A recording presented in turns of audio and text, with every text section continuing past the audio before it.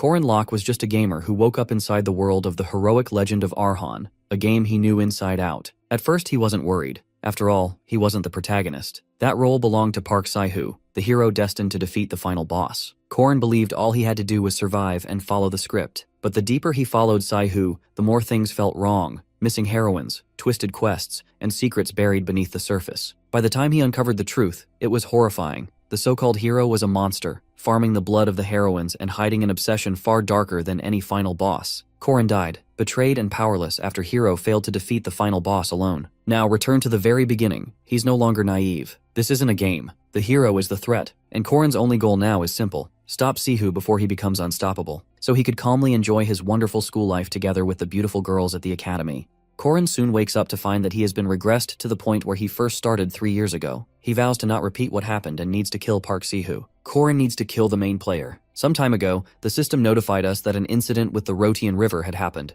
The dam broke, causing tons of water monsters and villagers in the town to be drowned. At such a devastating incident, Park Si-hoo laughs, finding it amazing. At that time, Korin looked at him blankly. He didn't understand his joy, but now when he thinks of it, he realizes that Park saw his own advantage in it, an opportunity to monopolize his experience. Though Korin decides to stop him now, as long as he stays a rank 5 rookie like him. Additionally, all possible power-ups are concentrated in Merkaba Academy. Park Si-hoo, who came back stronger after entering the academy, may not be a monster right now, but no one knows how fast his power will grow. In that case, the admissions will start 5 days from now, so the best option is to kill Park Si-hoo right now. While running and picking up mushrooms, he gets a system notification informing him about a tutorial quest to save people, along with the security guards, as the carriage traveling towards Merkaba City broke down in a forest of infected monsters. In the forest with infected monsters, Leon and Laura, the security guards, just killed a small rabbit monster that came in their way, being happy about it. While the fixer calls out for them, the carriage is fixed now, but as soon as they turn towards the carriage, a rank 2 werewolf appears in front of them, roaring loudly, filling the air with its terror. Korin has already arrived at the forest, but feels like it is too late since he has not arrived at the exact location yet, but can still hear the roaring and howling of the monsters. Simultaneously, Leon makes Laura get out of the way and tries dodging the monster's attack. Seeing him struggle, Park Si-hoo, who is also in the carriage, runs out of it, trying to buy Leon some time. Meanwhile, Korin stands near the bushes, wanting to see if Park Si-hoo will save these people or not. As soon as Park Si-hoo stands face to face with the monster, he notices it grabbing Leon's throat with its deadly paws. With trembling hands, Park Si-hoo tries to attack the monster to save his companion, but before he could do that, Alicia Arden, the second daughter of the Arden family, who possessed Odachi, one of the 6 king swords, immediately jumps out of the carriage out of nowhere and attacks the monster, promising to handle this monster alone and assuring Park Si-hoo to get back. Just then, something familiar to Korin happens, and Park Si-hoo stabs Alicia from behind with his dagger. This makes Korin realize that Park Si-hoo was always the evil he wasn't able to recognize after all. Alicia looks at him with pleading eyes, not understanding the reason behind the betrayal, but Park Si-hoo pretends that his hand slipped. On the flip side, Korin is very well aware that if Alicia dies in this quest, then it will help Park Si-hoo to get his hands on the Odachi, and because of that, he would be joining Lunya Arden's party, the Great Swordsman, which is even worse. Although Alicia is so strong that even after being stabbed, she takes an attacking stance and jumps back several times, increasing the distance between her and the werewolf. Calming herself down, she uses her exceptional footwork skills, emitting a very strong energy, concentrating energy in her sword. Upon realizing she would be able to kill that monster alone, he throws the dagger filled with dark energy at Alicia, yet she blocks this dagger with her sword, coming to the conclusion that the excuse about slippage of hand was just a lie. Alicia then turns around to face the monsters and spots it near her face,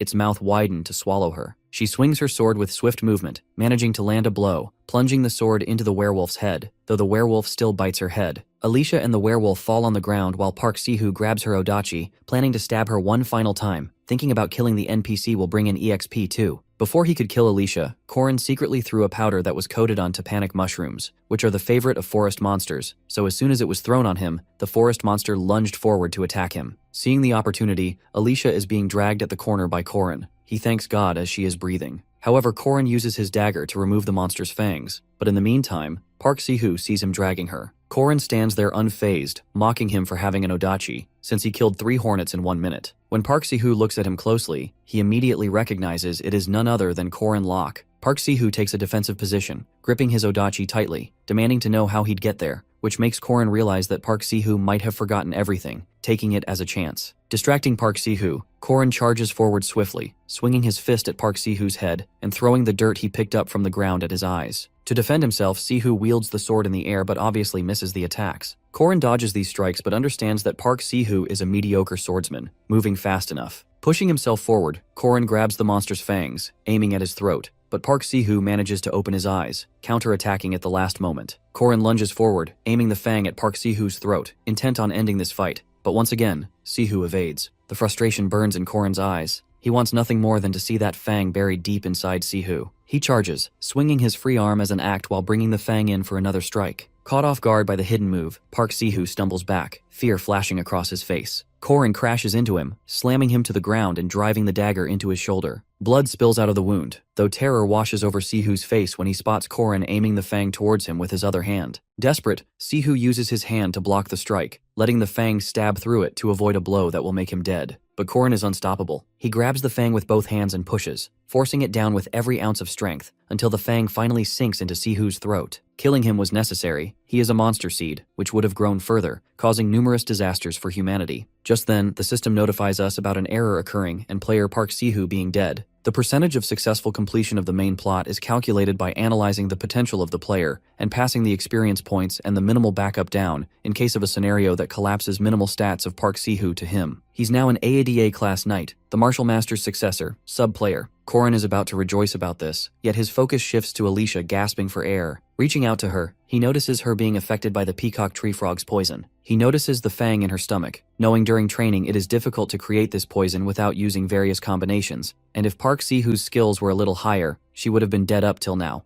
But since the fang is still inside her, she needs to detoxify, and the bleeding should be stopped as well. Tightening the belt around the area of her injury, Korin stops the bleeding. Though he knows biting her own tongue would create a problem, he brings Park Si-hoo's dead arm to her mouth so that she could bite on it. Additionally, he wraps his shirt around her waist, and now she is lying on the ground peacefully, while Korin prepares the antidote. Meanwhile, as the antidote is being prepared, Korin's mind races with thoughts. He is not aware of how he traveled 3 years back, but things aren't the same. He killed a player and even saved someone. His thoughts are interrupted when Alicia murmurs to know his name, but Korin suggests she rest, ignoring the question. He wants to keep everything about himself confidential. He reminds himself of the situation, the story of the heroic legend of Arhan. This hero will be rescuing the world, taking down tons of monsters, including the final boss. Park Si-hoo was in the story so that the world would end, so Korin has a chance to be that hero. Though even after being a sub-player, he is not allowed to use the player's equipment and staff. While drawing a circle on the ground, he thinks of using factors external to the system. Then suddenly powerful flames erupt from the small magic circle. They swirl and then vanish just as quickly. However, he knows, it worked. In his previous life, though naturally weak to magic, he had devoted himself to studying one thing: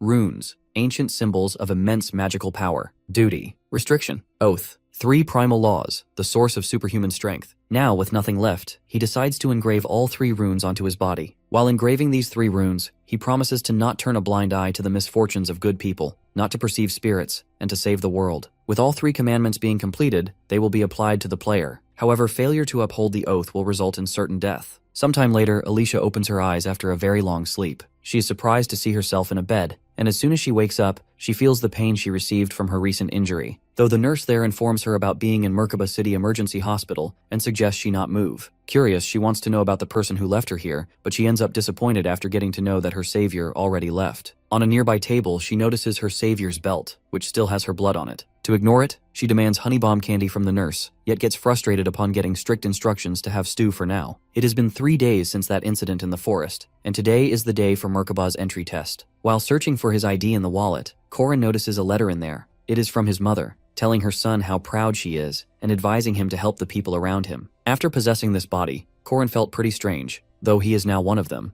the ones in his family, due to the fact that they never treated him without change. Pressing forward, at the train station, there are many people looking in different directions with different emotions. A girl, Mariette Dunilef, the same one who was trapped by Park Si-hoo, a first-class, second-year Merkaba mage, waves and greets those new students to gather. After a time when the train leaves, Mariette points at the training room and introduces herself to everyone. Mariette is someone who walks forward on a smooth road while getting everyone's blessings. However, tables turn pretty quickly, people face numerous mishaps, and there are tragedies that will be happening to Mariette Dunilef in the future. She is the first act's final boss. After completing their journey, students are advised to get off while taking 1 potato and sweet potato each by Mariette, and then she bids them all farewell. students come to the Freedom Hall of Merkaba Academy. Korin immediately notices the magic circle above them, realizing that the space expansion magic is starting soon. As the space expansion magic takes place, the hall turns into darkness, making all the students freak out, though Korin stands there unfazed, already experiencing all of it. A voice can be heard in the darkness to motivate students who are backing off. It is the voice of the old Haman. All of it is the same as before, as if they are in a training camp.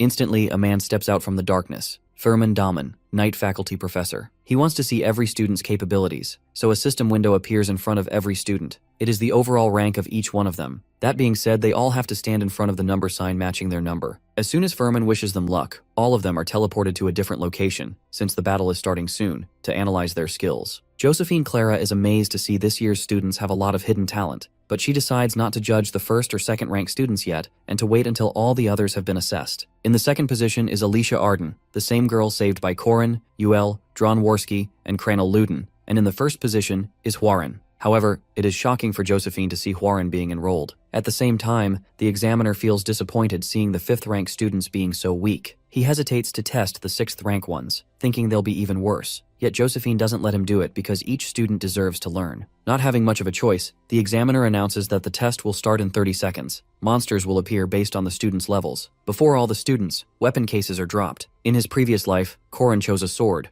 Most of the students chose the same weapon, but this time, Korin uses a spear, a better weapon than the others. 30 seconds pass as soon as Korin chooses the weapon, and 3 short hounds, 5th rank monsters, appear in his space. Korin smirks, looking at them. Meanwhile, they roar, their eyes filled with hunger. Abruptly, one of the short hounds attacks Korin but ends up being dead in the blink of an eye. This makes the other hounds furious, and they lunge forward, but they disappear in seconds after being defeated by Korin. He can't help but smile due to the fact that he has way too much experience killing these species. It took Korin 12 seconds to kill these hounds. Killing them in such a short time hits him with nostalgia, since in his past life, he couldn't kill these monsters in the first round and got eliminated immediately. Though this time, he is just standing there waiting for the next wave to come, knowing he is going to pass this test with flying colors. But it is kind of disappointing for him as the next wave is not starting yet. Meanwhile, the examiner looking at them from the screen is hella disappointed with the players who are being defeated by such small monsters, remembering his time when he used to kill 5th rank monsters in a total of 1 minute and 22 seconds. However, he doesn't even plan on looking at the 6th rank players after seeing the condition of the 5th ones. Although his gaze shifts to Korin, who is a player of 6th rank, assuming that there might be a bug as there are no monsters coming. Ignoring him, he looks for other passers, taking 7 minutes, while assuming that the 3rd rankers will be needing 2 to 3 minutes only. Little does he know that it is a lot. Korin has killed the monsters in 12 seconds only. Though the odd feeling gets back to the examiner, he can't help but ask his manager if there is a system malfunction, since someone who should have been eliminated a long time ago is sitting there and chilling. However, they are also aware that the malfunctions don't really happen, as Josephine has created the system for these students, and she can't make mistakes. Annoyed, the examiner summons the monsters by his own in Korin's space. Their eyes widen in shock when they witness Korin defeating the monsters in just 7.3 seconds. They stumble back and call out for Professor Furmak to see this exceptional sight. Unaware of everything, Furmak is confused. Despite that, the examiner learns from Furmak that the fastest record among the 3rd and 4th rank students under his supervision belongs to a kid named Jaeger, who completed it in 3 minutes and 30 seconds. This is unreal for everyone. Hearing this, the examiner becomes curious and wants to see more of Korin's capabilities, assuming that he might be a son of a hunter, noticing his exceptionality at throwing the spear. In that case, he summons a 4th rank monster, Matt Bohr, but to his surprise, Korin kills it in 3.7 seconds. This makes him even more curious about Korin's true potential, so he sends the 3rd rank monster, Owlbear, now because the test only goes up to 3rd rank monsters. Being a 3rd rank monster, Owlbears are definitely strong, so it doesn't really go into the defend mode but attacks Korin as well. Noticing it in the attack mode, Korin quickly uses the rune magic. Flames erupt in the space, engulfing the owlbear in the fire, but it doesn't seem to attack much, so as long as it gets caught in the blaze, Korin quickly attacks it with a spear and defeats it easily. All the examiners are shocked. With that, they come to the conclusion that this player is definitely not a 6th ranked player, and is someone who shows quite the potential after a very long time. However, after the monster killing test, the evil spirit test begins. As soon as the evil spirits are summoned, Korin can't see or hear them because of the promise he took while engraving the runes in his body to not perceive spirits. Korin still tries waiting for a minute, but when it is confirmed that he can actually not interfere with evil spirits, he gives up eventually. Later on at the Merkaba Hall, students are talking about their ranks. That is when Korin's gaze darts towards Jaeger Hinchpeter. In the past life, this guy got killed by Park Sihu because he was so full of himself. Still, he is,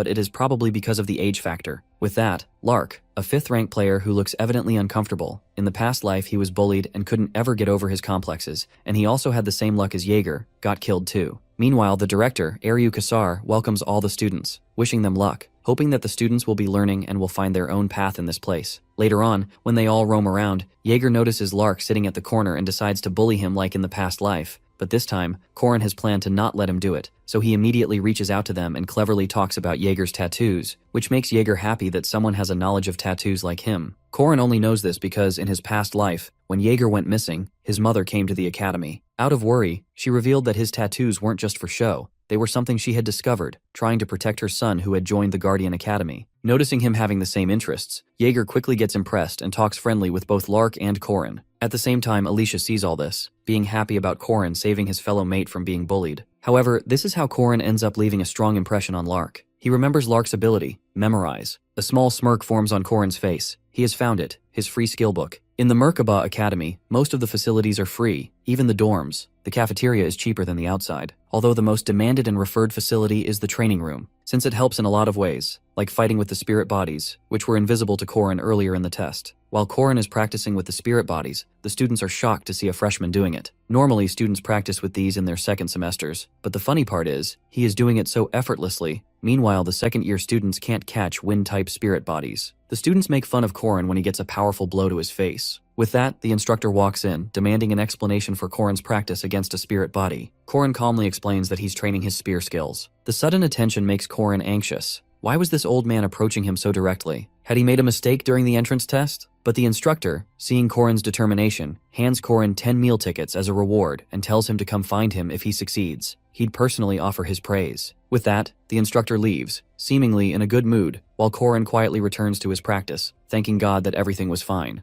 At the same time, Mariette looks at Korin's training. The way he is training unstoppably shows his urge to get better. Therefore, after a tough training session and getting a strong strike, Korin falls on the ground, breathing heavily, gasping for air. Quickly, Mariette hands him a glass of water, assuring him that he did good, should rest now, and will be better the next time. But Korin is relentless, as he is aware of the fact that in the past life, he had Sihu with him. Because of that, they had potions and skill books from the combination window, but now he has to do everything on his own, so he doesn't stop and practice again. With that decision made, Korin chooses to test his limits. He knows it might be excessive, but he needs to understand how far his past abilities can be pushed. One by one, he unleashes them. Ominous Serpent Stab, Black Capture Plague Counterattack, Returning Heaven Spin, and Pagoda Tree Mountain Throw, each strike landing heavy against the spirit. As he moves through the techniques, a thought races in his mind. In his past life, his body was weak. All the information he had about Park Sai-hu or the future was useless when faced with monsters and true geniuses. If he wants to stand among them this time, he needs more than knowledge. He needs immense strength, and with that he shoots his spear with the combined skill of Ominous Serpent, Deep Righteous, Slithering Serpent, and Calamity Serpent Intent, causing such an intense result that widens Mariette's eyes. She is speechless.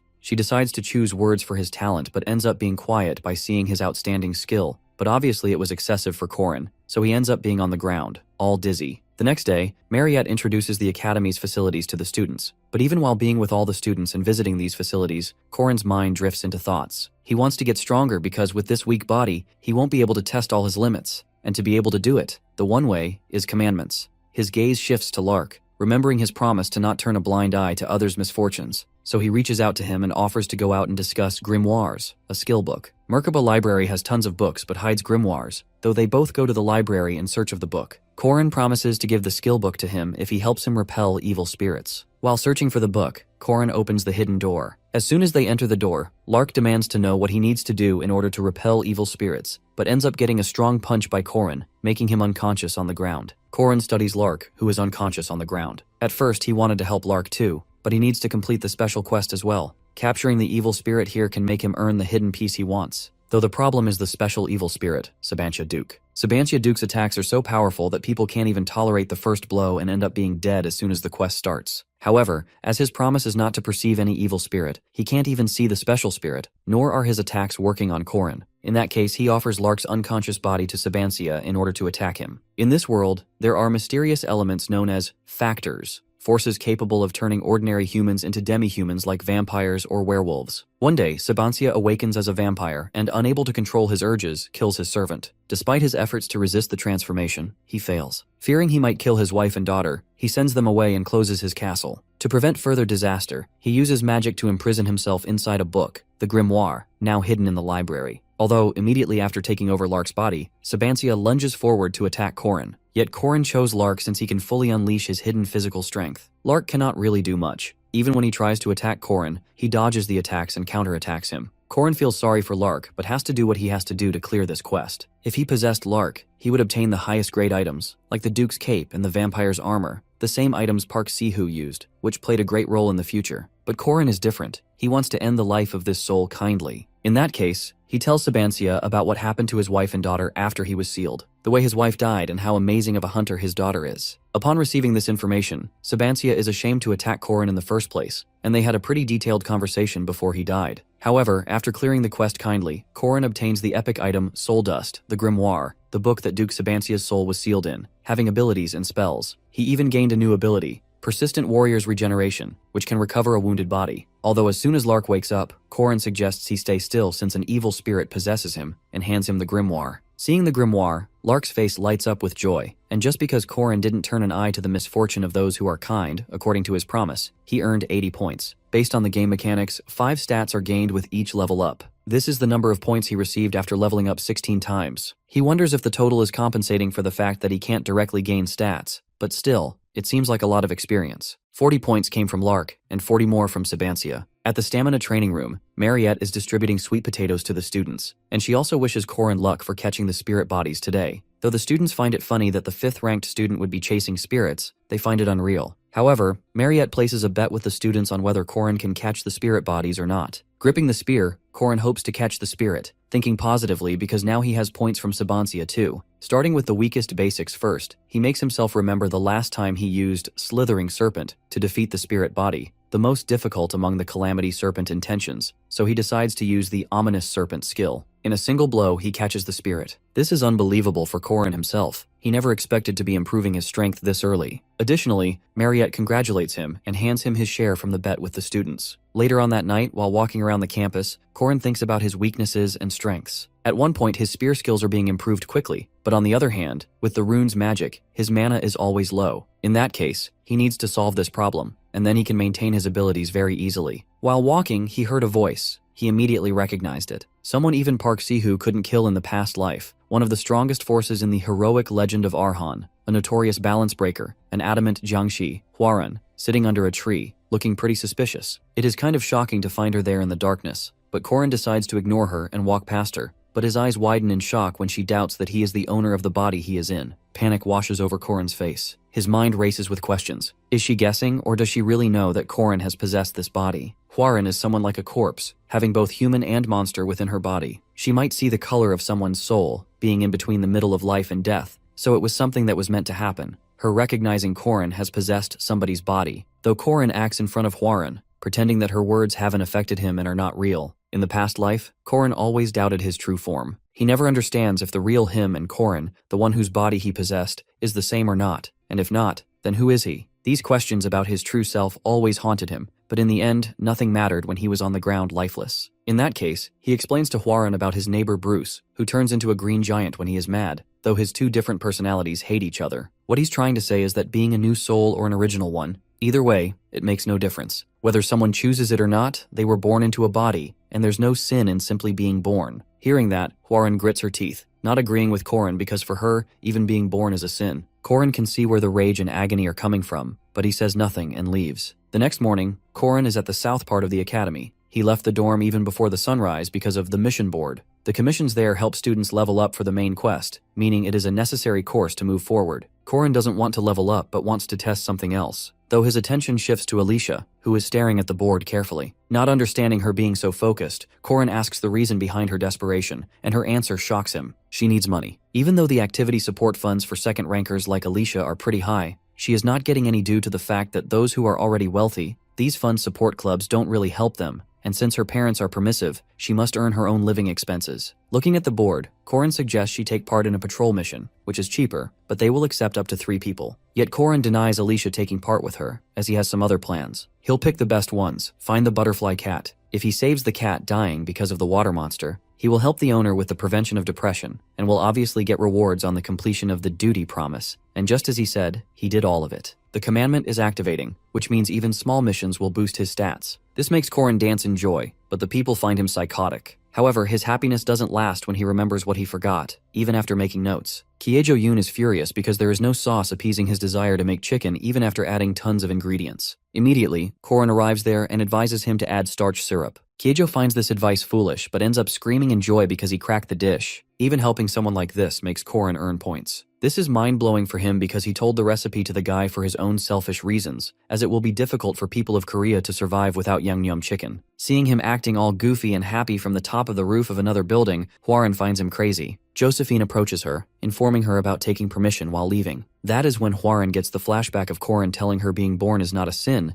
but on the flip side, someone shouting at her, regretting that she was born. Later on, at the hunting ground, Josephine announces that first-year students will be tested on their survival skills in the hunting grounds. They need to reach the cabin at the northern end of the forest, and they will pass, though they need to wear their rank armbands, and they will obtain points depending on their time. Korin notices Hwarin not being there. As always, she was never there for practical tests. Just then, his attention shifts towards Alicia. She thanks him for helping her out. She is now able to cover her monthly expenses. To her surprise, he hands her a candy she loves, and without hesitation she takes it. Abruptly, space magic is created, and all the students are teleported to the forest. Korin is shocked to witness students fighting as soon as they enter the forest. The hunting ground is an event where even skilled players have to make endless attempts in order to steal others' armbands for the sake of gaining points. But the disadvantage is that players are scattered in the overall forest at random locations. Smartly, he decides to aim for the most dangerous players, and after Hwarin, it is Alicia. Little did she know Korin planted a tracking rune in the candy she ate. Korin ignores those crazy players fighting like kids and starts moving forward in the deep forest, because as long as he deals with the strong one first, the rest are like free points. Smiling, Korin keeps heading further, being aware of where Alicia is because of the tracking rune placed inside her body. Sweat coats Alicia's face. She doesn't understand why all the people are attacking her at once, finding it unfair. Still, she attacks those players and knocks them out. Just then, a guy attacks Alicia. It was a close hit, but to Alicia's surprise, he falls on the ground, unconscious out of nowhere. Alicia notices Korin, who knocked the guy out for her, making her happy. But just because she got distracted, Korin smartly attacks her armband. Her eyes are filled with tears of betrayal as she thought of him as a good person. Alicia is a pure fighting type second-rank knight. She still finds it hard to properly use her Vigilant Eyes ability. In terms of fighting power, she is about average among the second ranks. But when she breaks down in tears, feeling betrayed because she believed Korin was a good person, he only smiles evilly. With a mocking tone, he tells her to be a good person herself, and hands over her armband. She literally dealt with a group of students of 3rd and 4th rankers who made groups against her, though she didn't consider Korin, a 5th ranker, a threat at all, but that was moments ago. As of right now, she is struggling to save herself from Korin's attacks. He is smartly counterattacking her by letting her attack first in order to put her under pressure,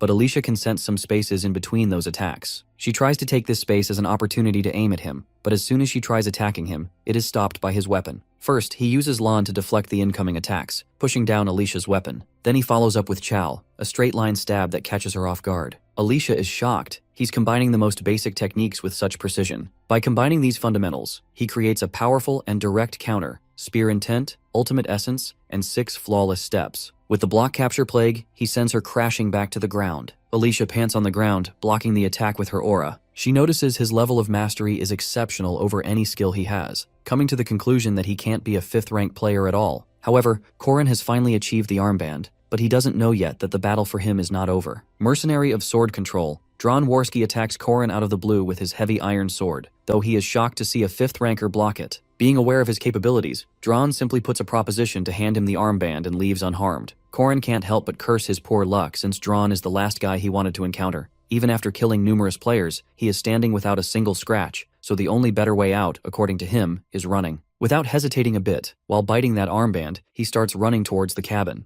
Although he is surprised to see Alicia running after him while crying because she doesn't want to die as Drone is unleashing attacks from behind. Upon arriving at the cabin, Cranel Luden stands at the exit with golems, demanding the armband. Behind him is Drawn, and in front of him is Cranel. Not having much of a choice, Corin takes an attacking stance, ready to fight both the guys at the same time. After some time, Corin gets inside the cabin with 3 armbands, deciding on his winning prize. A few moments ago, Corin pierced the magic sword's core before it powered up and stuck it in the ground using telekinesis. He dodged attacks with small movements, used Drawn as a shield, broke the golem's crystals, and then defeated Cranel. His skill, speed, and tactics felt like a true battlefield expert. Watching him, Alicia felt like she was seeing her sister. Witnessing this, Alicia becomes more motivated to work hard, while Drone is shocked with his capabilities, and Cranel can't help but cry on the ground when Corin advises him for acting smart, and if it was Corin, he would have make a friend stand guard. Cranel has no friends. Now the strongest participant there is the druid who gets protection of the forest, Yahello. However, there are no participants, only mages too, Mariette Dunilef. Though Yule couldn't get much protection from the forest, since the experts like Mariette took on the role of monsters. Seeing her cry, Mariette consoles her, but something unexpected happens. She senses someone behind her. It is none other than Huaran, who is not supposed to be there. Huaran, being half mobster and half human, tries attacking Mariette, but ends up being frustrated after getting to know that she is a monster as of now. Inside the cabin, the receptionist is impressed to see a high scorer like Corin after so long. Therefore, Corin chooses his winning prizes, including a mat-bore molar knife, a leather protective coat, and shark bear's bile. But as soon as he chooses shark bear's bile, his mind changes, and he chooses mandrake's seed instead. Still, he has 17 points left, so he uses them to buy nutritional plant supplements and earmuffs. After getting out of the cabin, Corin is shocked to see Jaeger and Lark obtaining 2nd and 3rd place as they work together. Unlike the past life where Jaeger was the biggest bully of Lark, Jaeger suggests they go to the training room that night, but seeing him all boosted up, he suggests both Lark and Jaeger help him find the golem core, which Cranel is searching for worriedly without uttering a word. Corin is aware that it is important for Cranel, and he even worked quite often with Cranel Luden in his past life, so they all help him find the core. At this time, Alicia is injured, Drawn is out of fighting power, and Yahello is half dead after being defeated by Mariette. Seeing her in this condition shocks Corin. He wonders what these professors are up to, giving such a hard time to students. Corin approaches Yahello and helps her to stand up, but suddenly the ground starts trembling, and Yahello urges Corin to run away, blaming Mariette for something. Mariette has a natural ability to analyze magic and is blessed with a large amount of mana. She's a mage who has never faced despair, frustration, or failure. She's the talented one expected to carry on Josephine's legacy. For Mariette, the hunting ground feels like a playground. Her job is to control the difficulty just enough to help her juniors grow, but right now she is facing Huaran.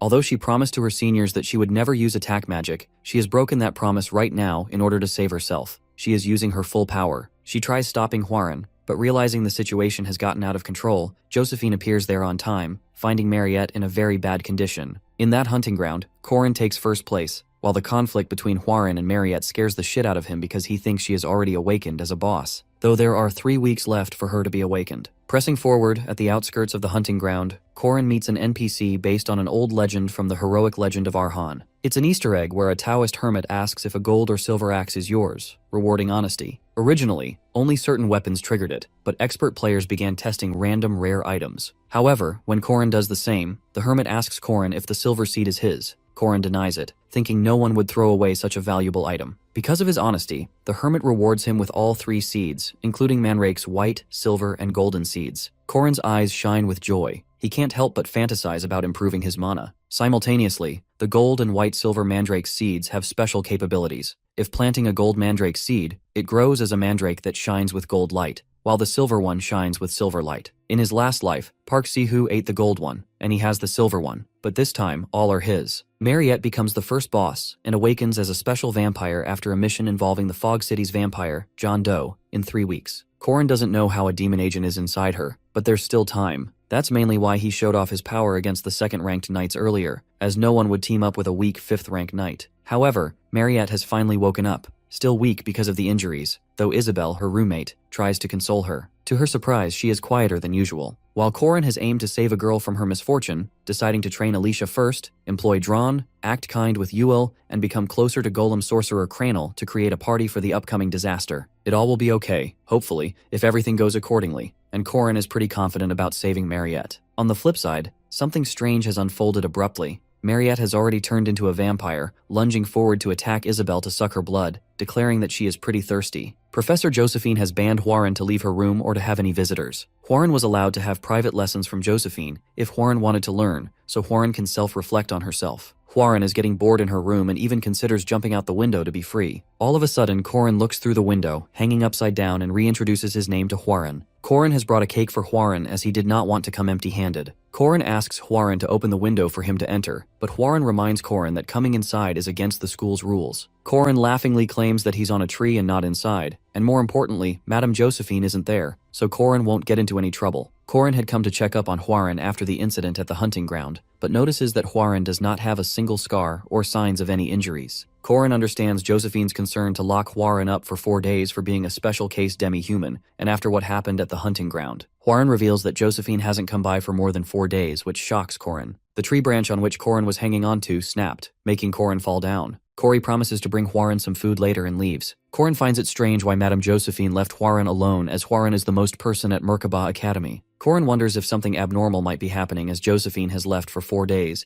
and Magic Faculty Professor Dana and Night Professor Fermac Damon are seen going towards the outskirts, searching for a certain female. Third Security Officer Crone stops Corin, believing Corin wants to visit Mariette, and reminds Corin that his visiting request has been rejected. Corin brings Crone food and drinks, stating that Madame Josephine sent it for Crone. Crone is glad that Madame Josephine takes good care of people below her. This was all part of Corin's plan to go into the room as Corin's request to visit Mariette was rejected, and Isabel, who was protecting Mariette, had also gone missing, and there was a guard assigned to the doorstep, increasing Corin's suspicions. Crone's stomach gets upset after eating the food, and Corin leads Crone to the washroom. Crone asks Corin to guard the door till Crone gets back and warns Corin not to go inside. Corin accepts with a smile on his face and enters the room as soon as Crone leaves. Corin is in utter shock to see Isabel on the bed instead of Mariette, while Mariette is nowhere to be seen. Corin notices a vampire bite mark on Isabel's neck. Corin realizes that Mariette has awakened her vampire powers, but is in disbelief that Mariette was supposed to awaken her powers a month later, as Corin knew it from his past life. Corin now realizes that this was what the professors wanted to hide and have gone in search of Mariette. Corin recalls the steps to defeat Mariette from his past life. First, they have to deal with the monster wave. In the second phase, Corin and his team would hold Mariette back with magic circles. The third phase would be to face the monster Mariette, and last phase would require a combination of first-year names. Corin knows it would be easier to move forward till phase 3, but soon remembers that Corin's teammates, Alicia is injured, Drawn Weapon got destroyed, and Ludin's Golem was destroyed. All of these incidents were Corin's fault, and the first-year names are wiped out because of Corin. Corin gets worried for not having a team. In Corin's past life, Mariette attacks her roommate. Corin and his team were led by Park, waiting below the dorm to deal with the matter quickly, although Park Shu had purposely let Mariette go. However, now, things have become a mess, all thanks to Corin. Alicia's bones have been broken into 8 pieces. Cranel is useless without the Golem core. Corin thought Hwoarang would be helpful, but finds it to be more of a risk for Hwoarang to join. Corin recruits Dronworski with the soul dust as collateral payment. Secondly, Corin recruits Druid Yule, promising to teach her the Ogham alphabet. Jaeger and Lark join the team to gain honor and fame. Corin has assembled the minimum conditions for the team to at least pass the first phase. Corin remembers Park Shu's words of Mariette digging a tunnel and hiding in the forest, and the only forest in Merkaba Academy is the hunting ground. Drawn wonders how they will find Mariette. On Corin's request, Yule asks the spirits to find the location of Mariette's hiding. Everyone can see the spirits except for Corin. All of a sudden, the team points to a monster coming at Corin's back. Corin slashes it in half. The team starts facing the sea of monsters coming at them. Jaeger and Lark ask Corin if this is Mariette's doing. Corin denies it because it is something else. Corin sets everyone in place for their attack formations. Drawn is admired by Corin's skills, and believes that Corin's 5th rank status is unjust because Corin is showing true signs of a good strategist and leader, calling Corin a commander. Jaeger asks again if Mariette is controlling them. Corin responds that Mariette is not a puppeteer, but that monsters attack based on their habits. The monsters are basically running away from another threat which they could not respond to. The major threat is revealed to be Mariette herself. Corin assembles the team and orders them to take place while Corin takes the front preparing for the next phase. Corin and his have defeated the monsters and are getting ready for phase 2, Mariette's entry. Ul notices Mariette crying. Drawn knows that Mariette's crying doesn't change anything, and they have to subjugate the demon. Mariette blocks a heavy iron sword attack with her orb shield. Lark states that the orb is a familiar born from a vampire's blood, and is surprised to see a newly awakened vampire use an orb shield with such ease. Corin assures Lark that they do not need to be afraid that the vampire has just been born and won't be able to receive Mariette's blood or mana properly. While the vampire won't be supplied blood from Mariette, all it can do is block the squad's attack. Drawn reminds Corin that Mariette is a mage, and for a mage the defense is always a weakness which the vampire has covered, so it is something to be concerned about.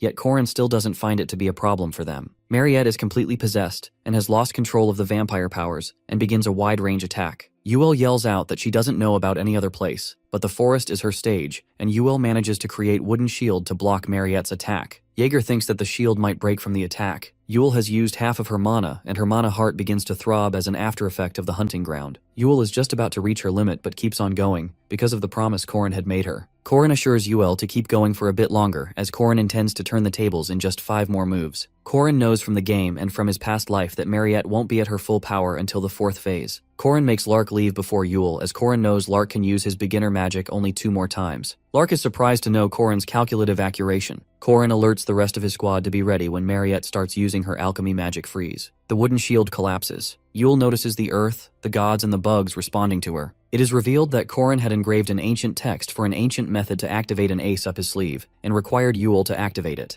Corrin's plan was to summon the giant wicket doll named Wicker Man, who can only be activated by a sage of the forest such as Yuel. Corrin's squad, including Yuel, are shocked to see the Wicker Man being summoned. Corrin points Jaeger towards an owlbear monster being still alive and asks him to throw it to the Wicker Man. Jaeger is surprised to know that Corrin was serious about the owlbear being alive, and throws it as Corrin had instructed. It was actually Corrin's intention to leave the owlbear alive for the Wicker Man as a sacrifice. As long as the sacrifice burns inside the Wicker Man's hollow prison, its golem-type magic will keep the Wicker Man moving till the sacrifice completely burns out. Wicker Man charges towards Mariette. Yuel is struggling to maintain the Wicker Man. Corrin reminds Yuel that if she stops now, they all will die. Mariette begins attacking with beams towards the Wicker Man, and Jaeger is worried if that's going to be a problem. Corrin assures everyone that they're surely going to win with this move. All of a sudden, Corrin is in utter shock to see that Mariette has extinguished the Wicker Man's fire. Everything Corrin had anticipated backfired, leaving Corrin confused. Corrin makes Yuel leave as Yuel's presence will not be making a difference anymore. Corrin charges towards Mariette with Drone and Jaeger following him. Dron uses his direct acceleration sword attack, but fails to break Mariette's orb. Jaeger, with a smile on his face, lands an attack with his special move called Cumulative Destruction, and manages to break the orb. Jaeger starts getting overconfident only to be scolded by Corrin to stay on guard. The 3rd phase has started and Mariette has summoned the Blood Realm trapping Corrin, Drone, and Jaeger. Dron and Jaeger pass out from the strong pressure. Corrin is now the only one standing. It is revealed that Mariette was only using minimal defense up till now. The orb has now forcefully sucked her blood and mana to create the Blood Realm. Corrin never imagined to be the last one standing, as it usually requires at least 3 people until the 3rd phase. However, it doesn't matter to Corrin if he has to phase Mariette all by himself, as he believes to get the same result with or without anyone. A flashback of the events is shown that Mariette, after becoming a vampire, could not control her bloodlust, leading to consuming Isabel's blood. After realizing that she had treated her friend Isabel as a livestock, Mariette ran towards the forest until Corrin came to find her. Fast forward to the present, Corrin is facing the dog demon summoned by Mariette, daring to bite a human. The demon attacks Corrin only to have Corrin face it easily. Corrin mocks the demon. The demon somehow disappears only to be noticed by Corrin that the demon is moving at a high speed, making it invisible to the naked eye. Corrin decides to teach the demon a lesson and attack the demon's weak point. Corrin already knows the demon's weak spot from his previous life, making his work easier. Corrin admires the demon for protecting its creator, Mariette, until the end, finally putting an end to the demon's life. Corrin promises the demon that he'll save Mariette, calling her the demon's mom. The final phase is about to start. Mariette will put one of the squad members facing her in critical condition in the final phase. Therefore, this final phase cannot be completed alone. Corrin recalls from his past life that Mariette attacks one of the members to suck his blood, while the others try to rip Mariette off the wounded member. However, now it's just Corrin to face Mariette alone. Mariette attacks Corrin and starts sucking Corrin's blood. Corrin has developed a persistent warrior's regeneration and endures his pain. Corrin lets Mariette suck his blood with ease, believing that Mariette did not kill anyone after becoming a vampire, unlike Sabancia Duke. Corrin believes he can change the events. To Corrin's surprise, Mariette pulls away from him. Mariette cries and apologizes to Corrin.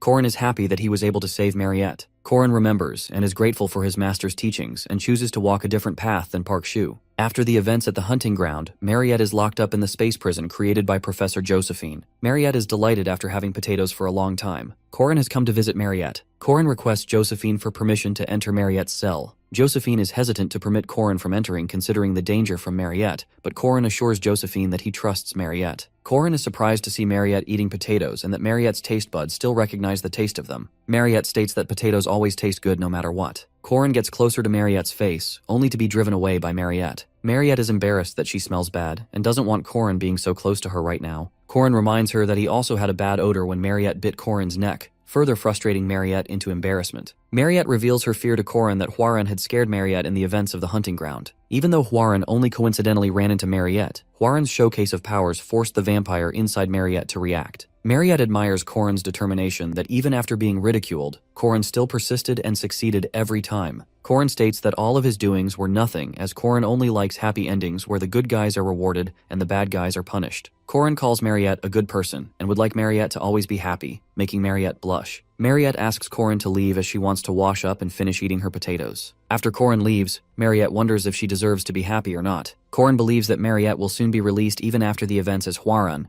being a demi-human, has also been allowed to go to school with no problems. Corin is called by Chairman Eryu to discuss some matters. This is the very first encounter between Chairman Eryu and Corin. Eryu asks Corin about his condition and states that Mariette's condition is to be discussed. Corin is shocked to hear this and requests to not have Mariette punished. Chairman Eryu comforts Corin that there is no punishment for Mariette, and she also thinks that Mariette is not dangerous. The purpose of bringing up the topic of the punishment was to check Corin's attitude towards it, as Corin was the one who fought Mariette. Chairman Eryu tells Corin that Mariette will be released from isolation after her stability is confirmed. Eryu Kasar bows down and thanks Corin for his contributions and promises to pay Corin back at his very best. Corin is impressed by the chairman's words and asks Eryu Kasar to raise his head as the payback favor to Corin. Mariette is thinking over the incident with tears and how she harmed her friends. Mariette wonders how she should apologize and questions if she would be forgiven or not. More importantly, Corin's previous words are ringing inside Mariette's head continuously regarding Corin's devotion and sincerity. Mariette realized that a piece of her life will be immortalized in her memory forever. 1 week has passed since the Mariette incident, and Corin hears the students of Merkaba Academy discussing if Mariette is dangerous or not and will not be attending the classes.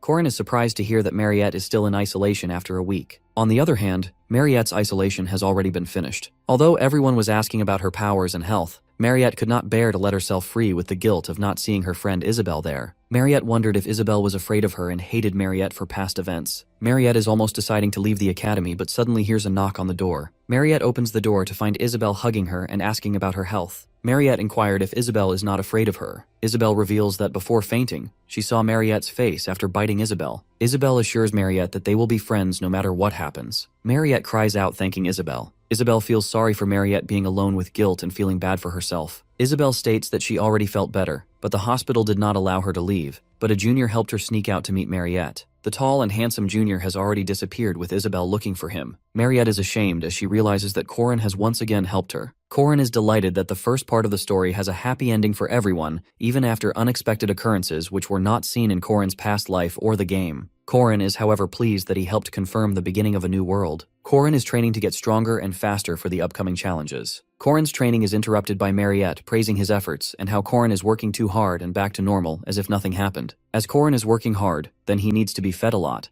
Mariette reveals that she has prepared food for Corin. Corin is surprised to see more than enough food, but is grateful to eat as Corin was hungry. Mariette notices Corin's bleeding hand, and Corin asks Mariette if something is wrong with his face. Mariette is ashamed of drooling at the sight of Corin's blood. Corin casually inquires Mariette if she's drinking blood nowadays, and if there's a difference between live blood and a blood pack. Mariette accidentally explains Corin's blood to be yummy, but corrects herself to explain with an example of frozen meat and fresh-cut meat for the blood pack and live blood. Corin offers that Mariette can drink his blood sometimes, as Corin has the ability to regenerate and endure. Mariette, being ashamed, changes the topic as she doesn't want to be a bother for Corin, and Corin should avoid saying stuff like that. Mariette offers Corin a bottle of her blood, stating that a vampire's blood acts as a healing elixir. Corin drinks Mariette's blood without any embarrassment in front of Mariette. Mariette asks if Corin liked the taste of blood. Although the taste was bitter, Corin still feels stronger than he was in his past life. Corin believes that he now can start the scenario with the girl he was training for. Alicia Arden is a direct descendant of the Arden renowned family of swordsmanship and a second-rank knight. Alicia's life has changed a lot from before. After feeling the gap between herself and Corin,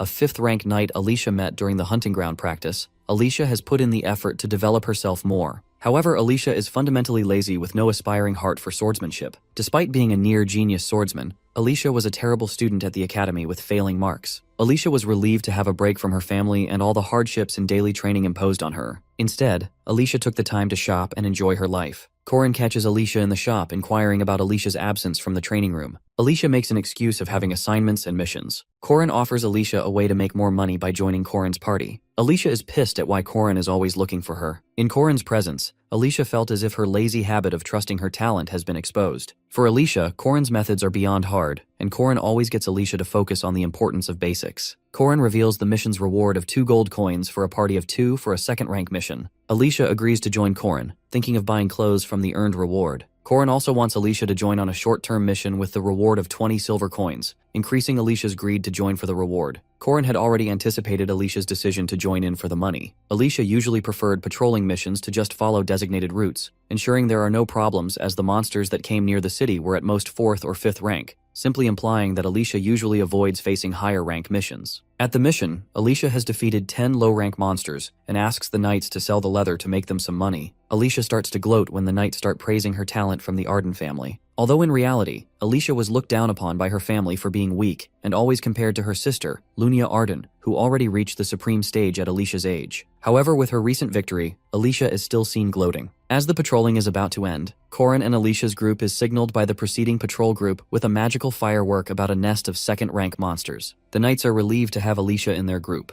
Alicia gets nervous and Corin smiles for being right about the nest of monsters being wolves, centered around the werewolf Alicia had defeated when she was poisoned. Corin and Alicia's group easily managed to defeat the wolves this time as well. All of a sudden, a first-rank monster, Dullahan, appears, making Alicia nervous. Alicia tries to fight the Dullahan with a series of attacks. However, the monster dodges all Alicia's attacks with ease. The Dullahan gets a hold of Alicia. Alicia screams and calls for Corin only to find out that Corin himself is occupied fighting monsters. At the very last moment, Dullahan's head is cut off with a sword, saving Alicia. Alicia, while thanking the savior, finds out that the one to save her is none other than Lunia Arden, Alicia's older sister, the greatest swordsman of the Arden family's generation, who will continue to walk the path of the sword genius. Lunia Arden, the eldest daughter of the famous Arden swordsmanship family and the most talented swordsman of her generation, is evidently frustrated. She questions Alicia's actions during the attack she faced earlier. Lunia is upset that Alicia didn't retreat when she saw the Dullahan, failed to properly analyze the enemy, and acted without thinking much. She is more frustrated by the way Alicia used her sword, as if she was trying to copy someone. When Alicia begins to apologize while kneeling down before her, Lunia seems uninterested in listening to all those apologies because her actions not only put herself in danger, but also the soldiers who trusted her back there. Though when she narrows down her shoulder, Lunia strictly tells her to not do it because swordsmen of Arden should be confident. Corin, on the other hand, pretends to fight the monster, but gets caught by Lunia for keeping an eye on Alicia. Corin walks up to Lunia, and they exchange greetings. He remains mostly confidential, only mentioning that he is the 8th disciple of the Hanging Spear School and Alicia's friend. On the contrary, Lunia introduces herself with confidence, stating that she holds the title of the Divine Sword, is the top disciple of her school, and also serves as the master of the First Sword Pavilion. His introduction makes Lunia kind of suspicious, but he won't reveal his spearmanship since, except for him, only 2 people can use it. However, the Arden trope includes second-rank knights called the 5 Swords, having the same rank as Alicia. The troop suggests Lunia hunt for monsters, if any are left,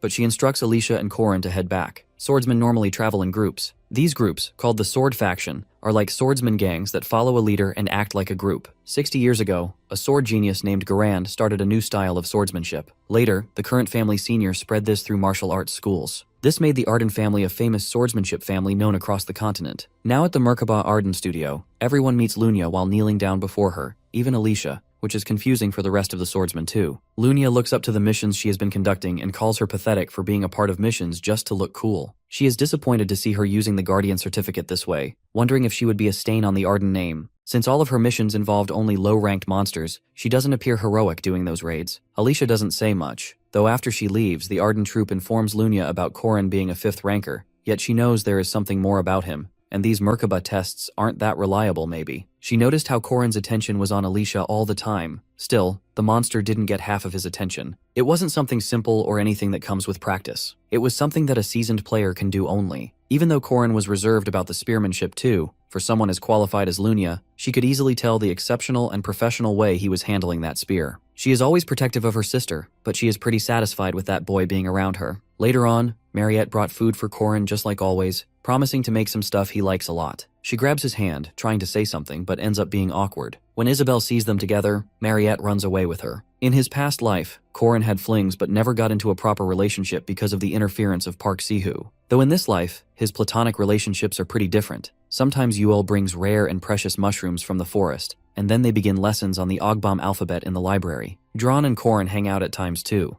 It is more like he is his co-worker instead of a friend. However, most of the time Corin is with Jaeger and Lark. Pressing forward while roaming around with Jaeger and Lark, Corin freaks out when they scream, thinking a monster appeared, but it is Hwarin. She is no less than a monster. Despite that, she demands food, as he offered her a proposition of food a month ago. It is kind of funny for Corin that she is here for food after a month, but he ends up hanging out with her. Meanwhile, Jaeger and Lark run away from them, scared of Hwarin. Taking her out for food, she tries eating raw fish, thinking it doesn't matter whether food is raw or cooked, as long as it's chewed and goes inside. But when she eats the cooked, she can't help but eat more. The weapon production is completing. The second part is starting soon, midterms. All the students are going crazy, though Corin is chilling, but when it comes to writing on the paper, he is blank, realizing he never studied in the past life. The faculty exam is a way to redeem marks that were ruined in the written exam. This exam includes the invalidation of knights from outside. 15 students per team will have to defeat the instructor, but as soon as Corin's team sees the instructor, their eyes widen in shock. Corin stands there unfazed, since he hasn't seen the instructor yet, but his jaw drops and he trembles. His instructor is none other than Lunya. For the practical test, the guests invited are the elites of the famous swordsmanship family, the Ardens, and the 5 swords of the first sword pavilion. These 5 ones from the troop deal with the second rankers. All the girls use the Arden-style sword formation, which includes the 5-sword combo technique, causing an intense explosion.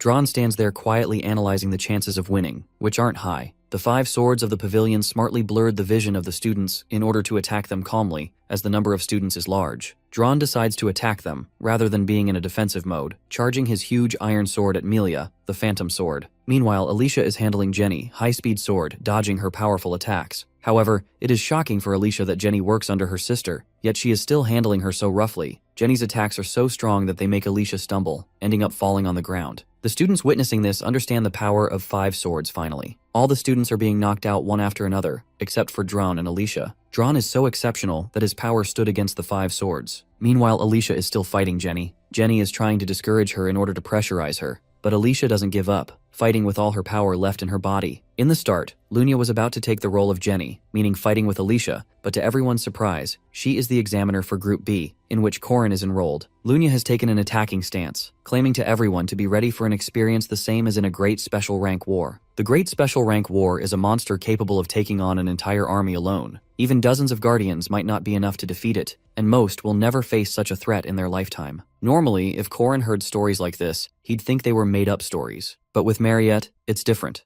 because Lunya is someone powerful enough to fight monsters like that easily, and just like that, she wields her sword, causing chaos to erupt in the whole arena. Jaegar is terrified with this immense power of hers, not understanding why she is giving such a hard time to innocent students. While Corin hides behind a pillar, knowing damn well that she is going easy on them. If not, they all would have been dead in mere seconds. On the other hand, Lark has already fainted. In a few minutes, Lunya has wiped out all the students except for one, Corin, who is hiding behind the pillar. She calls out for him, and he immediately is ready to surrender. Lunya smirks, okay with having him surrender, but reminds him of the rare opportunity to defeat a powerhouse. Corin can't help but tremble witnessing her strong aura. Lunya and Corin fought together in the past life many times. She was someone who taught him real-life combat techniques, but right now, he needs to actually fight her in order to become stronger than her. Seeing him taking a stance, Lunya doesn't waste a single moment and attacks Corin immediately. Corin dodging her attacks, holding himself after taking such strong hits, makes Lunya wonder who this guy actually is, since no mere 5th ranker would be able to counterattack against these attacks. Taking a pause, she sheathed her sword, taunting him for draining his energy. For once, Corin thinks that maybe she thinks he has done enough hard work, so she sheathed it but then realized it's a territory cut, a move that hints at the most powerful technique of the mighty Sword Emperor Garand. With that, she charges at Corin, filled with lethal intent. All the examiners and students are washed over with panic. Orders are immediately given to stop the test. Lunya's translucent reflection moves through the frozen world. Corin is moving the spear towards Lunya, but it is like he is stuck in this frozen world, wondering if he is still not able to control territory, but still he pushes himself, reacting to the territory. Witnessing him reacting to that, Lunya doesn't want more answers and concludes the test, suggesting he change his spear since it is weak for his skills. She also realizes that he knows about Alicia and he just wanted to showcase the territory, claiming that nothing will change even after this, and also advising him not to interfere. As she walks past him, Corin looks at her leaving, being very well aware that now that he has shown her the territory, things won't go as she planned. An announcement is being made for Corin about getting full marks and maximum additional points on the practical test. Every student is shocked that he alone handled Lunya, while the Academy's faculty is astonished too. They all now doubt his identity, wondering if he really is a 5th rank player. Meanwhile, Furman is also suspicious of Corin for using his techniques. A few days later, Corin arrives at a blacksmith's place in order to change his weapon. He knew he needed to change those even before Lunya advised him. The blacksmith is shocked to see the Academy freely providing such rare items without hesitation, and even wonders how this student knows his family's secret methods. but obviously Korin has experienced all this in his past life. Korin has rare ingredients and full support from the chairman, unlike most players who rely on quests. He's aware that one of the very few weapons that can handle territory, the legendary Shadow Kingdom Silver Knight's Spear, also known as the Silver Spear. In another environment, Alicia remembers a moment from her childhood. Staring at the blood, she realized she had been in a real battle. The way she chopped up rank 5 monsters. However, it was her first time, but still she could differentiate between the smell of human and monster blood. She saw the girl in front of her, blood coating her entire body, making Alicia realize what she had done. Looking at the blood-stained blade, she saw her own face, realizing that this suffocating fragrance was the agony of a dying life. Ignoring these negative memories, she sighs, going ahead on a train for a mission, capturing Werewolf, which would bring her 70 coins. Remembering the other available urgent mission of searching for Fog City's murderous vampire, she freaks out, not liking dangerous missions at all. However, she chose the mission involving werewolves for an important reason. Seeing Korin's bloody belt, without realizing it belongs to him or that he is her savior, she becomes eager to find the one who saved her earlier. Suddenly, the voice of one of the mission members rings from behind. On turning around, Alicia spots Korin in the train. As Korin passes by the rest of the mission participants, Korin notices the reaction of the Guardian. Because of the quota system, the Guardian Association has to ignore students being involved, but they most likely didn't expect a 5th ranker like Korin to be there. But after seeing Alicia, he is a little relaxed, putting an arm around Alicia's shoulder, walking with her at the edge of the train, and questioning her about her eyes. Alicia realizes that he is referring to her sister, so he warns her to hurry because Lunia won't let her wield a sword again. After a while, they reach their destination, finding themselves in a deep, dark forest. There are several werewolves in the nest and about 20 short hounds captured, but the tables turn strangely. Out of the blue, monsters and ghosts combined start appearing while surrounding the air with a strange fog. The arrogant participant tries to find Korin, but he has disappeared somewhere. Though they are relaxed that Alicia is giving them backup, Alicia can sense this being artificial, because places with less population don't attract evil spirits. Ignoring these suspicions, Alicia cuts off the limbs and heads of several monsters and spirits. Abruptly, heavy footsteps and the clang of armor head towards Alicia. She immediately turns around, assuming that these are not ghosts, but real knights threatening to kill them if they don't back off. But when they don't, she kills one of the knights. Guilt washes over her face, never wanting to kill people, remembering the moment from her childhood. She trembles in fear, breaking out in a cold sweat. She even freezes when another knight begins to attack her, yet a sharp blade pierced through his head, collapsing on the ground. It is Korin who saved her once again, revealing that they are not real people, but corpses raised using black magic. In the second part's opening, Fog City Murderous Vampire Subjugation, players usually are chased by the serial killer Mariette missed earlier. But if they choose the werewolf capture mission, they face and fight John Doe, and this is how the serial killer appears. But Korin advises Alicia to run away, while with his combined skills, he defeats the spirit, realizing it is not the boss of the opening act, as the real one can't be defeated easily. Just then, a terrifying voice fills the surroundings. It is the real serial killer. Seeing the fog around, all the players start running away, but the spirit grabs Charlie's leg, which makes Alicia take the initiative to help him. But instead, she gets trapped by the fog. Korin immediately tells the participant to leave. Remembering in the past life he got trapped in fog and didn't last, but in this life, he has regeneration skills, so the danger is on Alicia right now. Alicia tries to cut off the vines of fog she is trapped in, but she freezes. Negative thoughts hover in her mind, but that is when she hears Korin's voice, the same voice she recognizes in all the chaos, the voice of her savior. Korin has already reached near Alicia, but several red hands continue to hold her off the ground. Korin tries to motivate her while putting a comforting hand on her shoulder. As soon as she looks at Korin, she starts crying, claiming that she wouldn't budge, begging him to save her. Putting a hooded cape on her, he tries calming her down and puts the odachi in her hand, advising random slashes won't help, so she needs to aim and cut the vines hard. Meanwhile, the undead approach them from all directions. Yet Korin promises to save her from the undead, but she needs to cut these on her own, claiming that she is the strongest swordsman he has ever come across. Spotting him running for her, she sees his determination, even after having a lower rank than her. So without having much of a choice, she swings her sword, using her grandfather's techniques. She must be awakened to cut these. In that case, she uses the Eyes of the Boundary skill, an ability that makes it easy to see other territories. Everything goes quiet. She sinks into the empty space. Taking one step, she steps into the frozen world, using the first Arden sword style, territory division. Swinging her sword, she delivers a precise blow, cutting off the entire undead's upper body. This impact affected everything in the area. Half the forest was cut down, and the fog immediately disappeared as she even defeated the murderous vampire from Fog City, John Doe. The mission members are overjoyed, but Korin is shocked, realizing that is the Sword Emperor's legendary Domain Severance. Alicia happily tells Korin about her finally doing it, which means she will be the next Arden head, but Korin is not happy. This wasn't meant to happen this early. While everyone is celebrating the victory, Korin is cursing his luck. The latest news to appear in the newspapers is about John Doe being defeated by Alicia Arden. The five swords tear the newspaper, while Lunia quietly drinks her tea. The famous Arden swordsmanship family operates within the sword faction, led by Garand Arden. He always awaited an heir worthy of his exceptional technique, domain severance, a skill unknown to most martial artists. Lunia, seen as the genius of her generation, trained through blood and sweat, her calloused palms proof of her hard work, yet she still couldn't meet Garand's expectations. Surprisingly, her younger sister, an illegitimate child brought from outside the family, picked up a sword and dueled Lunia in a friendly match. Until then, Lunia never considered her a rival. But when the friendly combat turned into something strange, the memories Alicia had from her childhood about harming a girl, blood coating her body, were none other than her sister Lunia, who she knocked out in the first fight. It wasn't about her speed, it was something unfamiliar, domain burnt. That was the day Garand appointed little Alicia as the candidate of the heir too. Lunia remembers stroking little Alicia's head, who was looking happily into her eyes, informing her big sister about holding the sword for the first time, probably lingering somewhere far away. She sips up her tea, noticing five swords looking worried for her, but she wanted Alicia to step into the territory, ordering five swords to prepare everything for the sword challenge. In her dorm room, Alicia is resting while Corin is looking after her.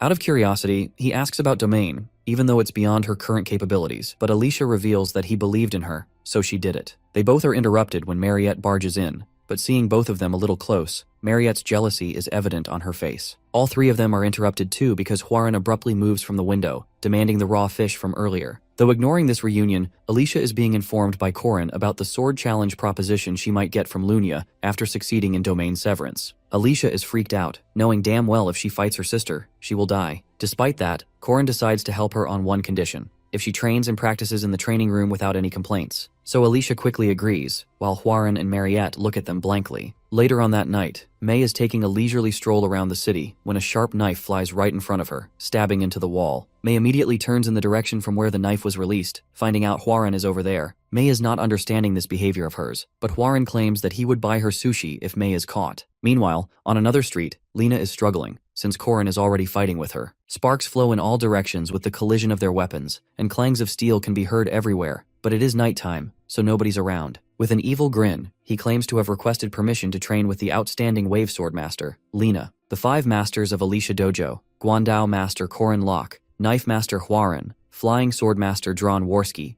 Gandalf-style master Mariette Dunilef, and the new headmaster Alicia Arden, are fighting off the five swordwomen to raise their fame and build up their dojo. That being said, the next morning in the newspaper, the latest news is going across the city about the new Arden-style dojo's first steps, defeating the five swords. According to the rules to choose the pavilion master, the handling family's important decision, the sword challenge, is being held, which is why Corin announced changing this order into a dojo challenge, winning against the five swords using different martial arts dojo challenge formats in order to face Lunia in a one-on-one battle. Soon both the teams gathered in the same hall. However, the registration fee, purchase of the event, and all those main things are handled by Mariette. Upon the arrival of Lunia, tension grows thicker in the air when she taunts Alicia for being there instead of running away, guessing it was Corin's idea. Hesitantly, on Corin's signal, she proposes a friendly duel as the new master of the Arden Dojo, so Lunia agrees but warns her to be prepared because she won't go easy on her. Mariette stands by the wall, staring at both the sisters, aware that Lunia is so strong that even after being a vampire, she doesn't think of having victory against her. Before the sparring session started, Lunia threw a small pouch at Corin,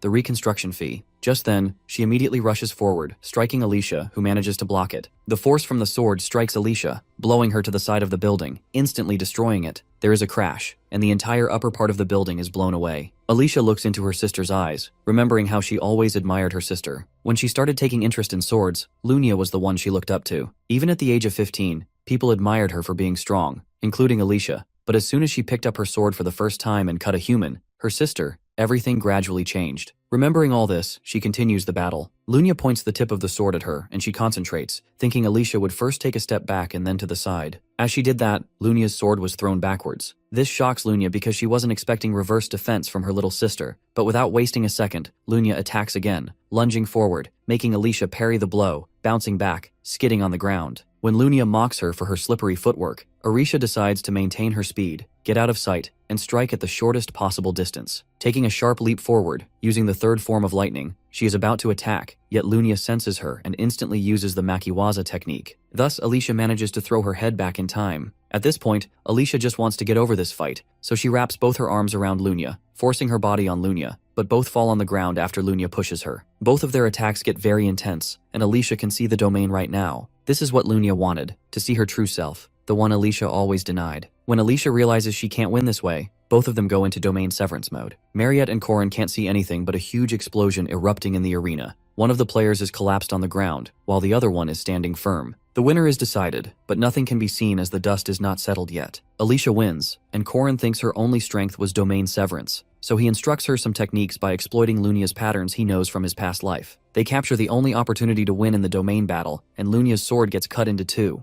Lunia promises that neither she nor her subordinates will interfere with Alicia's work. Alicia runs to stop scaredly, as she thinks of herself as weak, and still defeats Pavilion Master Lunia. So she's afraid of the gaze Lunia will receive along with her attitude when she turns on her back. The first time Corin met Lunia in his last life, the whole time Lunia looked for Alicia's murderer, but failed since the true culprit was Park Sihu. Lunia continues searching even until Alicia's 3rd death anniversary. At that time, Lunia prays every year on Alicia's death anniversary, though Corin used to think that she hated her. She agrees, and adds that there's no one who can resolve Alicia's bitterness except her. Corin realizes that Lunia hasn't forgotten or given up on Alicia, and even if Alicia wins like today, Lunia would support her while smiling. Alicia's scared of fighting, but still a part of her fights with a smile. That's why she's always avoided fighting and feared facing Lunia. So she pretends to be less serious and seeks only simple tasks. And as she's won, she's going to officially become an heir of Arden, and Lunia and her followers are going to be wary of her. But she thinks that if she runs away, her tie with Lunia will to be sever. Corin disagrees, saying relationships can't be cut just like that because whatever happens, they're still going to be sisters. Corin then praises her while reminiscing about getting beaten up by his neighborhood thugs. But later on, what made that hard was not the pain from the beatings, but the anger towards himself for never standing up for himself. Alicia feels strange and says to Corin that he's the same age as her but acting so mature, as if he's experienced all kinds of hardships. Corin has lived 14 years longer than her, and including the memories of 30-year-old Corin, it makes him 50. Alicia thanked him for the incident in the forest. She wants Corin to give her the assurance that he was the one who saved her in the forest, as she recognizes him with his voice and belt. Alicia feels so indebted to him that she asks him for anything he wants. Unexpectedly, he only extends a hand of friendship, and she agrees. May asks Mariette to accept his blood, or he can offer her his neck. Mariette assures May that she's fine due to regularly getting blood packs from Professor Josephine. Isabel, eavesdropping from outside the room, gets annoyed by May and thinks how those words make Mariette the most uncomfortable. However, her main concern is Corin, who comes and questions Mariette if her class is over. He's a first year that is close to Mariette these days. After he offers her some blood, they enter the room and lock the door. Isabel wonders if they're romantically involved, so she eavesdrops from behind the closed door. Corin tells Mariette about his plan to build an inn on the land they got after registering the dojo and asks her to invest in it. In the training room, Corin shows him a voucher for a restaurant, which she recognizes that it's the Holy Panda, and when Isabel hears it, she gets angry, realizing that the Holy Panda is renowned as the best spot for a date, and after seducing Mariette just now, he's now asking Alicia for a date. Corin asks about how much money he has made. Isabel kept on judging Corin, saying that after hitting on 2 girls, he is now talking about money. The next day, Corin asks Warren about the money too, saying he has an amazing investment. Isabel gets to the concrete conclusion that Corin is an incredible scammer. 97 gold coins and approximately 100 million South Korean won were spent on fighting Lunia, so Lunia thinks about offering a 100 gold coin loan. Warren also has significant funds managed by Protestants. Dron's wealth exceeding even the richest nobles collects 550 gold coins, and with that, Corin bought the land. Although now it's empty plains, in the second semester, they're going to have a friendly exchange festival with the Eastern Continent's Borame Academy here, and it's going to be the peak season for the lodging industry, where tourists from the entire continent will come flooding in. Clara has a conversation about the conflicting events with the chairman. The chairman then leaves for the Catholic Church to handle the situation there, leaving behind the place under Clara's care. While looking at some papers to be approved, she sees Corin's name and wonders what he is up to at this time. Corin's request was to harvest the mandrake's land provision. He and Alicia go to the testing facilities. Corin asks about her knowledge of mandrakes. She knows that they scream when one plucks them. She is right. One needs to be wary of his eardrum while harvesting them. They put on earplugs and start harvesting. It's even difficult to harvest mandrakes alone, as one needs to pull the plant and another needs to cut the roots and stem to stop its screams. Despite the nervousness, Corin starts but realizes Alicia didn't wear her earplugs properly, so she starts foaming. He decides to do it himself and screaming back at the mandrake, he cuts off its stem and roots. He yells at Alicia for not being useful and decides to stop in case he collapses if he goes until the silver ones. Mariette arrives and saying it was too noisy, she inquires what the two are up to. Corin reminds her of his plans of plucking mandrakes, but as they both are tired, they're going to have some rest. Mariette offers help and directly goes to easily harvest them without earplugs. They both are shocked seeing her do that so easily. She claims harvesting 30 of them at her farm this year. Since their plan is to make a herbal decoction, she decides to cook a stew and asks Alicia if she can get rabbit meat and potatoes to eat. Upon being asked, she tells Corin to do nothing, as she is going to do everything for him. A mandrake can be consumed by eating the root directly, but making it into a herbal decoction is more effective. By adding up to 28 ingredients and boiling for more than 10 hours, mandrake herbal decoction is ready. As Corin draws some rune characters on the sand, she recognizes them and asks how he knows a dead language. He claims to be learnt by his master. Corin has been training in martial arts for years, but this is different, as it is the original runes. He claims that knowledge is power, but only if you know how to use it. The original runes are retrieved and engraved onto the body, a power that could only be used by one person, and one of the final boss's goals was to retrieve and possess the original rune while the master tried to leave the original rune to him, and she passed away before she could. Mariette asks if his master is a member of the Mage Tower, so he replies that she's just a normal person. A normal person. Mariette then offers food to him and calls Deokgu, an ex-vampire orb, to bring the basket of food. She thanks Corin because he kept sharing his blood. That's how she officially got a familiar. He then asks if he's made from his blood. Then half of the blood in his body must be his, which makes Corin his dad. Mariette blushes and asks him to play with Deokgu, and they do so. Corin consumes mandrake herbal decoction, and his mana recovery ability increases and dignifies his named level stats. He shares the rest with them as drinking it more than once has no effect. He then picks up the white silver mandrake and eats it by the root. As a result, his aura core, a strong vessel for a knight's aura, is created. Seeing the results of the silver mandrake, Mariette wants him to take the gold one, as the results are going to be incredible, but he denies it, as he is going to do that later. Haman Velsh, by looking at Corin Locke's rank, gets shocked and wants to remeasure it. The others call it underwhelming and questions the need to re-remeasure. When Fermac tells how Corin won against Lunia, they couldn't believe it. One of them asks if raising his rank from some midterms is a bit much, and they cannot acknowledge a promotion as it is a rule, so they all decide to leave the official rank assessment to the association, and Instructor Haman is decided to take the charge. Fermac thinks that even a 5th rank seems excessive based on his stats, but his duel with Lunia was remarkable, so he wants to re-measure him. Alicia and Corin both are in the same class, and she sits beside Corin at Jaeger's spot. Jaeger kept glaring at Corin as he is jealous of him because he has the most favorite person of his in the academy and the super cute demon tribe girl and even the granddaughter of the Sword Emperor. Professor Fermac announces about group projects. He starts explaining that the group project is spearmanship. Alicia says to Corin that it is going to be really easy for him. He gets doubtful of Fermac Daman, a boxer, suddenly teaching spearmanship and wonders if he's trying to test him out. Fermac explains the project when a student questions if the ones good at sportsmanship would be benefited. Fermac says he'll adjust the assessment criteria by offering bonus points and explains there'd be 4 members in each group and are going to be randomly assigned. Corin knows what group projects are like with those who want a free ride, since has suffered within his 4 years of being a physical education major at a university and 3 years at the academy. But now he has Jaeger, who is a 3rd ranker knight and has physical abilities in the upper rank and has good judgment skills, Alicia, who is a swordsmanship prodigy and incredibly strong, and Huaran, who is pretty hard-working. He realizes that all his members are strong enough, so his painful past won't repeat. Corin made a reservation in the training room for 3 hours, and he is going to teach them about the theories and attributes. But unfortunately, because of Huaran's extreme strength, the walls get broken down by a punch, and they are kicked out of the room. It is the first reflection session on the group assignment, and every group member is asked to share their thoughts openly. Alicia felt sorry for her attitude the day before, but they praised her skills. Jaeger is struggling to grasp how to execute the unique spin, but he can't seem to find the right path. Huaran came with glasses of juices, and as she is doing volunteer work, her weekend services are mandatory. Corin questions Huaran if she knows the source of yesterday's failure. She replies by saying that they are all too weak, as if they practice that stuff. The weak are going to be weak and the strong are going to be strong. Corin feels that she is right, but he thinks that it's a sentiment only truly strong people can express. He makes a bet that if he kneels Huaran down within 1 minute, she has to pay for their dinner, but she agrees but doesn't want a reward. They started with Jaeger's sign, and Huaran seems pretty good at this, so he used the Tiger Sweeping Wind, which is the 2nd step,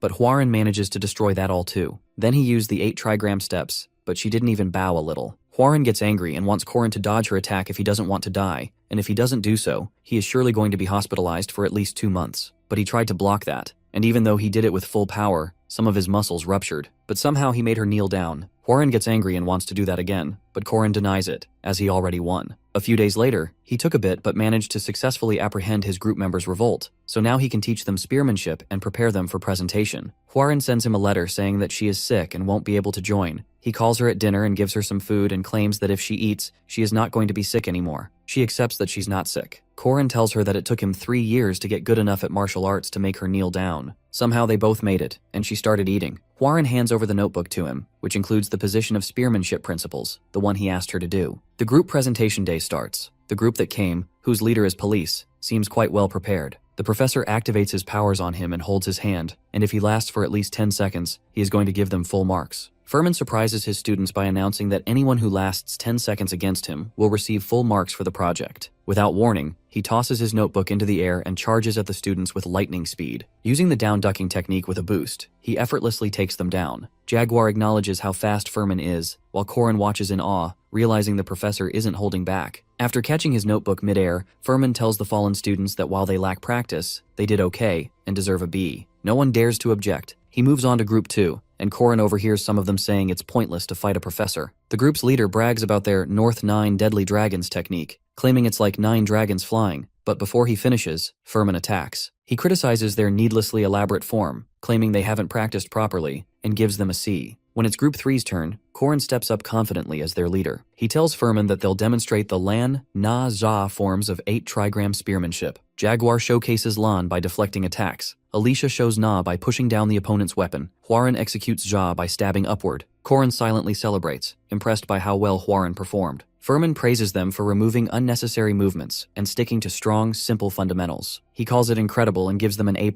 However, he then shocks Korin by saying only he will face the professor in the real fight. He smirks, suspecting Furman had planned this all along, but agrees without hesitation. As the duel begins, Furman uses Jet Boost and throws a right hook. Korin analyzes his stance and realizes something is off. Furman is left-handed. While pretending to be right-handed, his footing gives it away. Korin blocks the attack, catching Furman off guard. The students are stunned. Furman's speed and style have changed entirely, but Korin is still able to block every move. Furman starts to wonder if Korin has surpassed A-rank level. He steps up his power, demanding Korin show him that spearmanship is not just about the basics. But Korin suddenly stops and stands still, shocking everyone. When asked why he is not attacking, Korin calmly replies that 10 seconds have passed. Korin thinks to himself that Furman is probably suspicious. After all, he only used his right arm to fight, pretending to be right-handed, but he already knew he wasn't. What will Furman conclude from this? Furman turns to Group 3 and announces that their simple mastery of the basics represents the true secret arts. He awards them an A+ as the group celebrates. Then he asks Korin to meet him privately, assuring him it's just a talk. In a secluded location, Furman asks if Korin is a 5th-rank knight. He confirms this, though Furman says his skills surpass that level. He smugly agrees, thinking to himself that although he's talented, he still can't sense spirits properly, and can only capture evil spirits under specific conditions, hence why he's not qualified to hunt high-level ghosts. Furman reveals that the Knight faculty professors recently discussed Korin's case. They decided he needs to be reevaluated, and he'll now be given special missions. Based on their outcomes, his rank will be reconsidered. The highest possible outcome is a promotion to semi-first rank, thanks to his unconventional achievements. Korin is pleased because a higher rank means more mission options. As a student, this would usually be a privilege in the 2nd year, but now he might get it earlier. He agrees to the reevaluation and asks what he needs to do. Furman hands him a sheet listing 4 semi-first rank missions. Korin must complete 2, 1 monster hunt, 1 evil spirit hunt, alone. He feels the pressure of the decision, but prepares himself. Soon after, Korin meets with Professor Herman, who greets him as fog covers the sky. Herman tells him stories about his youth, venturing into foggy lands to hunt monsters. He jokes that the stories will keep him entertained, which pleases Herman. Korin's first target is the twin-headed ogre in the city's western mountains. Though powerful, the creature is still a juvenile and was downgraded from 1st rank to semi-first rank. Herman also mentions that the ogre is raising longhounds and a few hunting dogs. Korin decides a frontal attack is unwise. Herman agrees, saying the guardians value strategy, not just brute strength. When they arrive at the ogre's cave, Korin understands that neither Herman nor the nearby association staff will help unless the situation becomes life-threatening, and if they do step in, it means he'll fail the evaluation. Herman then instructs Korin to give his analysis. He inspects the area and confirms that the ogre and the hounds are traveling together. Based on footprints, he deduces there are 3 longhounds. Herman continues testing his knowledge and strategies, which Korin answers confidently. Finally, he announces that he'll use what was given to humanity in this fight. When Herman asks what that means, Korin replies, "My head." With a confident smirk, he adds that, unfortunately for the ogre and its hounds, he's an expert when it comes to using it. Positions of demonic creatures are imposed in the world, and the ruler of the forest is one of them. An ogre who's like a tyrant, with 2 heads, controls the forest and considers it as his kingdom. Longhounds notice that the female and her infant had disappeared. They start looking at the traces in the ground. An intruder had dragged out the female, and after realizing this, the ogre expressed his beast-like fury since the female was their comrade. The longhounds, following the scent of her, start searching the forest along with the ogre. The intruder was about to get a taste of his own medicine when the Longhounds, unexpectedly, were met with a whining female. Just as they tried to save her, logs of wood started falling on them, so they ran for their own lives. After spotting a safe place, they stop there but fail to realize the maliciousness of humans as they're blasted to death with kenas. When the ogre sees this, he seethes in anger at losing his pawns. The fire gets nearer to him, and the wooden logs start to fall on him too, but such trivial traps could never harm him. However, even after dodging the trap, he had no idea that it was just the beginning. The twin-headed ogre was a natural hunter, with one head gifted with good vision and the other gifted with a good sense of smell. It wasn't difficult to trace them, but there were so many traces that it was absurd. He thinks the intruder failed to even hide his traces and scent out of his foolishness,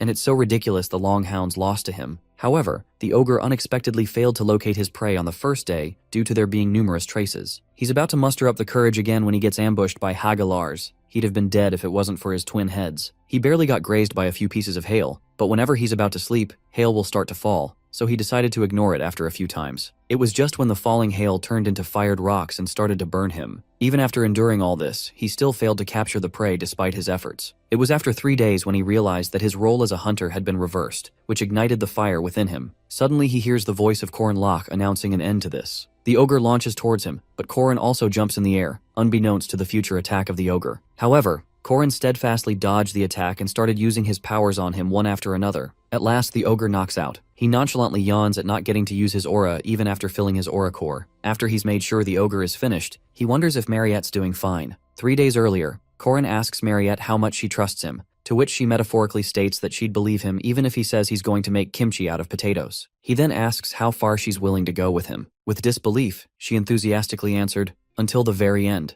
Afterwards, he tells her about his plan, and about needing Alicia and her for it. All she heard was Alicia's name, so she asked with jealousy why Alicia was in the plan. Although Mariette is a veteran guardian and a special vampire, she's still a girl in her youth, so her heart trembled with Corrin's bad choice of words. She thinks it's a greater problem than expected. However, she knew Corrin was always one step ahead, whether it was when he saved her or helped Alicia, but still her one-sided crush on him took over. The reason for mages wanting to become professors at the academy is not just for the Merkaba Great Library's books, but also for the huge research building at its west end, which has the undefeatable special monsters that are sealed. Professor Dana and Professor Furmak look at the wild boar, which ate the iron mine whole, and its engraved origins. He asks Dana if the research was based on the special entity's alpha characteristics. She says she wanted to write a thesis on the influence of the special demon tribe on low-rank entities and the unique alpha energy, so he asks if he just needs to engrave a rune on this special monster. She affirms and expresses her relief over having him. He says how the dead languages are hard to use in battles, and as he's about to boast, she tells him there's a special volunteer vampire, and Mariette walks in as the first act's boss against the second act boss, the king of the iron mine.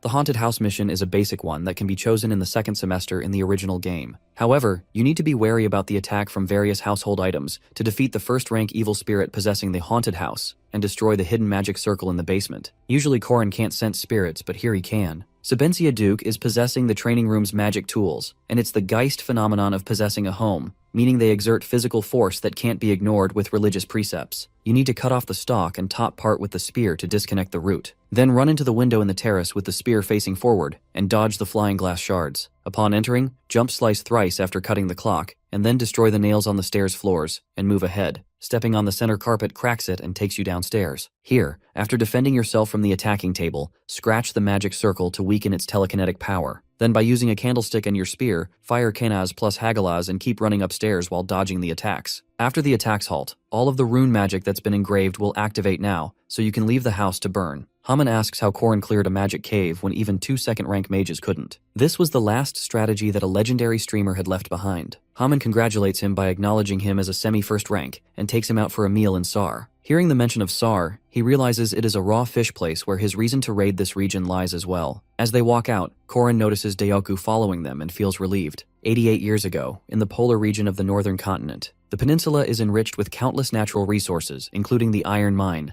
The miners witnessed a massive boar devouring it there, and that's the king of the Iron Mountain. Alicia runs to the 4th floor basement of the testing facilities in the morning, as asked by Corrin. A few days ago, Alicia called Mariette to the 1st floor, but she asked Alicia if she wanted to try the elixir first since she needed to check if it was safe. When Alicia drinks it, she likes it a lot, which makes Mariette happy for her experiment to work out. Afterwards, Mariette explains to Alicia about the Iron Mountain's king, which is now sealed in the testing facilities. Professor Dana asks Mariette about the difference between special demons and monsters, so she answers it's the strength of specials like domination. Dana confirms and tells how some demons, called alpha entities, emit a different energy than others and are stronger. They can dominate their kin but not other demons. However, it works on some specials, since they can command any weaker demon. Mariette recalls when she ran away from the hunting ground and had the monsters offer their blood to quench her thirst. She says to Dana that she thinks it was more like using their fear instead of domination. So Dana explains the 3 kinds of species: monsters, evil spirits, and demi-humans. She asks Dana if she can easily command other demi-humans by using her alpha traits. So Dana states the requirement of more research and doubts its possibility due to demi-humans being smarter than humans. Dana then asks for fangbores to experiment with the alpha traits of a special monster and tells her if she can use alpha traits on them, theoretically, humanity should be able to control most monsters and evil spirits. Mariette's content to be trusted as a mage when Dana asks if she's made the elixir tasty yet. After she conforms, Dana asks her to dominate the boars. She manipulates them into coming out of cages and to stop,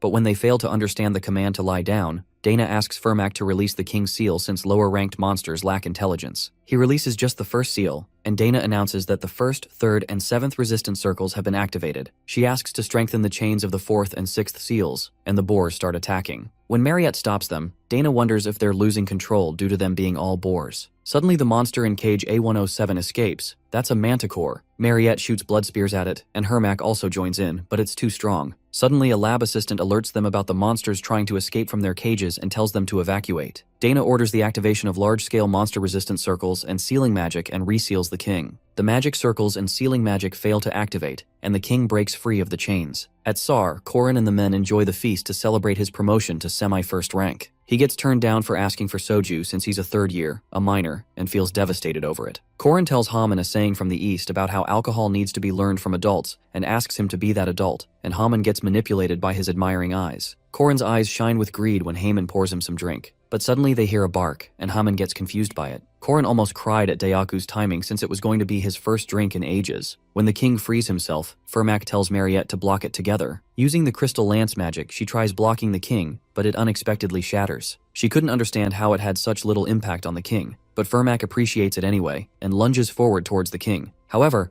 Fermac's attack does no damage, and the king, using a rune, Thurisaz Fehu, attacks Fermac, destroying the wall by throwing him against it. Mariette feels anxious about both Fermac and the barrier system when all the caged monsters break themselves free. The alert rings through the floor as the monsters run towards them with rage. Code Veronica activates, commanding all workers to evacuate and the security team to activate all available magic circles and mobilize the spirit golems. The golem team activates, and the interception system engages as they stand against the enraged monsters to stop them. Dana announces that the monsters must not escape the testing facilities at any cost. Among the monsters, there were even the first-ranked demonic beasts like a poisonous dragon and King Herent. The golem team fights against the monsters, but the monsters outnumber them easily. Considering the worsening situation, support is requested by Dana as they fail to block the higher-level monsters without a magic circle. She worries about them escaping the academy, so she permits the consecutive lightning attacks in the shared area. They were on such thin ice that she wasn't even sure if their budget would be okay after using all these facilities. The lightning attack activates and starts striking the monsters. As one of them gets near to Dana, someone saves her by attacking that monster, and someone says how their employer's insight is getting scarier. She turns towards the voice and is astonished to find Dron standing there. Upon being asked about his presence, he brushes it off, calling it a field trip. Dron then calls the monster towards himself, diverting their direction from Dana to himself. He then starts fighting against them and lunging towards the Dron's sword.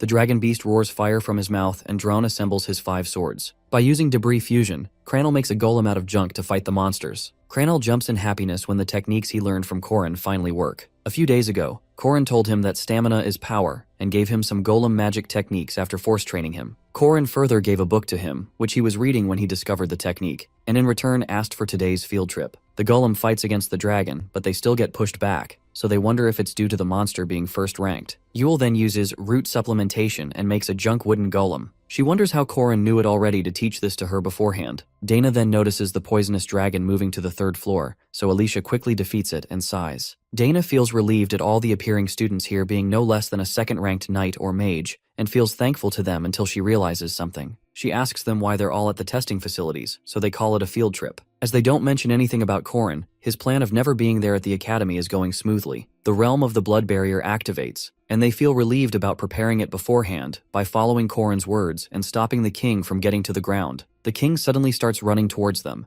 and while Mariette activates her magic, she tells others not to get defenseless, as she's a special person like them. King Herant is a first-ranked monster like the ones in movies, and everything starts breaking as he moves, so Dron asks for help. Holding the lever at the control panel, Cranel asks Yule for help. Using the bombs of the spirit golems, Corrin's technique, and Yule's mana, they mend its joints together and make it fight against Herant. Cranel then tells Yule how they'll explode all 5 spirit golems' absorbed bombs and spray out a large amount of mana, and together the two work towards it by making their golems fight against the monsters. It's the port city. Corrin chooses that haunted house to come. He knocks on the door. An old woman comes, and Corrin introduces himself to her as an academy student dispatched from abroad, and as he wasn't able to attend any mass due to his dispatch tasks, he seeks her permission to use her prayer room. Corrin goes to the room and tries to remember. According to his memory, the marker and the response seem quite impressive. Alicia gets shocked by seeing the dragon, as she has never seen anything like that before, so she decides to face him alone. Mariette informs her that Corrin tells her to make sure she doesn't use that. Alicia feels like Corrin must have seen the potential in her. That is why he wants her not to use that, so she questions herself if she can really do that. In the meanwhile, Mariette came attacking the dragon,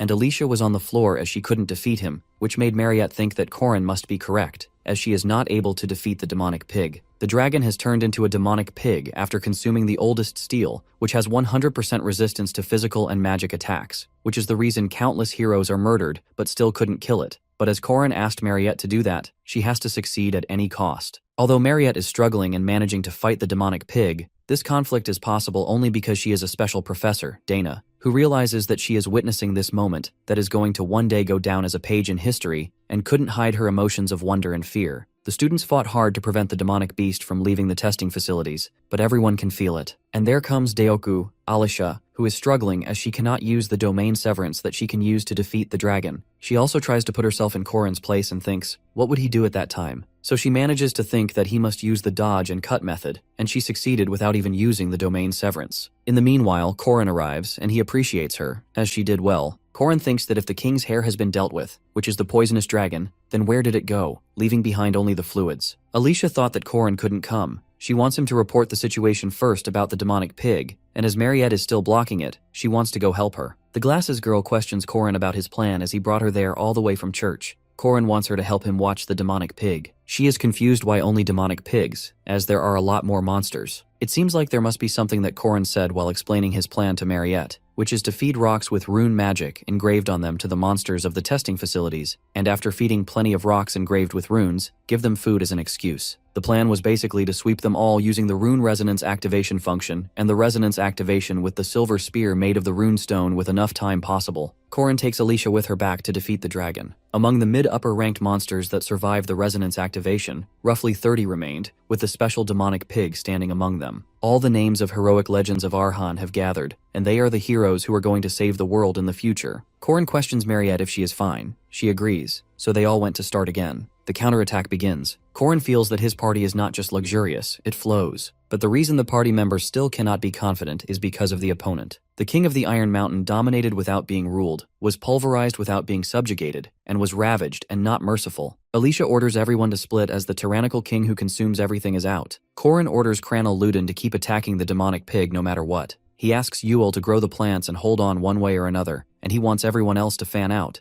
But it's so strong that it doesn't affect them. Corrin orders Dron to flank it with both magical swords. Dron knows that his employer is the strategist who waits for the perfect timing with the best safety measures, and there is no reason for a mercenary to not listen. His other weapons, the Blade of Flames and the Blade of Lightning, were strengthened with the best first-rank mana stones, and were given as a reward after the Mariette Dunilef incident. It's very difficult to defeat him as he's not getting a single point of damage after all the attacks. Corrin thinks that in order to target the King of the Iron Mountains, they need to split the physical and magic attacks in half, which is a fairly common pattern. From the original runes, the 8 texts needed to go to paradise. The power of an imperfect concept, which is for the physical attacks on its red fur, and for the magic attacks on its blue fur, and the secret weapon, which is the gold fur. Yule and Cranel are ordered to try and hold on to something, and if they lose their grip, then grab him. Dron is ordered to fight from mid-distance, and Corrin and Alicia are going to wait from the rear. All the attacks are left to Deoku, and Mariette is ordered to simply move around Corrin's commands. Corrin wants everyone to not think of afterwards, as it's a short-term battle. They all have to pour everything into it, and they'll win. Yule and Cranel kept attacking, but he escaped, so Corrin wants Dron to use the same patterns as before, which worked, and that hit is even more direct than before. The transformation of the fur stopped, and it's still red, and that was fake, as after showing that he was changing to blue fur, which has magic resistance, he used a trick to attract Deoku. The dragon spits the destructive light, which is a titan rune that destroys everything that approaches, which makes Diagu fly. Mariette is asked to retrieve the orb, Blood Spear. Then Corrin himself went to attack him, and asked Mariette to Blood Spear again, as if he used blue fur to block the magic attack, so Blood Spear again. The king starts laughing as he's satisfied. His lips are unturned, and in the end, it's the same as always. His hidden secret card, which limits 5 minutes of invincibility where nobody can face him when he is like that. The king runs towards them. Corrin orders everyone to run. As for 5 minutes, none of them are going to work on him, but unfortunately, there is nowhere left to run. The king kept laughing in order to corner the humans. Even the small demi-human's magic was powerless then. It's time for the gold fur, which is the final phase of the King of Mountains, and as there is no hidden method there, at that moment, Alicia used the Aiden-style single-blade technique against the demonic creature. She strike with a domain slash, dealing significant damage. Corrin appreciates Alicia with the words that a well-raised Alicia is better than 10 party members. Alicia is still a bit confused about what is going to happen if it starts moving again, but Corrin tells her that it's time for the madam to shine now. Josephine Clara questions Corrin. How did he recover that huge magic in that short amount of time? The gold pattern is a strong ability, but after it shatters, one can't use the original runes for a while. Mariette is also ready. Corrin requests Professor Josephine to block her, and finally the demonic pig of the Dingle Peninsula has come to an end, and the origin light that left his body as it disintegrated is something that cannot be missed by a spearman. At the origin, the 8 texts needed to go to paradise, and it is a remnant of the divine generation that cannot be destroyed by any power, but its container, rune stones, sometimes are destroyed. 88 years ago, a boar on the Dingle Peninsula swallowed a rune stone, and nobody even thought of taking it out. But that day, the demonic pig was released and defeated, and the runestone inside him shattered. They think, where did the original rune that was lost go? And the answer is quite simple. It goes to the closest runestone and wanders around aimlessly before settling, and it has reached its destination. 10 years ago, he entered the academy for all this and acted like a professor, and the king of the Iron Mountain, which was defeated by the academy students, which was a futile end, and it has been sealed for 80 years, so it's no wonder it has weakened, and all he has to do is to leave the academy. Fermac comes there. Corrin tells him that as he is the disciple of the disciple his master renounced, then Corrin is his martial uncle, and he wants Fermac to show him respect. Fermac feels that Corrin has got to know his identity. Corrin tells him that he can't go back to the origin, but that is something a mere student shouldn't know, and he thinks that maybe Josephine told him. Fermac gets angry and calls out Corrin as his enemy, as even with the 6-step spearmanship he is unaware of, Corrin has blocked all his plans and is standing in front of him. Fermac is the famous first-ranker knight, the mastermind behind the unsealing of the King of Iron Mountains, the final boss of the second part, the one who is going to appear with the King of Paradise, and one of the 4 executives, and his powers are at least the rank of Lunya Arden. Fermac questions Corrin, saying, by showing a little of your talent, do you really think you can face me? As he knows how to quickly end things. Corrin activates the rune of Sun Sawilo, which is the natural enemy of shadow types, as shadow-type sorcery needs shadow to exist, just like water attribute magic needs moisture, and fire attribute magic needs air. Corrin has already engraved the rune of sun for the entire 20 days, and the desolate lot has limited access.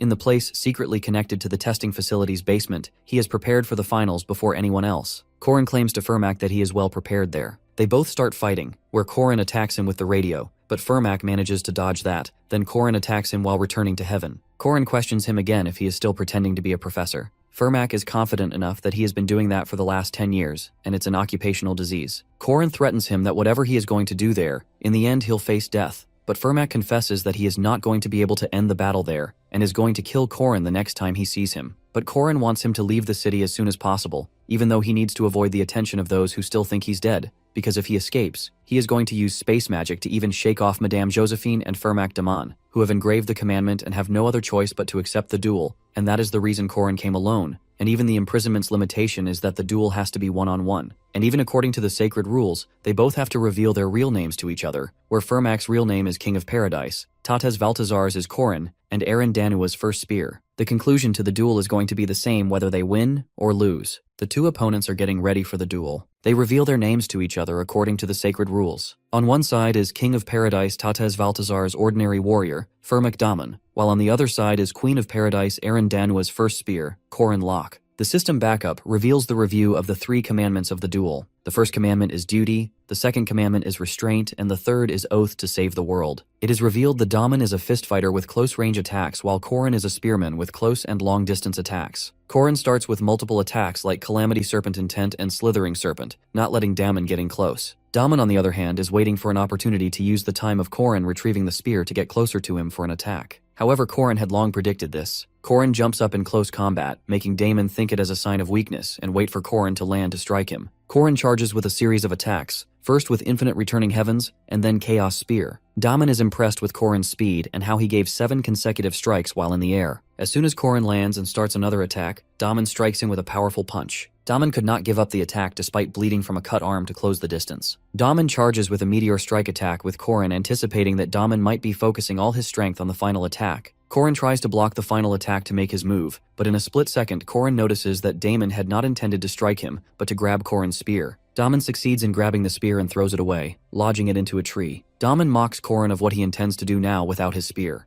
Corrin tries to retrieve the spear but finds out that the spear has been lodged in tightly and won't come out. Damon attacks with a southpaw flicker jab. Corrin, however, amazes him by blocking the attack with his martial arts moves. Corrin shows Damon that he's also focused on the basics of martial arts physical combat training. Corrin strikes Damon with 8 trigrams raised palms and 3 piercing palms. However, Damon implies that he is almost surprised, revealing that Corrin's physical attacks have no effect on him. Corrin, with his spear skills, had polished his physical combat as well, but Damon had only polished his physical combat. Damon strikes Corrin with multiple ranges of consecutive attacks. Seeing Corrin taking so many hits, Damon believes that Corrin has lost his will to fight. As Damon is about to strike Corrin with a final blow to end things once and for all, Corrin blocks the attack with his spear. Damon is shocked to find out that Corrin had deliberately withheld the blows to get closer to his spear and retrieve it. Corrin again charges Damon with his attacks. Damon is amazed by Corrin's skills and reveals that he is at a disadvantage once again. Corrin mocks Damon that even after getting beaten up, Damon is still acting like a professor. Damon intends to end the fight and summons the Shadow Citadel, a dark part of paradise with demons. Damon starts gloating that Corrin would not be able to escape the demons or his blows now. Corrin laughs as he has one trick up his sleeve. He pulls out a gold mandrake from his bag. The mandrake's scream cannot be blocked with any magic abilities, even if they are shadow demonic beasts. Damon yells out if Corrin could survive a petty trick like that. With a grin on his face, Corrin replies that Damon will definitely die here.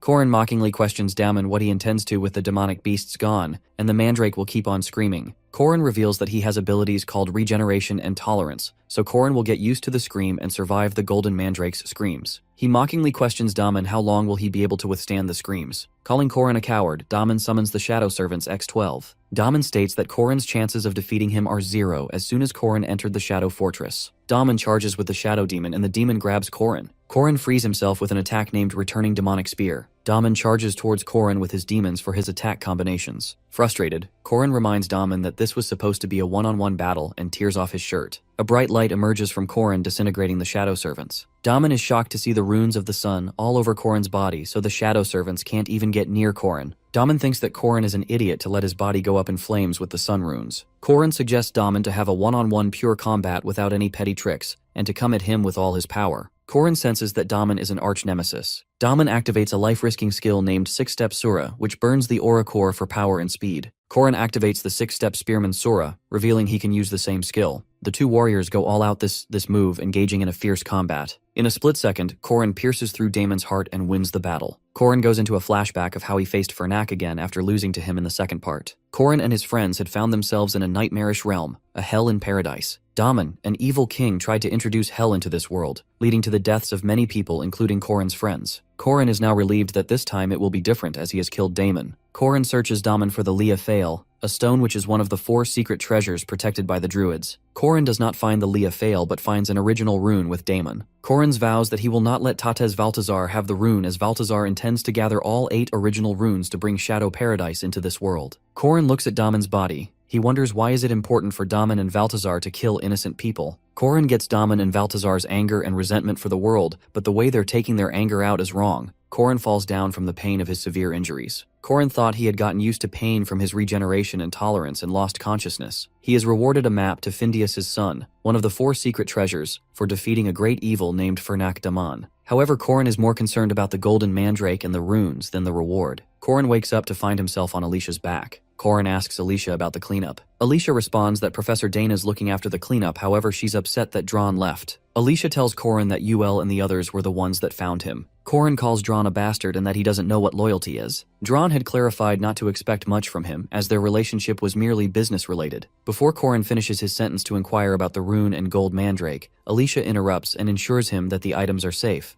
Corin finds it strange that Alicia knew what he was going to ask, as she's not that smart. Alicia is triggered by this statement and reminds Corin that she's the one carrying Corin and could easily drop him. Corin expresses his gratitude to Alicia for saving his life. Alicia brings up the topic about domain severance. Alicia reminds Corin that she wouldn't have defeated the King of the Iron Mountain if it weren't for Corin. Alicia thinks and realizes that during their group assignments and making mandrake potions, Corin was drawing runes. Corin was actually preparing for this very fight ahead of time. With tears in her eyes, Alicia tells Corin there was nothing wrong with fighting together, and why did he have to go face Daman all by himself? Corin stated that it was better if lesser people die. Corin's friends find out about his battle and injuries and decide to go visit him at the hospital. They enter his room to surprise him with snacks and to be there for him at the time of his loneliness. To their surprise, Corin's friends saw 3 beautiful women taking care of him and serving him food. Corin notices his friends and with a smile asks why they had to bring snacks as he's already full. This leaves Corin's friends burning with rage. Corin's friends question themselves why they came and shouldn't have come to visit him. The girls, on the other hand, are chatting about how it isn't often they get together like this with Corin. The girls suggest playing a game and also invite Corin's friends to join. Hearing this, Corin's friends start weeping with joy and getting some attention from the girls and start blessing Corin. There's a knock on the door and everyone starts to wonder if someone else was supposed to come. One of Corin's friends goes to see who it is and is shocked to see the people who came and asks what brings them there. Corin answers that they had come as expected, and he was going to go see them anyway. It is revealed that the visitors are Chairman Eryu Kassar, the lady publicly acknowledged as the chairman of Merkaba Academy, and Professor Josephine. Eryu Kassar asks Corin about his health. Corin responds that he is better, and it was about time that he revealed his cards a bit. Chairman Eryu Kassar apologizes for sending away Corin's friends as they had to discuss confidential matters with him. Corin understands the matter. Eryu Kassar states that they have many questions to ask, as this incident wasn't something that could be overlooked by them like they did with Mariette. Corin exposes that Fermac was a spy, and the other two do not seem surprised with this information. Corin realizes that Chairman Eryu and Professor Josephine already had found out about Damon's betrayal and thinks that they do not know the whole truth yet. He reveals that Fermac Damon was a disciple of Tates Valtazar. Josephine does not believe Corin's story, to which he adds the moves which Damon used. Corin further clarified that he is the same as well, knowing those moves. Josephine is outraged hearing this and asks Corin if he's also a disciple of Valtazar. Getting off his bed, Corin reassures them that they do not have to be wary of him. Corin further adds that he's not giving this information so the chairman can act on it right away. Corin states that he knows the chairman's body right here is just a spare, and the main body is at the castle, and probably isn't in the condition to come out, leaving Eryu wondering how Corin knows about this information. Corin again informs that Valtazar is still alive and is now stronger than ever, and he is not alone as he was before. Corin reminds Eryu that Valtazar got stronger because of Eryu's indecision 80 years ago, showing the runestone in his hand, saying that the origin was split across the world because of Valtazar's betrayal, and the Eryu could only recover 2 pieces of it, and even those pieces would have been taken from them if it weren't for Corin. Corin states that the 4 secret treasures of Manhwa, including Leah Fail, the Stone of Fate, are probably in Valtazar's hands. Corin further adds that if the coronation takes place, Valtazar will no longer be considered an usurper. Corin asks the chairman that she will be able to guess what things would happen if the coronation takes place, calling the chairman by the name Aaron Danwa, shocking her. Corin realizes that it is getting all clear why Professor Josephine, with her 80 years of tenure, never became a chairman herself, but rather all the previous chairmen were bodies of Aaron Danwa made of rune stones to watch over the world. Eryu inquires Corin what he intends to do, to which he replies that both of them have the same goal. That is Corin's commandment, and he will gladly become her first spear. Corin is even willing to be treated like a dog by Eryu to protect the world. Kassar reminds Corin that she's the adult and it's her job to protect children like Corin, not the other way around. Corin calls Eryu by her real name Aaron Danwa and reminds her that he has not forgotten her warm act of sacrifice for Corin, and now it's his turn to protect her. At the castle, Aaron Danua is conversing with Josephine, hesitant to allow Corin's decision to protect her. Aaron cannot believe Valtazar is still alive and if they can trust Corin or not. Aaron wants Josephine to watch over Corin for now, just to make sure he can be trusted. Aaron cannot decide this solely as a person, as she holds a greater responsibility, and they never know if Corin could be lying about everything. Aaron could not understand why Corin was looking at her with such sad eyes. The Merkaba Academy summer break ceremony takes place. The ranks of the students are reassigned based on their performance, which holds a special meaning. This reassigned rank is an official rank given to the students by the Guardian Association. The students are praised for their efforts and performance for the semester. The chairman starts announcing the students who are to receive their reassigned ranks. Second-year magic class valedictorian, Mariette Dunalef is promoted to semi-special rank. Mariette, despite faced unfortunate hardships, showed a strong will and contributed to the prevention of a huge incident at the testing ward, even after turning into a vampire. Mariette got her achievements by assisting Professor Dana's research, and her conversion into a vampire significantly increased Mariette's mana and showed her efforts in holding back the King of Iron Mountain, preventing many casualties. These efforts made it impossible not to increase her rank. Hearing this announcement by Chairman Ryu, the students start praising Mariette that she's the youngest semi-special rank guardian ever. The students were joyful to witness such a legendary moment. Chairman Ryu begins announcing the names of the students who, like Mariette, have made great contributions to stop the incident that happened at the test ward. The students are shocked to know that who else had made contributions to increase their ranks. The students did not know about the others who contributed, even though the incident of Iron Mountain King was well known to be a huge incident. Much of the details of the incidents were kept secret, like the existence of the Iron Mountain King and the betrayal of Firmek Daman. Ryu announces the names of Kranil Luden and Yule from the Magic class, Alicia Arden and Dron Worski from Night class, and lastly Corin Loch. Ryu promotes Kranil, Yule, Alicia, and Dron to the semi-first rank for their achievements from the incident at the test ward. Ryu then announces that although Corin is a 5th rank guardian, but for the brilliance in his class and his amazing achievements, Corin will be promoted to 1st class rank. Corin's promotion was recommended by Ryu Kassar, Professor Josephine, and Professor Heyman Welsh. Corin's promotion left the whole crowd of students in utter shock, as Corin was someone who was a 5th rank guardian and got to the 1st rank in just 1 semester. Corin thinks to himself that the reason for his promotion to the 1st rank was the upper echelon's way of making sure he stays silent regarding Damon's betrayal, even though his skills were undoubtful. However, Corin doesn't care about that, as the most important part of this promotion was the special rights of the 1st rank knight and control over the other guardians. Corin would have made it to this rank in the 3rd year if this were the game. Even in the previous time, Corin barely achieved this in the 2nd year. Corin grins at this achievement because he can bring all the aces under him. Corin's friends meet outside and meet up and are sharing their plans for the summer break. Some are heading home, some are going for internships, and some are intending to go on an adventure. Alicia is, however, sad her grandfather is calling her to come home.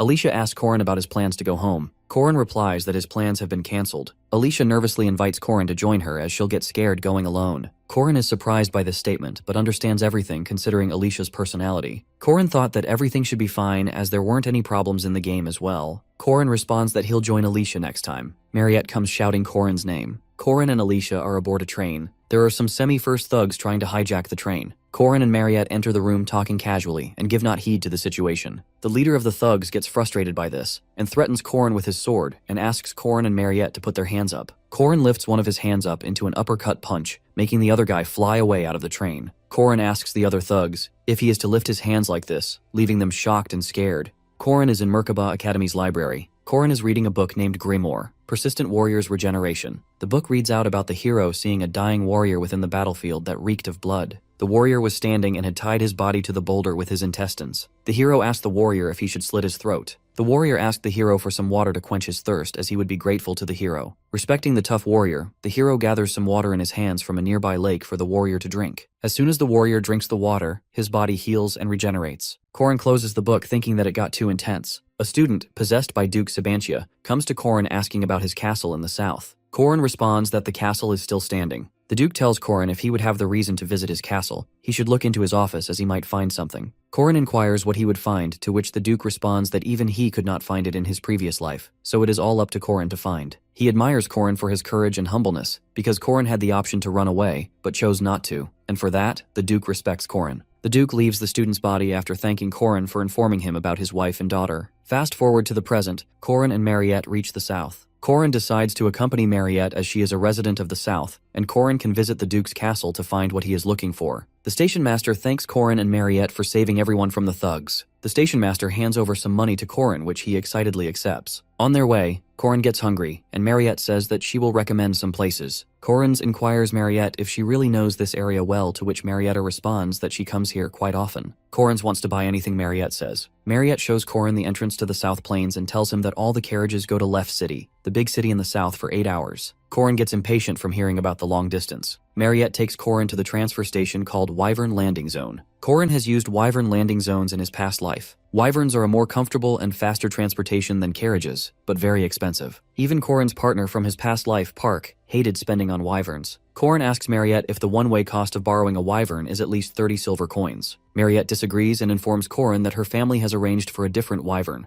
The staff at Mariette's residence are preparing for her arrival, as she is technically the princess of her family. The Hraesvelgr lands with Corin and Mariette getting off. The large number of staff welcomes and congratulates Mariette for her break and being promoted to semi-first rank. Corin realizes something and to be sure asks Mariette if her family does farming or not, and how big is the scale of the farming. Mariette informs Korin that the scale is 2 million. Korin is amazed with the farming scale of 2 million pyong, to which Mariette corrects him that the unit is different from pyong. The farming scale of Mariette's family is 2 million hectares. Korin is surprised after hearing the word hectares because 2 million hectares is equal to around 6 billion pyong. Korin soon realizes that Mariette and her family are icons in the south. Korin remembers that he saw many signs of Mariette's family name, Dunalef. The name was on the salon, grocery stores, post office, agricultural cooperation, and even the wrestling association. Entering the Dunalef residence, Korin asks Mariette why she didn't tell him that she's wealthy. Mariette denies her being rich because the wealth belongs to her parents. Korin knows that all rich people say this. The Dunalef family butler, Paul, laughs, saying that Mariette will soon inherit all the assets anyway, being the firstborn daughter of the family. Korin begins to wonder who that man is while Mariette is greeting Paul. Paul asks Mariette for her luggage and notices Korin. Mariette introduces Korin to Paul as her junior. Thinking that Korin is Mariette's love interest, Paul starts talking to Korin about being the son-in-law of the Dunalef family, making Korin embarrassed. Mariette answers Korin's question about the Duke's castle that it has been bought by Count Cassius. Korin remembers Count Cassius being a traitor from an archipelago from his past life. Count Cassius was a nasty human and demanded them to catch the sea serpent before even letting them enter his castle. Korin remembers himself and Park Sihu fighting the sea serpent day and night just to get the Count's permission to enter the Duke castle. Korin is worried about going through that hardship again, to which Mariette responds that she already spoke to Count Cassius and he happily invited them to his party on Friday. Korin is filled with tears that this quest could have been completed easily, while in his past life Korin had to work like a dog just to get Cassius's permission. Korin sees Mariette as a god to have done this task so easily. Mariette invites Korin to go shopping the next day for the party, to which Korin agrees. The next day, Korin is wondering if this is what shopping is like. Mariette buys Karina a suite for 3 gold coins, a necklace and shoes for 6 gold coins, everyday clothes for 4 gold coins, and many other things. Everything was bought with a blank check. Korin thinks that these are all brand names and this money was enough to become wealthy in real estate in Seoul. Korin wonders if Mariette intends to make Korin her slave. Mariette takes Korin to another place, with Korin revealing that he's getting scared and tries to stop her from buying more things for him. At the Smith store, the shopkeeper greets Mariette and hands over the commissioned item she had ordered. Mariette hands over the present to Korin, saying that this item contains the same minerals used in Alicia's odachi. The item was the unbreakable stone, which even the academy didn't have. Holding the stone in his hand, Korin thinks that the unbreakable stone won't even break in the domain like the refined silver stone.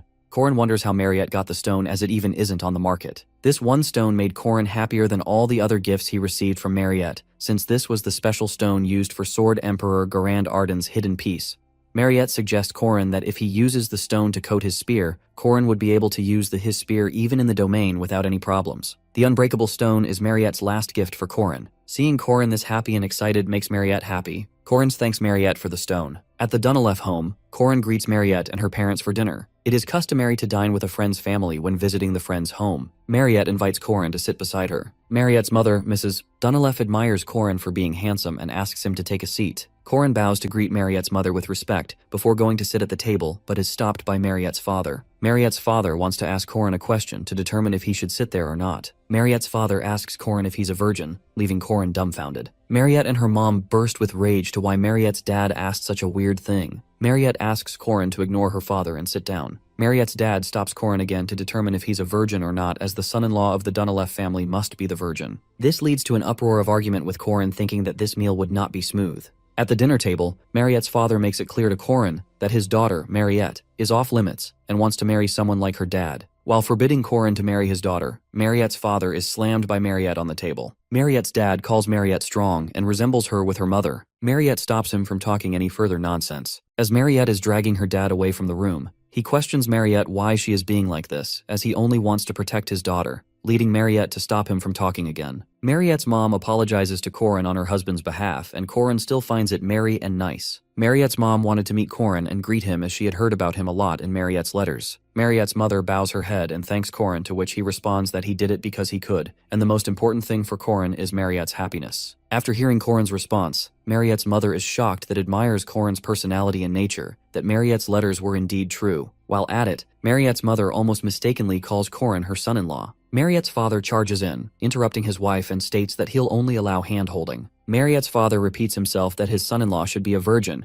only to be pounded by Mariette the very next second. Mariette's mother welcomes Corin and advises him to ignore her husband, and she's quite liberal. Mariette gets embarrassed by her parents' actions. Corin smiles at the quirkiness and merriness of Mariette's family. The next day, Mariette takes Corin to the Duke's castle for Count Cassius's party. Cassius greets Mariette at the door. He is excited and honored for Mariette to visit the Blandria family. Seeing all the jolliness, Corin wonders if Cassius is the same stiff man who sent him to capture the sea serpent to allow Corin into his castle. Mariette and Corin are announced entering the party. Corin is proud that if he had not saved Mariette, Corin could not have witnessed Mariette being this happy, and the southern people would have lost their princess. The ladies are amazed to see Mariette at the Blandria family's party, and Cassius must be of a higher value to have Mariette accept his invitation. The Dunilef family has a high influence in the south. For Cassius, having Mariette's presence in his party is more beneficial than catching a sea serpent. Corin suggests Mariette to enjoy the party a bit before going into the Duke's office. Corin and Mariette had brought their gear and intended to ask Cassius to enter the Duke's office when the party reached its peak. Mariette is suddenly surrounded by suitors of high-class families to have their first dance with her. Mariette starts getting confused. Seeing Mariette's confusion, Corin rushes in and gets on one knee, leaving all the other men stunned. Corin taunts the other men that although they're energetic, they still lack manners. Corin kisses Mariette's hand, asking her to have the first dance with him. Corin reminds Mariette the basic etiquettes of a ball to have one's first dance with your partner. From his past life, Corin remembers getting scolded for etiquettes to kiss a beautiful lady to request a dance. Getting red with blushing, Mariette accepts Corin's request to dance with him. Corin apologizes to Mariette for being reckless if she felt bad. Still blushing and stuttering, Mariette did not mind his actions as she loved it. While dancing and looking into Mariette's eyes deeply, Corin told Mariette that he felt as if he was abandoning his savior who helped him get to this point and should return the favor. Corin gets a heated feeling while talking to Mariette and is almost about to confess to her, but Mariette steps on his foot with her high heel. Mariette apologizes to Corin, telling him she's not a good dancer. Bearing the pain, Corin says it's not an issue. Corin suggests that he should lead the dance with Mariette and asks her to put her left foot on his foot. Corin's foot might get dirty and the dance would be awkward, but Corin tells Mariette not to care about others watching. Mariette's focus should be on Corin, her partner, and should focus on enjoying the dance. Corin guides Mariette with the dance and compliments her. Corin and Mariette gaze into each other's eyes, are laughing and having fun, sharing a dreamlike moment. After Corin and Mariette's dance, the suitors gather again to ask Mariette to dance with them. Mariette declines and excuses them to being tired and wishes to rest a while. Corin escorts Mariette to the lounge with Mariette thanking him. This leaves all the suitors enraged and cursing Corin behind his back. The ladies in the party are mesmerized by Corin's actions that were beyond romantic and how Corin cared for Mariette, even though the dance was awkward. The ladies also talked about how Mariette was smiling when she was with Corin. Corin and Mariette enter Duke Sabancia's office. Mariette asks Corin what he is searching for, to which Corin responds that it doesn't matter what, as long as they are looking for traces of Duke Sabancia. Corin picks up a book, thinking that in the game the book has the traces of the Duke's wife Luina and daughter Cecilia, that the player in the game must find in the Duke Sabancia's quest, and normally giving this book to Duke Sabancia ends the side quest. Corin also wonders that in the game and in his past life, there was no line telling him to look in the office, so why has the Duke called him here? Exhausted from endlessly searching the entire office, Corin and Mariette sit down to rest. Mariette questions Corin if there is any evidence or hidden passage or clue. Mariette complains about being hungry. Corin asks Mariette if she did not have anything to eat at the banquet. Mariette reminds Corin that she came out immediately and did not get time to eat anything. Having a steamy gaze, Mariette admires Corin's jawline and collarbone. Corin realizes what Mariette wants, as this was a natural sign with the development of their relationship. Corin permits Mariette and she starts to suck Corin's blood from his neck. Corin asks Mariette if she's done. Mariette is confused because Corin didn't feel any pain, to which Corin explains that he has developed a persistent warrior's tolerance, so he doesn't feel anything, leaving Mariette stunned with shock. The topic of persistent warrior's tolerance reminds Corin that he received this skill alongside soul dust. Corin immediately asks Mariette to summon Deoku. Corin states that Deoku is a little hazy, closer to an astral body before his body materializes. Mariette makes Deoku hold on to this state a while longer on Corin's suggestion. As Deoku begins to disappear, a mysterious presence enters the room. Corin prepares Mariette to be on guard. Seeing the Duke appear, Corin feels it to be such a drag that the Duke's soul should have told him beforehand that it was going to be like this. It is revealed that Duke Sabancia's spirit was sealed inside the Great Library's grimoire. The Duke had decided to separate his body and soul when he couldn't die, and was suffering from the desire for blood. The body of Duke Sabancia is now in front of Corin. Sabancia wonders how a random person like Corin has come to visit with remnants of his soul, and what brings Corin to his castle. Corin introduces himself as Sabancia's distant junior. Sabancia compliments Corin's appearance. Corin compares Sabancia's assessment to be better than back at the library. Corin questions Sabancia how his body is moving without a soul. Sabancia interrupts Corin that the questions will only be asked by him, making Corin to believe that this might not just be a present after all. Sabancia Duke was the great general who ruled the entire South 800 years ago. The world knew Sabancia as the strongest of all time. Fast forward to the present, Corrin is in a fierce battle with Sabancia Duke. Sabancia remembers that Corrin had met his soul and asks Corrin if he killed it. Corrin answers that he did not kill Sabancia's soul but rather helped him find peace and ascend. Corrin thought Sabancia would bring more than the grimoire as a gift this time. Sabancia believes if his soul guided Corrin to his castle, then Corrin wouldn't have brought a vampire with him, something that Sabancia despises. Sabancia thought all of Corrin's statements as lies and refused to believe Corrin. Corrin once again asks Sabancia how his body is moving without a soul. Sabancia reveals that since his body is a vampire, it needed a piece of Sabancia's soul trapped inside in the castle to prevent him from becoming a beast, like Mariette. Corrin tries to make Sabancia believe that Mariette's controlling the powers of a vampire. Sabancia refuses to believe Corrin as Sabancia had to rid himself of the bloodlust for 800 years and has worn out his soul senses and emotions. However, the one thing that did not disappear for Sabancia was the taste of blood, for which it is revealed that Sabancia has sewn up his mouth. Corrin regrets bringing Mariette and putting her in danger. Corrin assumes that since Sabancia just has his body for 800 years, Sabancia might be strong, at least as a semi-rank now. Corrin activates his 6-step spearmanship and intends to face Sabancia with full power to defeat him. Corrin charges with the Calamity Serpent Ultimate Essence and Rising Serpent Skies, while Sabancia uses Poisonous Dragonhead Charge. Sabancia shows Corrin the power of creation, which Sabancia gained from slaying a dragon, and charges with an attack called Final Demonic Sword Dragon Murder. Corrin realizes that he underestimated Sabancia's strength and collapses. Sabancia approaches Mariette, calling her a petty beast and how she hopes to live a human's life. Mariette is confused by Sabancia's words. Sabancia questions Mariette if she doesn't consider herself a beast, and if not, then how positive is she to overcome her will. In the end, Mariette will kill all those she loves just to quench her bloodthirst. Sabancia charges towards Mariette to end her. Mariette saves herself and summons Deoku. Sabancia traps Deoku with 8 trigrams binding. Sabancia is impressed by Mariette's speed and compares it to be faster than his own during Sabancia's prime. Sabancia mocks Mariette for being a foolish beast, relying just on her strength with no strategy. Mariette cries for Deoku to come back. Sabancia shows Mariette the Romania sealing sword and explains that this is a binding sword to seal immortal beings. Sabancia's hatred for vampires is clearly seen as he repeatedly calls her a beast, and she will always remain one. Remembering Corrin's past words, Mariette refuses to believe Sabancia's words and tries to assure Sabancia that she has changed. Sabancia thinks that the path of Mariette's death is better for both her and Corrin while binding Mariette with his sword. While Sabancia laughs at Mariette's helplessness, Mariette gazes upon Corrin's neck. Witnessing this, Sabancia is assured that vampires shouldn't exist, as Mariette, even now, cannot forgive her bloodlust and is learning to suck Corrin's blood. However, Sabancia is amazed to see that Mariette is injecting her blood as an elixir into Corrin to save his life. Sabancia is convinced that Mariette can control her vampire powers and suppress her nature. Mariette cries for Corrin to wake up. On the other hand, Sabancia is impressed by Mariette and Corrin and what they achieved, something he could not do, and knelt down for his desires. Sabancia pulls out his sword and lodges it into Corrin. Mariette yells at Sabancia that he has already done enough to harm them, so how far does Sabancia plan to go? Mariette pleads with Sabancia not to take Corrin away from her. All of a sudden, Corrin puts his hand on Mariette's shoulder, ensuring her that he's fine and right here.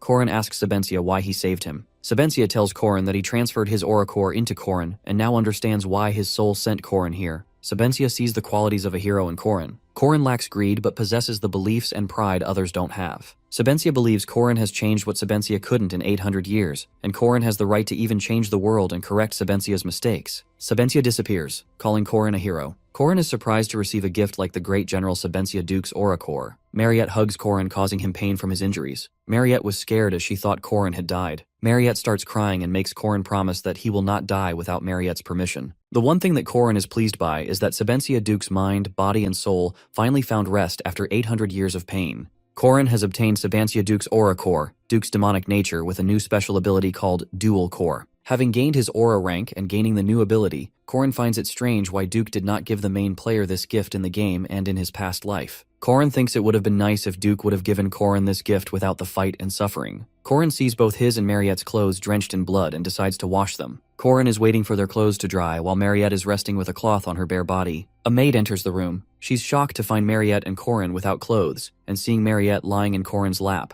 mistaking them to have engaged physically. Corrin tries to clear the misunderstanding that he's just drying their clothes. The maid notices the sweat, muscles, and hot air in the room, making her assumption more clear. Corrin still tries to clear things for the maid, but the maid apologizes and runs away, telling Corrin and Mariette to enjoy their time. Corin is embarrassed and questions the meaning of the maid's words and tries to stop her from misunderstanding. Corin believes something has gone wrong. Hearing this, Mariette's father gets furious and threatens to kill Corin for messing with his daughter. It took around 20 days to clear up the misunderstanding. Corin decides to hide in the mountains for those 20 days, while Mariette's father has his people search for Corin for violating Mariette. Corin spends those days training his aura. Corin weighs a sign of relief when all the misunderstandings have cleared up. Otherwise, Corin would have been the South's #1 enemy. Corin is excited to return back to school for the second semester and the festival preparations. Mariette asks Corin if the inn business she invested in with Corin was doing well, making Corin more excited, as they would be making 10-folds of what was invested. The large number of tourists for the festival will be the means for Corin's profits in the inn business because of the rise of value in the lodging industry. Corin intends to make it big and sell the land to make huge profits. Corin dreams of having a large sum of money and getting rich, but soon his dreams are shattered when he sees a typhoon. Corin wonders and finds it strange why this typhoon didn't happen in his last life. Mariette believes that the typhoon will cause a problem in the festival preparations and tries to console Corin that it is natural to fail at least once when someone tries to do something big. Mariette, with a steamy grin on her face, suggests signing an IOU with Corin,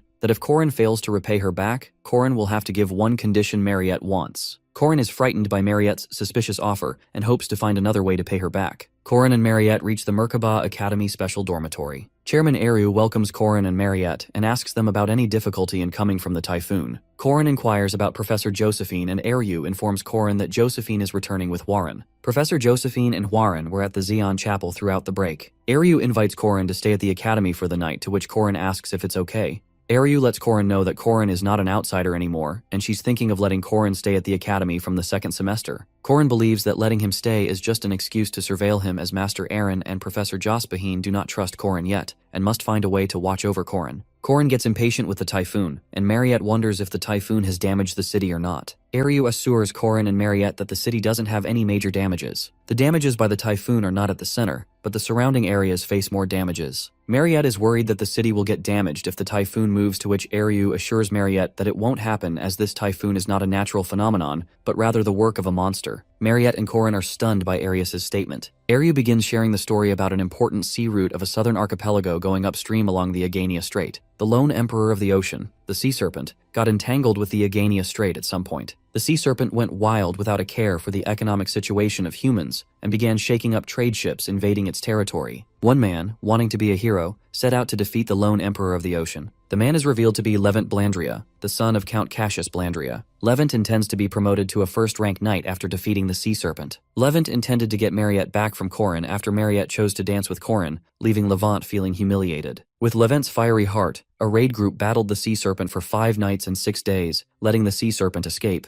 Levant pledged this victory to Mariette's name. Levant and his men believed it to have brought peace onto the Agenia Strait, which was far from the truth, as they could not catch the sea serpent and lost it. The lone emperor of the sea ran away, causing the loss of many innocent lives. The typhoon bat alvin, in order to breed, became the core of typhoons to protect themselves from their enemies. A typhoon bat alvins is also known as the golden bat because its blood, bones, and flesh all act as elixirs, making them being demanded and sought after not only by humans but by monsters as well. The injured sea serpent devours the male alvin, making the female alvin go towards the far north to protect the baby in her womb, leading to the academy to be safe from the serpent. The female alvin chose the academy as the place to give birth. Watching his land get destroyed, Corin gets frustrated. Corin believes it to be a result of the butterfly effect, as Corin and Park were the ones to defeat the sea serpent in Corin's past life, preventing the disaster by the alvin bat taking place now. The workers in charge of the construction of Corin's inn start evacuating from the danger. Corin pleads with the workers to stop as they're almost finished. The workers refuse to die from the typhoon getting bigger, and even ask Corin to give up. Corin believes if the typhoon continues one more week, the inns will be destroyed, and there would be no festival. Corin gets worried that if the typhoon goes on, Corin will have to bear a loss of 720 gold coins. The Merkaba Academy held an emergency meeting regarding the typhoon measures. Chairman Eru had called a few presiding professors and students. Night faculty tenured professor Heman Welsh asks if everyone is aware of the typhoon bat, Alvan. Magic Department's Professor Dana Arienne questions the matter of subjugating the Alvan bat, as they could capture the bat, and the money earned from the research could help recover the loss from the King of the Iron Mountain. Being furious, Welsh emphasizes that it is necessary to subjugate the bat, but gets opposed by Magic Faculty Professor Edgar Linton. Edgar explains that the typhoon will clear in 1 month, so there is not need to risk facing the Alvin bat. Alchemy faculty professor Lorala Mass inquires Edgar for his opinion's proof. Edgar adds that Alvins breed from June to September and known to repeat the short-term pregnancy process, so the typhoon will most likely stop in a month, even when all the variables are considered. Lorala agrees with Edgar's decision, while Night faculty's new professor Ogun Rentry states the importance of trying to subjugate at least once, as the return of the students will be pushed back and the festival plans will be disrupted. Lorala agrees with Ogun but still decides that Edgar's approach is better. Corin interrupts the association, first calling them professors, then correcting himself to call them seniors. Corin humbly asks everyone to listen to what he wants to say, even if Corin lacks knowledge. Corin reminds everyone that they swore to be brave and realize kindness and justice, that they won't go against their creed even when facing death itself, and they would all protect the weak and defeat the evil, as all of them are guardians, the protectors of humanity. Edgar tries to reason with Corin regarding the subjugation. However, Corin makes Edgar realize the loss of the people on the street losing their homes and jobs, and Edgar cannot calculate lives with money. Edgar is dumbfounded to see Corin having such a sincere nature. Corin gets emotional that it isn't about oaths or chivalry, and that Corin just wants to save lives and requests everyone save the people, almost mistakenly revealing that all Corin just wants to save is In. Everyone praises Corin to be such a passionate knight at a young age. Hemin suggests forming a subjugation squad with the Guardians' names to save the people, to which Chairman Eryu agrees and gives her final word. Corin's passionate acting led everyone to quickly form a subjugation squad, and they all head towards the typhoon. Edgar states that he consulted the support group and all they need to do is know if time is everything well to take action. Corin is questioned about his sincerity and passion to save the people. Corin with a smile agrees and is happy that his inn will be prevented from destruction. The subjugation squad assembles, and their plan was simple: to catch the golden bat Alvin, which lives within the eye of typhoons. The subjugation squad will receive help from the support squad to create a crack in the typhoon, and if they succeed in opening a crack, the entry squad would go in to defeat the Alvin. Corin and the squad soon find themselves facing countless monsters in the typhoon, which were caught within the typhoon attempting to eat the Alvin. The monsters are hungry and super pissed. Corin, on the other hand, is far from worried because the squad has some elite fighters. Semi-first knight Hemin Welsh, who was called Strong Hand Haman in his prime, semi-first rank knight Professor Ogun, who wields a 2M long axe as it were chopsticks, a first-rank mage and the current party leader with outstanding talent, Professor Edgar, and above all, second-year academy student first-rank knight crazed warrior Berjacker. With these members in the squad, it was a piece of cake to defeat these monsters. Berjacker gets pissed when Corin asks if Berjacker is a half-giant, midst fighting the monsters. The focus of the squad is to capture the villain. Corin and the squad need to enter the eye of the typhoon before the damage spreads, and for Corin's inn to his concern. The subjugation squad charges towards the eye of the typhoon, making Corin excited. Entering the typhoon, the squad is surprised to see a smaller typhoon within the typhoon. It is revealed that the Alvin noticed intruders entering the typhoon and created the smaller typhoon with the last remaining power out of her motherly instincts. Edgar wonders if they can go through the second typhoon. Professor Ogun believes if they can endure the damages to their bodies, then they have a slight chance. Edgar fires a flare to request help from the support squad. Seeing the signal, Professor Dana excitedly uses her mage powers as Dana's getting the chance to show her powers for the first time in a while. Edgar sees the strength of the thunder from Dana's attack to crack the typhoon, and wonders if Dana intends to kill them all. Professor Edgar gets the squad behind him to cover everyone with a shield, questioning Dana over using her powers. Dana's red sprite attack blows the squad away, with Hemin criticizing mages to always kill knights. Edgar believes that the attack would be enough to break the typhoon. However, everyone is shocked to see the typhoon still in place. Edgar finds it impossible for the typhoon to still be there, as the attack was strong enough to even wipe out second-rank monsters. Welsh notices and finds it weird that the Alvin is getting bigger in size. Corin blurts out that the Alvin is evolving, a unique phenomenon in the development of demons which occurs in the matters of life and death. It is not strange for the Alvin, which can survive within a typhoon, to endure Dana's thunder, but instead, the Alvin absorbed Dana's thunder, making it stronger than before. The Alvin has now transformed into the king of the thunderclouds. The Alvin increases its power, and the squad find themselves trapped and flying in the typhoon. Welsh shouts out to request support from the support squad. Edgar thinks it's no use, as mage attacks would only make the Alvin stronger. Corin smiles and knows that it's time for him to step up. Corin begins to attack with Calamity Serpent intent, but soon realizes that a knight's martial arts attacks are only effective if their feet are on the ground, whereas the squad is in mid-air. Corin finds it annoying, not being able to do anything, and tries to look for an opportunity. Corin asks Berjacker to do something, but finds that the 2M knights and a spearman with 2 cores like himself are weak in mid-air. Corin remembers that he has 720 gold coins on the line and thinks of a plan. He borrows Berjacker's head as a stepping ground to jump forward. Corin jumps over all the other squad members to go further ahead to finish off the Alvin, as Corin refuses to surrender to a monster. Blinded by revenge, Corin charges to attack the Alvin, but finds himself stuck in some slime. Corin throws his spear towards Alvin for a macro hit attack, but the spear is deflected. Corin realizes once again that his feet need to be on the ground for any of Corin's attacks to work. Korin is ready to give up believing it to be his end, and thinks that he should not have invested the money, but instead should have used it to buy yummy snacks. When Korin is about to give himself into the typhoon, Korin hears a sound in the typhoon of someone fighting the Alvin and wonders who it could be. With a fierce blow to the Alvin, the person ends the fight. The typhoon disappears and the squad falls down. It is revealed that the savior of Korin and the squad was none other than Hwarin, who had just returned with Professor Josephine. Korin is grateful that the rescue squad came to save them. The incident caused by the typhoon bat that hit the city caused only minor damages before being stopped by Hwarin. Only the highway suffered the damage as the commotion was suppressed early on. However, there were some victims in the windy rains, so they are soon to recover. As the Academy is funded by taxes, so for the guardians of the Academy, the image of heroism and symbolism is of high importance. With maintaining that image comes the responsibility of volunteer work for the city. The guardians of the Academy are doing their volunteer work after the typhoon by distributing food and drinks to the citizens. A citizen asks Hwarin for an extra piece of potato, only to get refused in a rude tone. Korin, who's paired up with Hwarin for volunteer work, points out her mistake. Korin reminds Hwarin of the story of how civilization started. Hwarin starts to get annoyed, but Korin continues the story of how humans helping their weaker peers creates a civilization. Hwarin misinterprets the story by concluding humans to be weak. Hwarin finds all this meaningless because no human would help her. Hwarin stops when Korin volunteers to help her so that it means something for Hwarin. However, Hwarin wants Korin to stop talking, stating that if Korin knew about her past and how she was created, Korin would not help her. Hwarin calls herself a living jinx, and that even Korin would turn his back on her. The soul whose body Hwarin is using demands her body back, something which is revealed to haunt Hwarin.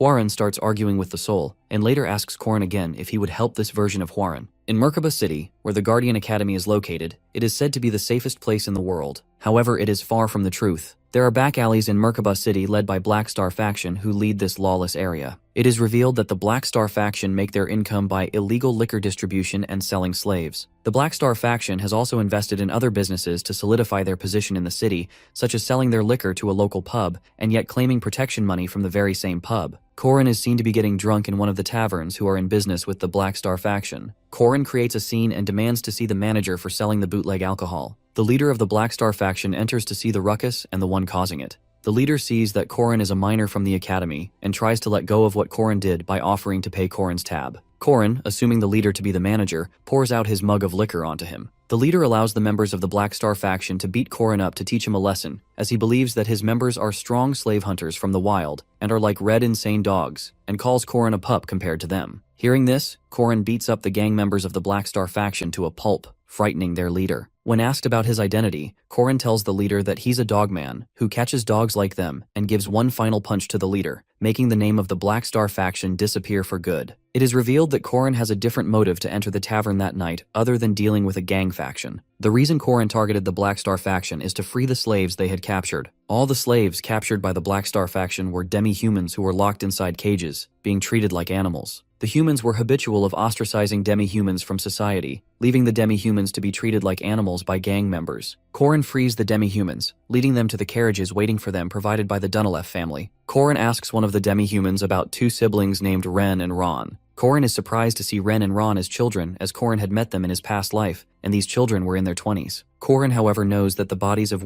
humans develop based on the mental development. Korin approaches the siblings trying to greet them. Ren tries to protect Ron from getting beaten up, and it is clear that both the children are frightened and traumatized. Korin remembers Ren being a ripped and gruff woman from his past life, and wonders that Ren would develop into that in just 1 year. In Korin's past life, Ren and Ron were working for the Catholic Church as villains, and both the humans were difficult enemies, but somehow managed to be killed by Park Hu. Korin intended to save Ren and Ron before being sold to the church to prevent himself facing them as mid-level bosses in the future. Ren wants Korin to leave them alone, but Korin hugs both the siblings to ensure their safety. Korin asks their names and they introduce themselves as Ren and Ron. Korin introduces himself as a guardian named Korin Locke, to which Ren and Ron come at ease and relax onto Korin. Korin wonders if he should hand over the human children to the guardians or not. Korin is seen drinking at the tavern with a bar employee named Lenya. Korin is still thinking that he had intended to use Ren and Ron to keep Korin's enemies in check. Korin asks Lenya to take Ren and Ron to the inn and get them some food. Korin now knows that he has to save Hwarin all by himself. The next day at the Merkaba City landing zone, Eastern Platform Village, there are 3 visitors seen landing. The conductor asks for their registration, but comes to know that it's Senior Professor Kang Ryun, an official from Barama Academy of the East with his 2 disciples Jinhyuk and Kang Yuhua, so the conductor welcomes them and escorts them to a carriage. It is revealed that Kang Ryun and his disciples have intent for murder and want to take revenge against Hwarin. After a month from the Typhoon Bat incident, the Merkaba Academy is seen preparing for the upcoming festival. The festival, unlike its name, is an academy exchange war where students of the 4 academies of each region compete and battle in their strive for mastery. Corin's friends are discussing if they'll participate in the individual, duel, or group matches. Alicia asks Corin which match he would be choosing, and Corin has decided to choose the doubles matches and intends to take Alicia as his partner. Corin notices Alicia's hesitance and ensures her that they're a fixed team as before. Alicia tries to change the topic and suggests Corin to choose the group matches, but Corin refuses to have a random team distribution. Alicia reminds Corin that the doubles team might also have random partner selections, to which Corin reminds Alicia that it will be announced that students with a 2nd rank or higher will have the right to choose their partners. Alicia doesn't want to be paired up with Corin again, as Corin treats her as a slave, and makes Alicia do all the labor, which surprises Corin. Alicia suggests Corin partnering with Mariette. However, Corin tells Alicia that Mariette intends to choose the individual matches to win the individual match prize all to herself. Everyone notices the participants from the East Fighting Hound Sejin Hyuk and Swordmaster Kang Yuhua entering with their Professor Immortal, Taoist Kang Ryun. Corin remembers Jin Hyuk and Yuhua to be the protagonists of the 3rd part, Heavenly Yaksha. Kang Ryun requests Professor Josephine to transfer Hwaran to Borame Academy, to which Josephine refuses to accept. Kang Ryun believes it to be a reasonable request, being Hwaran's blood relative, as Hwaran was the center of the tragic accident they had faced a year ago, turning Kang Ryun's castle to ashes. Ryun reminds Josephine that she took Hwaran during that disaster, and now that Ryun knows Hwaran's whereabouts, wants his niece to return. Josephine states that Hwaran is a special case and Ryun should be aware of that. Josephine finds it strange that the reason Ryun requested the meeting immediately after his arrival was for Hwaran. Ryun wants to recover Hwaran from the beast that resides in her body. Josephine reminds Ryun that Hwaran's body is still alive because of that child, and more importantly, it is the will of Chairman Eryu and Hwaran's father, Kang Yu. Ryun questions if Josephine would allow a beast to socialize with others, and Josephine states that spent the first semester with no such problems. Li Jinyang, the Catholic Church's dispatched bishop, believes Hwaran's socializing might just be part of the beast's wicked plans. Josephine tries to put an end to the bishop's words, yet the bishop requests Hwaran to participate in the festival to test the true nature of the demon, as it will be revealed in the heat of violence. Josephine thinks it to be a good opportunity to show that demons can also socialize with others. Josephine makes Ryun clear that it's up to Hwaran where she chooses to stay, and the Hwaran's legal guardians are Chairman Eryu, Josephine, and Xi'an Cathedral's great saintess. Josephine is thinking over Corin's words to be true. Corin had informed Josephine that Balthazar's dogs are hidden within the festival. When inquired by Josephine to reveal the identities, Corin states that he doesn't know the details, but guesses it to be the Catholic Church in Borame. The Catholic Church wants to expand its influence with desperate attempts, while Borame has sent its students to participate. It is revealed that the Heavenly Yaksha is a very important incident that will decide the overall direction of the El-Las Kingdom. Corin asks Josephine to keep an eye on the Catholic Church and requests Josephine to have the Borame students stay at an inn in the outer region so that Corin can keep an eye on them. Josephine still doesn't trust Corin, believing him to be Balthazar's disciple. However, Corin shows Josephine his oath as a shadow warrior to change her mind. Josephine questions Corin about him owning the inns in the outskirts and trying to make a profit with his stalls and inn business. The festival's group match preliminary round takes place. Hwaran is the only one absent from the named characters, so Corin believes Hwaran might be participating in the individual matches. Kang Ryun is the judge in charge of the group trials, and will be determining the 16 guardians who will participate ahead. The topic of the exams is to save the civilians, and the participants to have their armbands ripped will be eliminated. Ryun casts the 8 gates array to form. It is revealed that the stone dolls will be acting as the civilians. After touching a civilian, the guardians can give them commands. Guiding a civilian earns 1 point, and destroying a civilian would deduct 2 points of each guardian. Corin is happy to see his friend's passion and excitement. On the other hand, Alicia is shown to be performing well against the obstacles.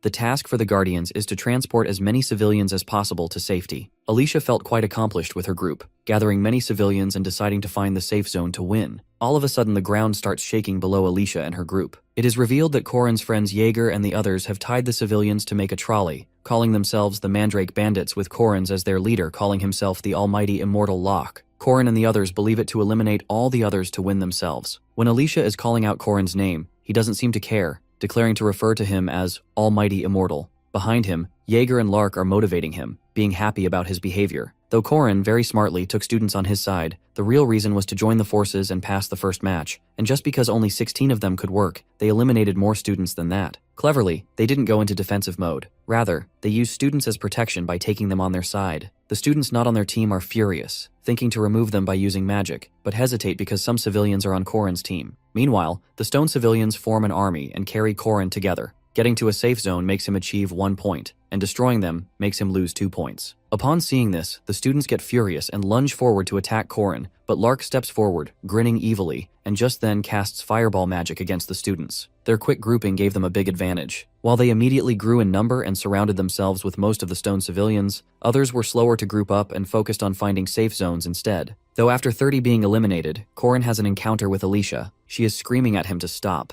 On the other hand, he is proposing she join the Mandrake Bandits, demanding her colleagues' armbands, promising to give her the position of vice president then. But when he sees her hesitating, he instructs his opponents to bring Alicia's armband to him, and they will be into the bandits. Upon receiving this information, all Korin's opponents rush forward to snatch her armband. Gripping her odachi tightly, she knocks the students who came her way down, yet senses the threat and ends up accepting the proposal and becomes the vice president of Korin's Mandrake Bandit team. Just like everyone, Mariette also forms her team. It is actually based on friendship, and Mariette is doing a great job up till now with gathering stone civilians. She was even sure that her friendship and unity could overcome any hurdle until they met the Mandrake Bandits. Looking at Korin's pretending innocent face, she decides not to fight, and she also joins the team, chanting Korin's name over and over again. This shocks Isabelle because she wasn't expecting this behavior from Mariette. Watching through the screen, Professor Kang Ryun is pissed to see Korin. While Josephine denies even knowing him, not accepting that he is from her academy, that results in Korin's party gaining a bad reputation. However, they pass the match with flying colors. After gaining rewards, in another round of the double match, Borome's twins, second-rank guardians called the Chen siblings, take an attacking stance, ready to attack Korin, but being very skilled, they get quickly knocked out by Alicia after Korin dodges their attacks immediately. At the same time, 2 onlookers are judging Alicia's performance. They were expecting Alicia to be something more than extraordinary, as they heard that she was the Sword Emperor's granddaughter, but concurrently wonder about Korin. Since they were aware of the 2 main threats, Warrior Berjacker and Mariette. Though Korin being a threat wasn't in their books, since the Chen siblings are not easy to deal with, and Korin dodging their attack that easily shows his exceptional skills. They can feel him being experienced just by the way he stands, breathes, and moreover, the way he observes his opponent to unleash a calculated move. The onlookers find him annoying, wishing he doesn't get in the way when they use that formation. However, a strange guy among the onlookers was already hearing their conversation. His expression darkened, overhearing all that. In the academy, Hwaran is walking around. Nostalgia of her becoming a yaksha is hitting her hard, since the silence in the campus reminds her of that day. The emptiness is because of the festival. Her mind drifts to a horror memory. In front of her is a building engulfed with flames, while she stands on the burning skeletons looking at the building being destroyed. In an instant, Hwaran's attention shifts towards something else, a surprise attack. But then she senses something else, killing intent. It is a powerful skill. Hwaran quickly turns back, and the same suspicious guy, Saijin Hyuk from the crowd, is smirking, impressed by her presence of mind due to the fact that most people can't even sense it, and just faint. Hwaran can sense danger. She knows something is up, so she demands to know if they know each other by any chance. Upon hearing that question, the guy's expression completely changes. Something untwists, washes over his face. He gives her an evil smirk and pretends not to know her. Before excusing himself, Saijin Hyuk clarifies that he was just trying to prank her by assuming she was someone else. However, Hwaran could feel some familiarity towards the guy, but ignores it and leaves. One of the female onlookers from the crowd, Yunhwa, suggests that he shouldn't have done this at a place like this, but Saijin Hyuk is okay about it since the Master's 8 gates work on that monster. Basically, to save this powerful creature and prevent its destruction, the 8 gates array utter annihilation must be activated, yet Yunhwa advises Saijin Hyuk to wait for the moment of Yaksha's provocation. However, her plan is to take fire from the orchid, and the rest will be on that guy. In the second round venue, at Elas Kingdom Central Nazria City, the city is bustling. At a cafe, Korin is trying to digest the fact that they have come so far for the match, and was shocked when Professor Josephine announced the sudden change of the stage of the group match by Professor Kang Ryun. She investigates Korin because Boroma claimed that bandits stole the supplies. However, Korin denies stealing those supplies, but he did steal something. Supplies secretly moved through the Catholic Church. These supplies are important for Kang Ryun's secret plan to set up the 8 gates array, utter annihilation, and control Hwaran. It becomes clear that the story about Boroma's supplies being stolen was actually made up by Kang Ryun and Li Jinyang, so they could cover up their own theft and cleverly get the materials they needed. They acted quickly to hide their actions. Korin's thoughts are interrupted when Alicia keeps talking to him, ordering food for him and herself as well, but he reminds her about the precautions of not eating anything there. Just then, Kang Ryun enters the cafe. When he realizes everyone is already there, he immediately starts counting, and once the counting is over, suddenly all the armored men there start attacking the player. Korin was already alerted, but Alicia is pretty confused about them attacking each other. She is more shocked to see the corpses being decomposed immediately, but at the same time, Korin is not surprised. For the last 300 years, the city has been stuck in a time loop. During the day, life is normal. But at night, the entire city of 1.2 million people turns into a land of the dead. As soon as the city becomes dead, Kang announces the beginning of the group match. He will announce the division of the team real soon, and the mission is to retrieve the Moonstone. They have from now until the morning 3 days later to complete it, but they can choose to give up at any time. The team members announced they were sent outside the inns where the undead were roaming. They were only given the briefing of the task and some necessary items, though Corrin's team is D, including Alicia, Jaeger, and Lark. Corrin is aware that he needed to be on the top 4 teams in order to pass and to make it to the 3rd round no matter what, to save Hwarin. Corrin has planned everything, knowing the most dangerous enemies are outside the city center. In that case, they will focus on the lower-level zones at the city's outskirts, where the undead will match the difficulty, and Corrin's spear will be the one to clear the path, and they did exactly the same. Then they arrive at the outskirts steeple, move to a higher place, and only target the shining moonstone undead that have swallowed the moonstone. Corrin announces defeating the stage boss immediately, suggesting Lark use flying magic, but before Lark could even use any magic, the Revenant Titan and his team lunge forward to attack Group D. Corrin and all his team freak out and order Lark to use the flying magic, but maybe luck wasn't on his side, and a Geist occurs, a phenomenon in which a spirit possesses an object,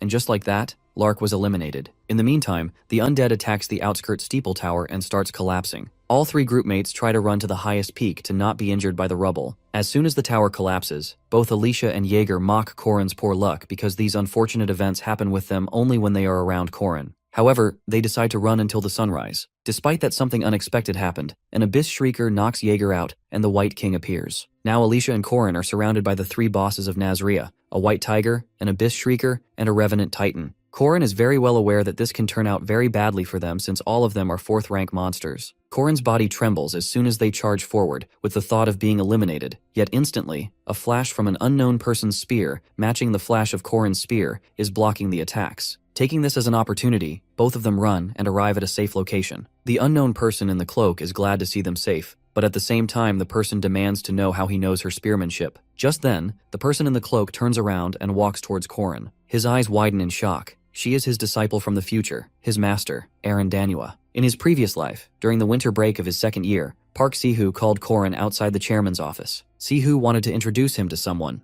who would make him stronger. That someone was Manhwa. Thanks to Sihu, Corrin encountered the person who would become his master. Now, in the present, Eren has taken both Corrin and Alicia to a building where the undead are unlikely to enter. As a gesture of gratitude, Alicia offers Eren some hot chocolate, but she gently refuses. They shouldn't eat anything from another time while they're here. This place has been frozen in time for 300 years, and consuming food native to that time could have consequences. The food might adjust to the present, or the one who eats it could end up trapped in the past. Corrin hasn't tried it yet, but he suspects there might be some effect either way. Later, once some time has passed, Corrin explains everything to Alicia, how Eren is his master, how they first met, and everything that's happened since. But as he talks, both he and Alicia find themselves puzzled. In a place where time loops endlessly from 300 years ago, everything should repeat itself. So how is Eren still completely rational, unaffected by the loop? That's when she reveals the truth. She's friends with the Grim Reaper, and has been working to prevent the rise of the immortal king in Nazrea. But now, that king is on the verge of being born, right at the city's center. Upon hearing this, Corrin insists they move out immediately. Eren needs an assistant, and he's ready to take on the role. This is the main quest of Nazrea's field. The player, and the Grim Reaper, must assist the unknown Spearman to stop the immortal king from being born.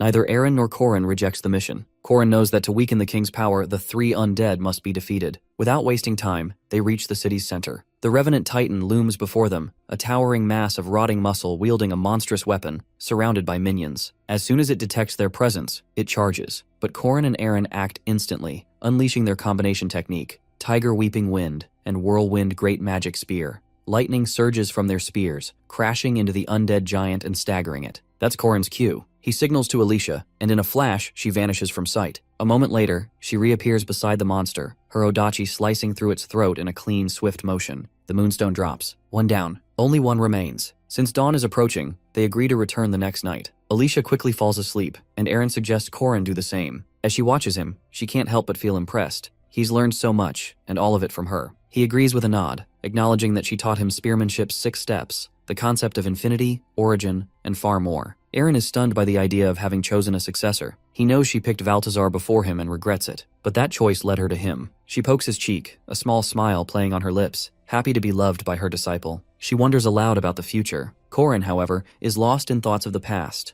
of her sacrifices, of her death. which came because he had become her priority. Regret burns in him. He didn't uncover Park Si-hoo's true identity soon enough. Again and again, he's tried to change the past, only to fail. Even his participation in the festival to save Hwaran hadn't prepared him for this. Meeting his master in this city, 300 years in the past. Now, with things changing in ways he can't predict, he fears his efforts might be in vain once again. Aaron senses his unease and gently reassures him. Everyone fails. What matters is continuing on. She promises to bless his future, so he should rest, for just a little while. Still, as he closes his eyes, questions swirl in his mind. Only time will tell what lies ahead. The next day, the match begins. Hwaran cuts through her opponents with ease, her strength far beyond anyone else's. But she's been warned, told to hold back and go easy on the others. They're no real threat. Josephine has also spoken to her about Korin, saying he's the strongest among all the students. After dominating round after round, she enters the 8th match. Her opponent is from Borome Academy. It's him, the same boy who ambushed her before, Saijin Hyuk. His face darkens the moment he sees her, but even with that smirk, he can't hide the tension. They've met again, and this time, neither of them plans to hold back. Saijin Hyuk unleashes a storm of attacks. Sky Wind Kick, Instantaneous Arrow, Fighting Hound Combatant, and Deathly Full Moon Hit.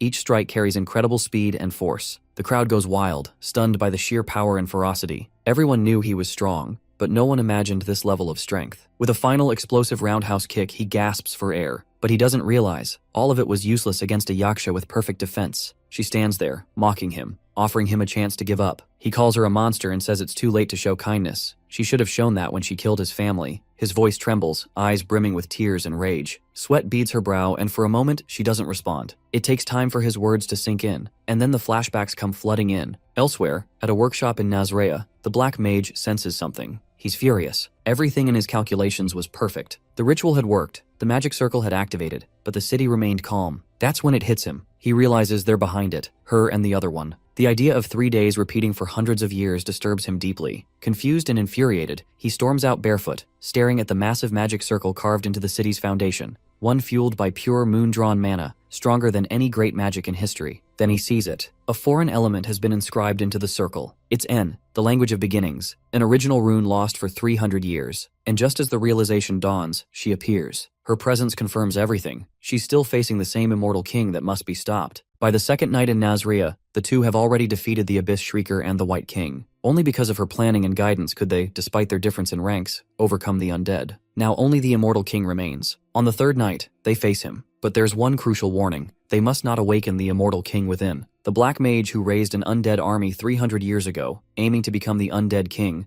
looks even uglier than expected. He wonders if the mage isn't fully lichified. She chuckles, explaining that the soul extraction is incomplete. Unlike most leeches, he lacks sharp intellect and refinement. Suddenly, without any warning, the spear in his hand thrusts forward. He charges, declaring he'll handle it alone. His power exceeds even Mariette's now, and he knows it. But then the black mage retaliates with Doombolt. A massive explosion lights up the area. It becomes instantly clear this won't be easy. No delays. The enemy follows with Time Curse, Death Wind, and Apocalypse. The onslaught is relentless. But in all that chaos, he loses sight, and that's when the chance comes. Korin counters with Infinite Returning Heaven and Naja Demonic Technique, cutting through everything and knocking him out easily. It's not surprising, not to him. This is a repeat quest. He's beaten this one many times before. She's impressed, but before they can celebrate, they notice she's missing. He finds her on a rooftop, staring out at the city. She knows it wasn't the mage's first rebirth. And then she tells him, it's been 36,000 times. Nazrea resets every 3 days. The black mage used a lunar eclipse to turn the city into undead 300 years, 3 months, and 27 days ago. Each cycle brings back 1.2 million undead, only for them to vanish with the immortal king. And she's been living through every one of them. Finally, she tells him the truth. The reason it all repeats, the reason this cursed city still stands, is because she made it this way. If 1.2 million undead flooded out of Nazrea, the world would eventually collapse. To prevent this, she used an original rune to interfere with his magic circle. However, reversing 1.2 million deaths would cause major consequences. He realizes the Death God has been watching him, the one who deceived Death, Korin Locke. He wonders if the Death God knows he is a regressor. The Death God exists within the system window as one who harvests dead souls. His goal is the purification of these souls, allowing them to be reborn.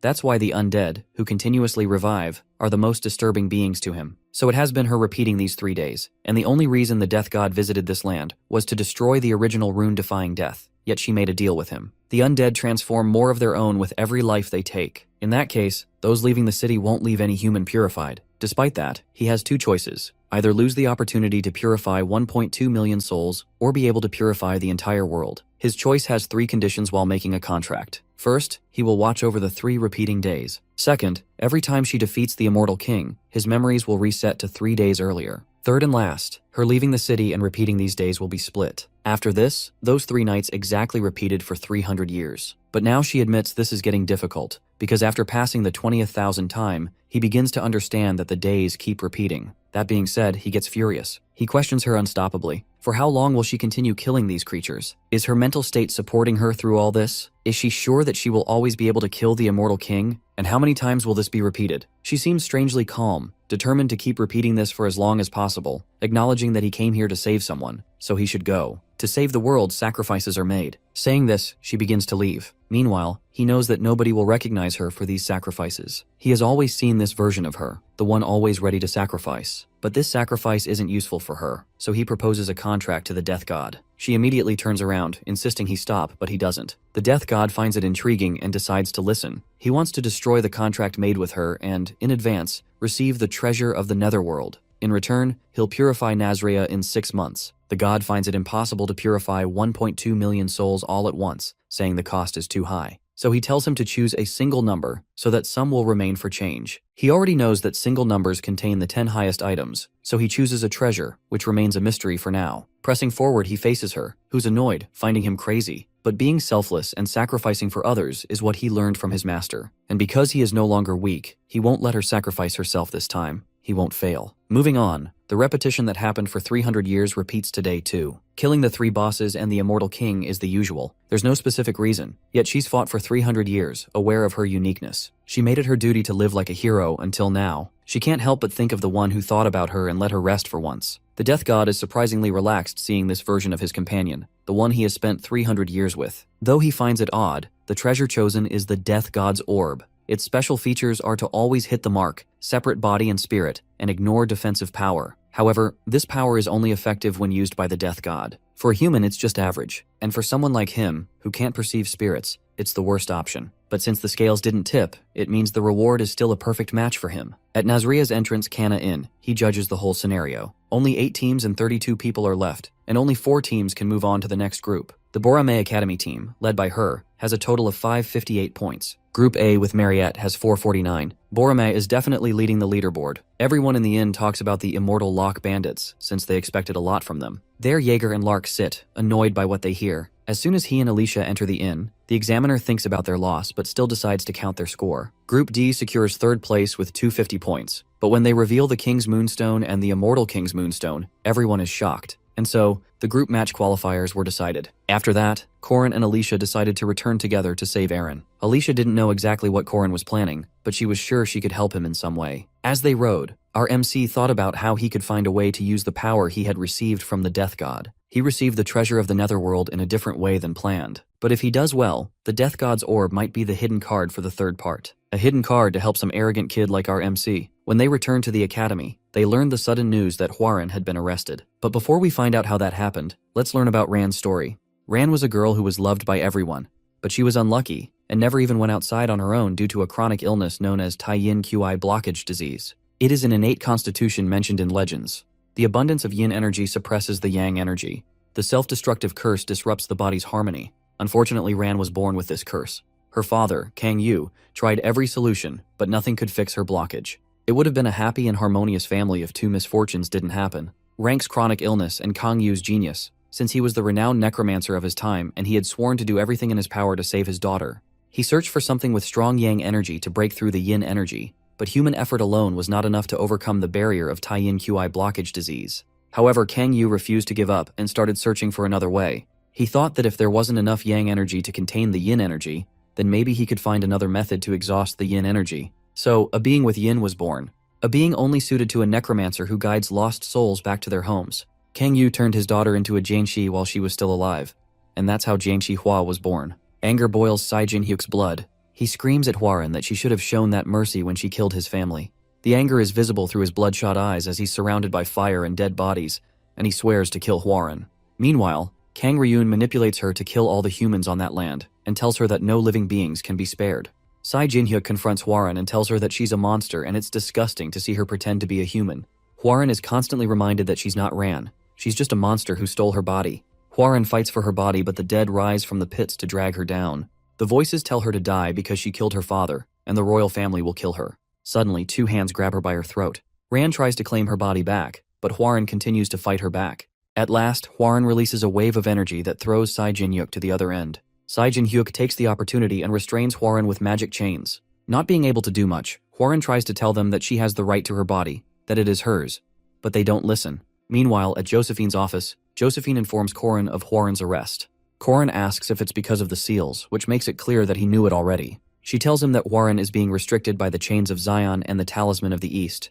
But during her fight with Sai Jinhyuk, the talisman got burned. The bishop took this opportunity to criticize it as a demonstration of Hwaran's violence, but at the end, Hwaran was moved to the east due to Kang Ryun's leadership, and a decision was made to create a new talisman. Seeing the forceful decision over one burnt seal makes it obvious to Hwaran that they're bent on making Hwaran's instability the Academy's fault.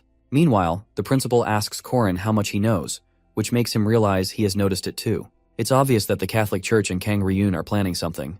Korin knows they don't want to hand over Hwaran to Boromei. He asks for their trust and tells them to leave everything to him. However, in order to achieve the desired results, everyone must do exactly as he says, without anyone missing.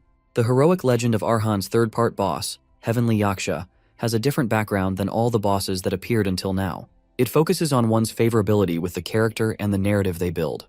That's what the decision comes down to. Whether he chooses Hwaran or Ran, the easiest and the most effective way would be Park Si-hoo's, to just choose one, regardless of who that is.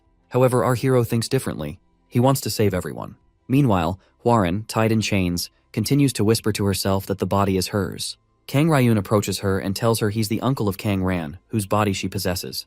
Hwaran tells him she won't give her body back, but Kang Ryun tells her she doesn't understand properly. He asks her, in almost a threatening tone, if she really wants this body. He again tells Hwaran to kill all the humans on that land and offers to help her. Suddenly, Ran's soul appears behind him and tells him that the voice doesn't reach, and it never did. Kang Ryun continues to plot and offers to give the body to Hwaran. 2 days after returning from the group match, the players were given some free time out of consideration for the students who came back from Nazrea, and Korin needs to prepare something for Boromei. Korin asks Mariette about the street stall they set up in front of the inn. Mariette tells him that the ingredients they used were delivered by the Dunalef family, and they sold them at 3 times the price after adding some sauce. Hearing about the profits makes Korin jump in excitement. Mariette notices the mana stone throwing stall and takes Korin to him.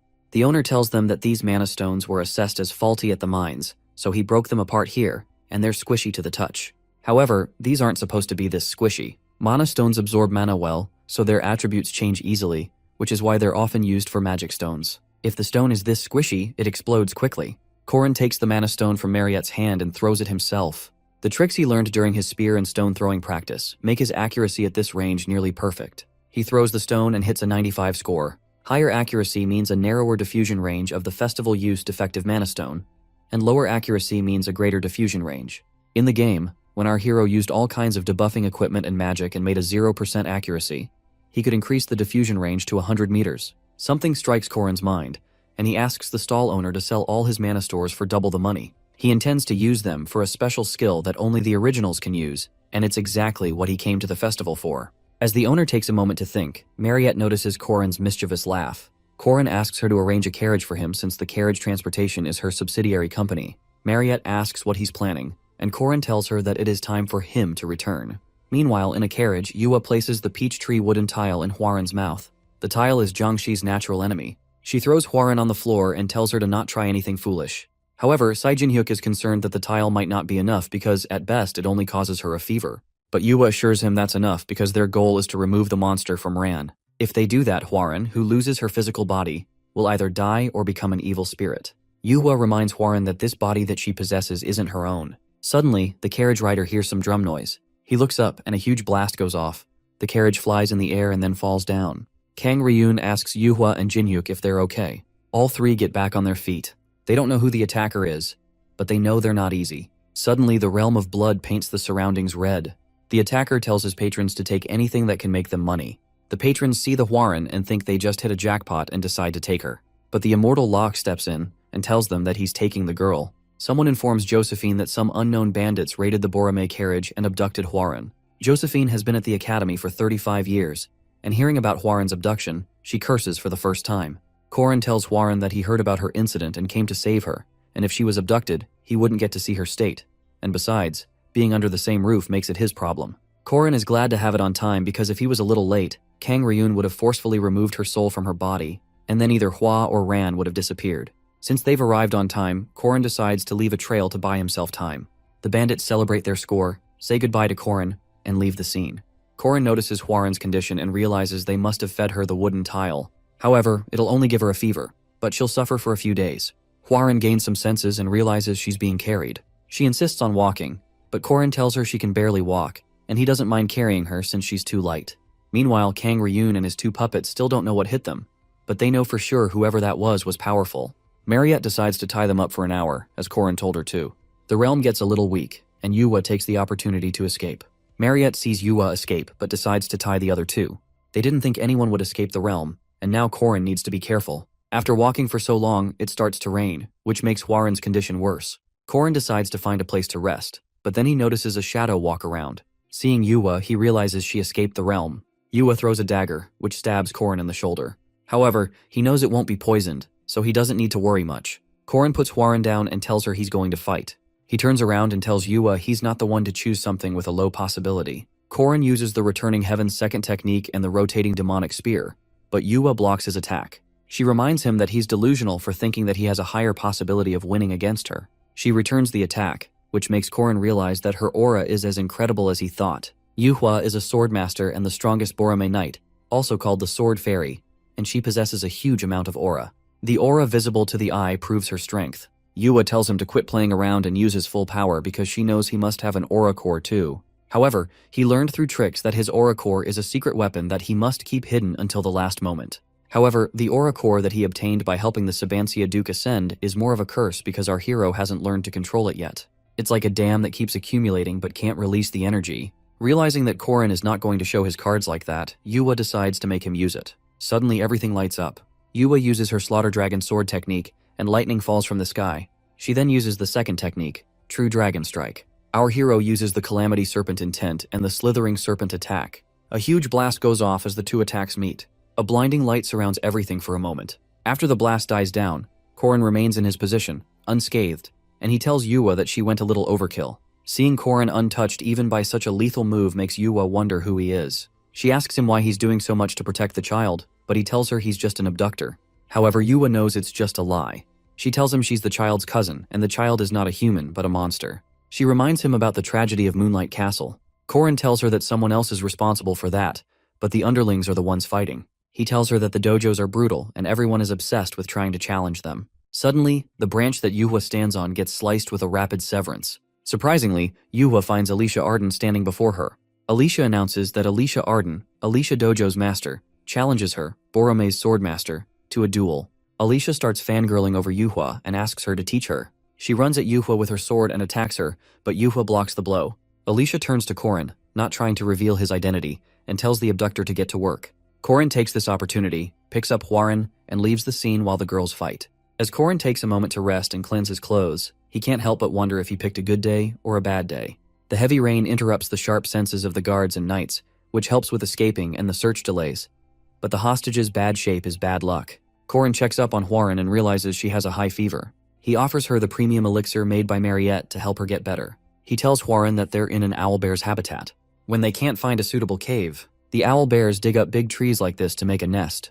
Hwarin's condition doesn't seem to get better, which makes Korin wonder if the elixir takes a little time to take effect. He realizes it won't be enough, so he decides to go catch a bear, thinking that maybe covering Hwarin with a bear's fur might help her recover. As Korin starts to walk away, Hwarin gathers her energy.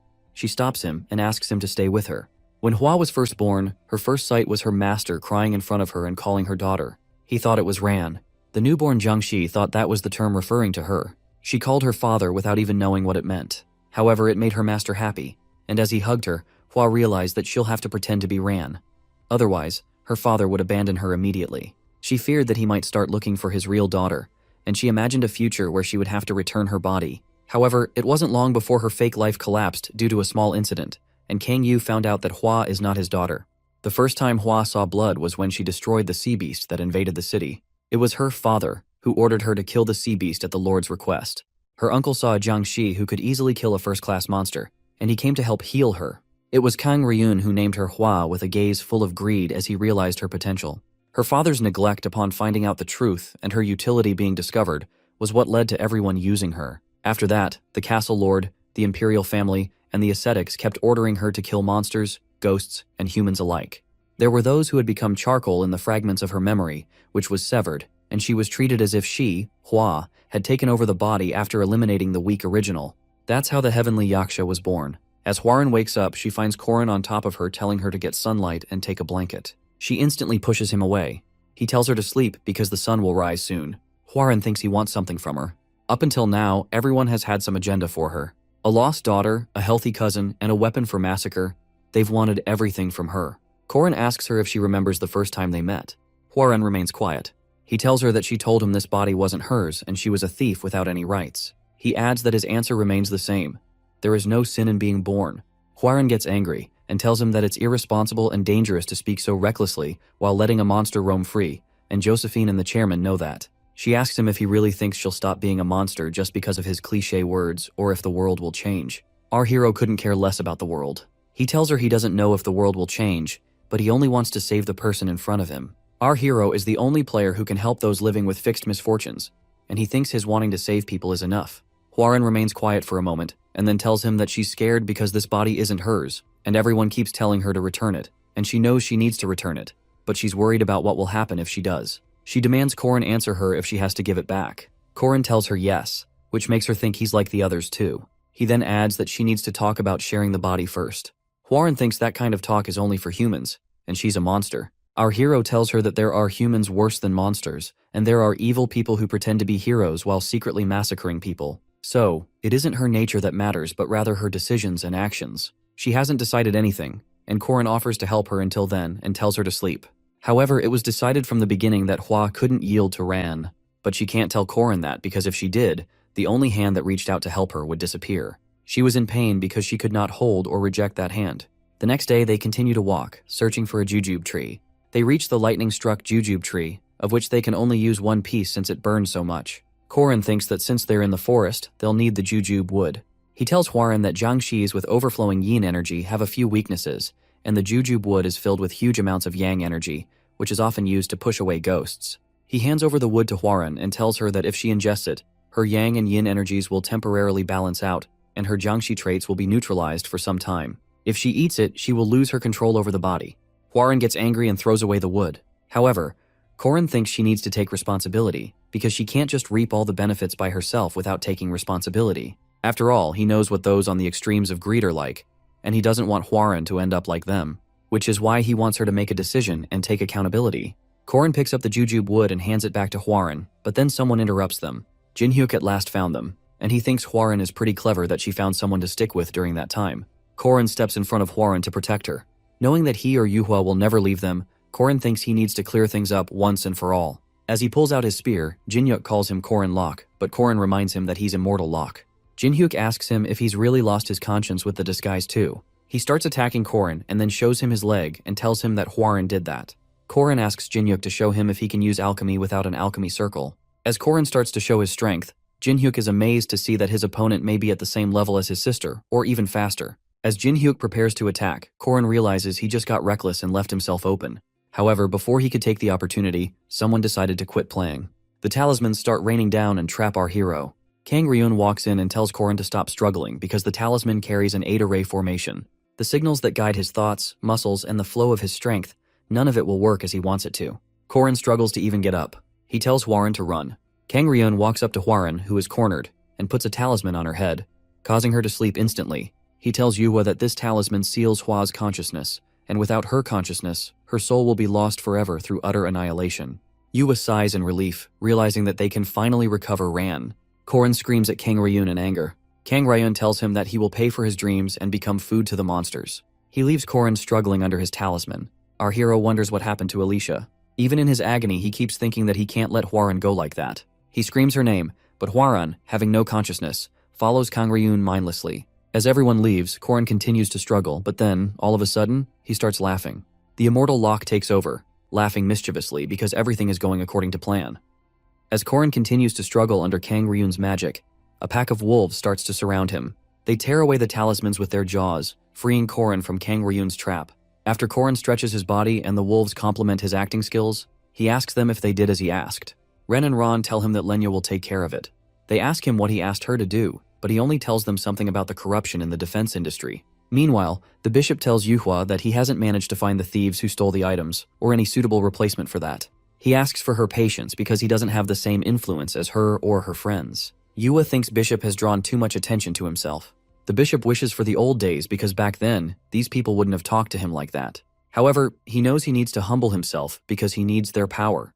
He tells Yua that the thieves are shadows who don't show themselves easily. He tells her that he's found a merchant group that has been doing business with the Eastern continent for a long time, and they can provide the substitute items. As he tells her the name Mandrake Merchants, Yuhua feels that she's heard it somewhere. Meanwhile, the mic announces the highlight of the festival, the final round of the group match. Kang Ryun secretly deals with someone about an item, while Hwarin remains hidden, still holding the jujube wood. The audience's cheer and excitement as the announcer calls Kang Yuhua's group head and group hip.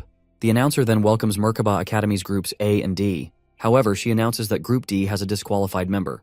The announcer reveals that their leader Korin is missing and didn't show up for the doubles competition.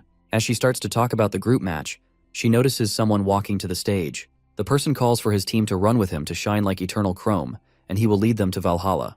Jua is surprised to see that person alive. The person is none other than our hero, Korin Locke, or the Immortal Locke. The audience chants for the dramatic entry, and Korin tells the professor to begin the match. Kang Ryun is annoyed by Korin's presence, but he can't deny him, and so he begins the match. The rules of the match are simple. The 8 doors will continuously transform, misleading those trapped inside this formation. To win this final match, the players need to find the correct path and reach the center to recover the Golden Dragon sign. The maze makes everything confusing. The deployed formation transforms the venue and separates the participants. Kang Ryun doesn't know anything about Korin Locke, but he's certain that the completion of poison is no longer stoppable. Suddenly, the broadcasting video freezes and stops working, and their guess is that the formation's overflowing mana is interfering with the video transmission. Kang Ryun takes this opportunity to begin the process of removing Hua from Ran. He tells Yua and Jinhyuk to guard the Black Tortoise of the North because as long as that is protected, it doesn't matter if everything else is destroyed. As Yuhua leaves for her task, she tells her uncle to take care of Ran. Meanwhile, Korin's teammates see the 8 trigrams and the 9 cardinal directions, which makes them wonder if the formation is there. Korin orders them to find the formation. However, his makeup makes them feel like they have to call him boss. The Black Tortoise has always controlled the North that protected the Emperor in the center. His position behind the Emperor's back allows him to both protect the Emperor and attack him. So when targeting a formation with the 4 symbols as its basis, it is important to go for the Black Tortoise first. As Yua and Jinhyuk make it to the Black Tortoise, they're welcomed by Korin and Alicia, already waiting for them. Jinhyuk wonders how much Korin knows to be here without any confusion. As they go hand in hand in a fight, Alicia wonders if the 2 of them are going to be enough. Korin assures her that it'll be better than Mariette. Seeing that Korin got through the 8 gates deception and came straight to the northern gate makes Yuhua wonder if her uncle's 8 gates have already been seen through. However, she believes that's impossible because it has a total of 365 alterations, including stone soldiers, fog, and maze-like paths. Yua believes even the most genius formation sorcerer cannot escape this formation once trapped. Korin sees Yua thinking and shows her that he knows about her purchase, and he followed the tracking rune engraved on that item. Since the group of bandits robbed the items they needed for formation, Yuhua had to buy the new ones from Mandrake merchants. It suddenly clicks to her, and Korin tells her he was the one who stole them. The Mandrake bandits and the Mandrake merchants were all his pawns. Yua gets angry and tells him that the 2 of them can't win against her. Since Alicia lost to Yuhua on purpose last time, Korin tells her to get her revenge. Jinhyuk tries to provoke Yuhua and tells her that Alicia went easy on her. Yuhua draws out her sword and runs at Alicia and Korin to go all out. If they're in a hurry to end the fight, Korin is busy too, and he tells Alicia to go all out too. Jinhyuk, with his annihilation fighting, and Yua, with her dragon sword technique, run at Korin and Alicia. Our heroes, with their powers, do not hold back. Huge blasts go off, and in an instant Jinhyuk's leg is severed. The battle ends in an instant as Jinhyuk's leg and Yuhua's sword are broken in half. Yua refuses to lose so miserably. They both rise again to fight, to eliminate Hua and save Ran. They would have fought till the end if Korin hadn't struck the Black Tortoise's shell and said that he would show them his sincerity. Yuhua and Jinhyuk stop having no idea what he's talking about. Suddenly, Korin pulls out a beast with a tiger's canines, a sheep's horns, and a boar's face. The beast is Taodi of the 4 perils. Completely opposite to the 4 symbols that represent order and protection, these are evil beings representing destruction and chaos. Yuhua and Jinhyuk are confused why there's a Taodi on the Black Tortoise's shell. Some thoughts occur to them, but they dismiss them, thinking there's no way that a necromancer like Kang Ryun didn't notice that. Korin tells them that the utter annihilation ceremony is not being done to remove Hua from Ran's body, but for the opposite. He tells them that from the beginning, Kang Ryun was never interested in Ran. He always wanted Hua, and the necromancer's ceremony is intended to completely destroy Ran and have Hua take control of her body. Kang Ryun stands on top of Hwaran's helpless body as he begins the ceremony to achieve his ill-intended goals. For some, 3 years may be a lot, and for some, they may be short.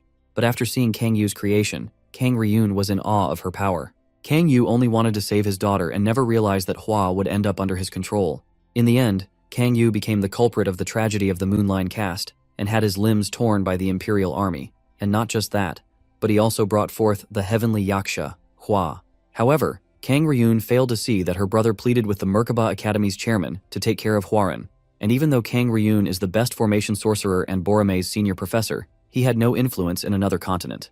Kang Ryun fell into despair until Tates Valtazar, the legendary spear star, a figure from 80 years ago, found him. He only wanted the professor to do one thing, to go wild.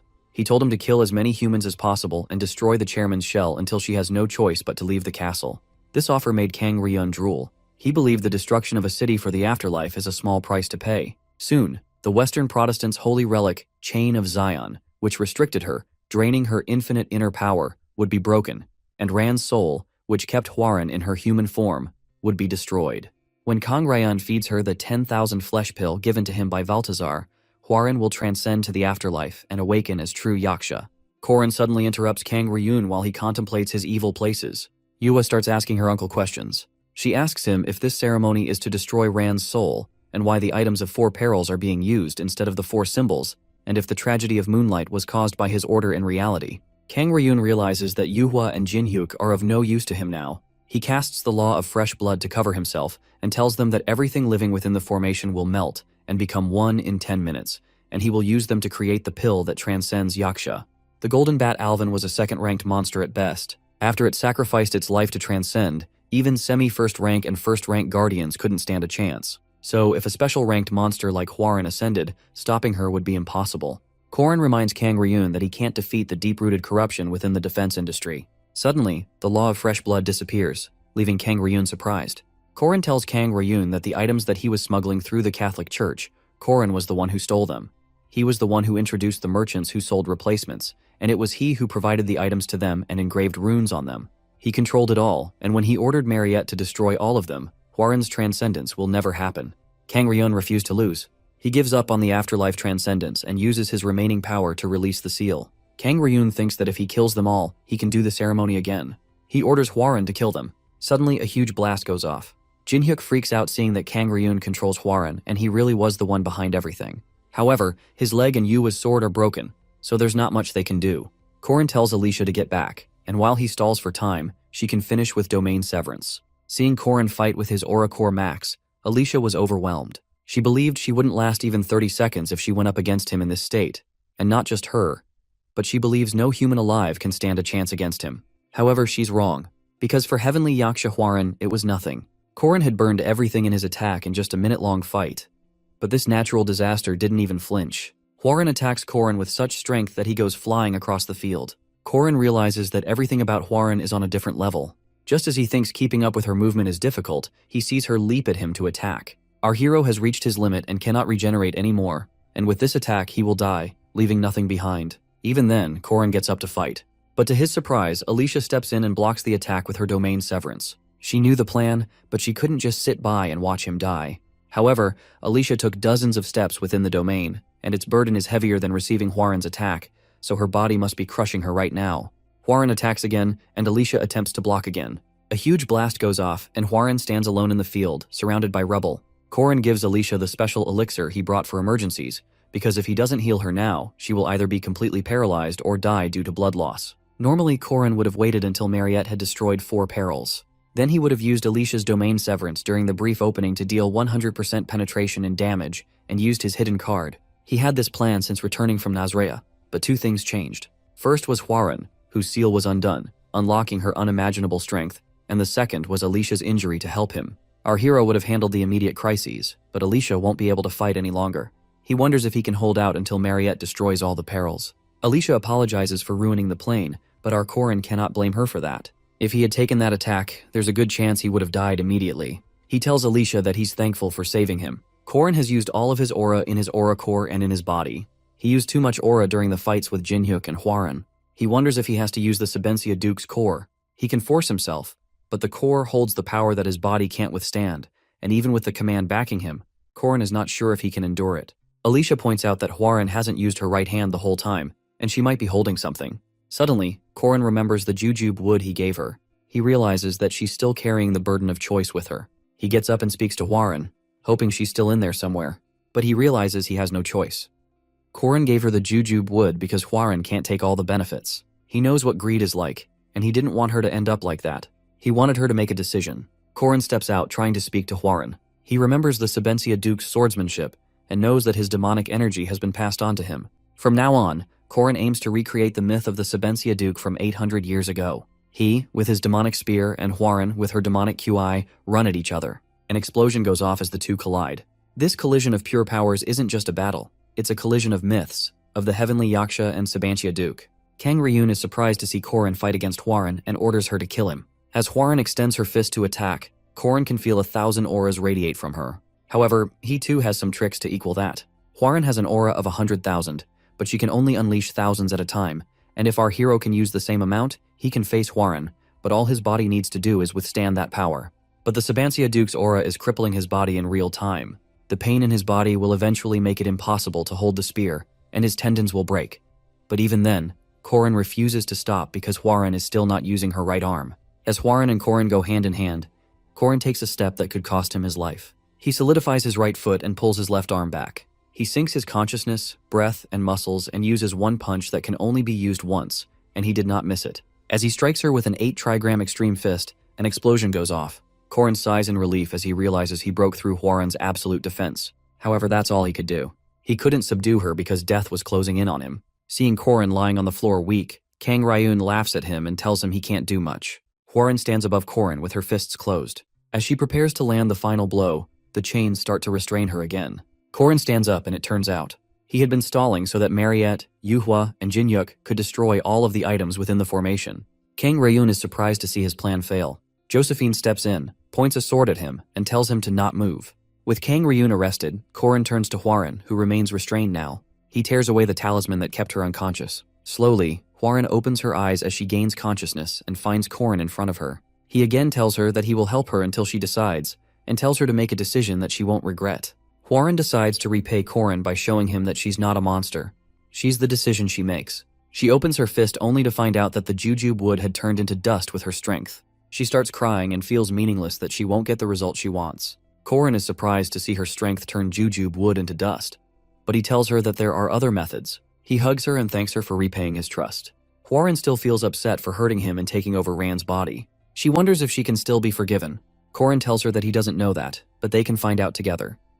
After Kang Ryun's failure, the incident was dealt with as was decided, by keeping it a secret. Borome's senior professor causing such an incident is already a problem, and this ceremony involving Hwaran would draw more attention to her. Those who feared her would denounce her, and others would seek her power. Josephine informs Korin that they're trying to make it look like Kang Ryun had an unfortunate accident, and even Borome's chairman agreed, given that it's a great consideration for them. They even requested compensation for the damages, which the chairman tried to avoid, but it worked out. Josephine knows they're in no position to trust anyone, but still, she's thankful to Korin for his help. Korin is hopeful that they'll come to trust each other. Josephine says her goodbye and leaves Korin to rest. Meanwhile, Mariette gets excited seeing Korin awake. She checks up on him and tells him he lost his fingernails. She feels sad that he always pushes himself and ends up hospitalized and starts crying because she feels hurt because Korin will hurt himself. Korin asks her if she's okay considering that she had to destroy all the stone soldiers. Thanks to Jinhyuk and Yuhua, our hero was on time and barely made it out alive. They weren't bad people. They just had a tough position. Jinhyuk was just avenging his family, and Yuhua wanted to save her cousin. It was Kang Ryun who exploited their desperation. He is the villain. He should be the one blamed. As always, Korin asks Mariette to call him Appa for being mature, which makes her think he's obsessed with that word. Mariette knows it's impossible, but she wants Korin to not be hurt. Our hero is tasked with saving the world, and yet he's nothing compared to the player. He's an ordinary sub-player with nothing but his spearmanship to rely on. His body is bound to suffer. Seeing Korin not even denying that he's going to hurt, Mariette offers to fight with him, regardless of who he fights. Corin is glad to hear those words because he's going to fight the evil beings and the great enemies who seek to destroy the world, and he's going to fight them, together, with Mariette. Mariette tells him that since Harvest Day is almost here and the holidays are coming up, she's applying for the Guardians thing earlier because, with Corin as a leader and her as vice leader. Meanwhile, the nurse brings Alicia in on a wheelchair. Corin sees her covered in bandages and starts laughing because she looks like a mummy, but he also knows she pushed herself to that point for him. He stops laughing, apologizes to Alicia, and thanks her. Even though with Mariette's elixir, her bones remained intact, she will still need at least 2 weeks of rest. With 1 more week of the festival left, Alicia won't make it to the campfire at the closing ceremony. Alicia is upset that she has to rest because she really wanted to go to the campfire.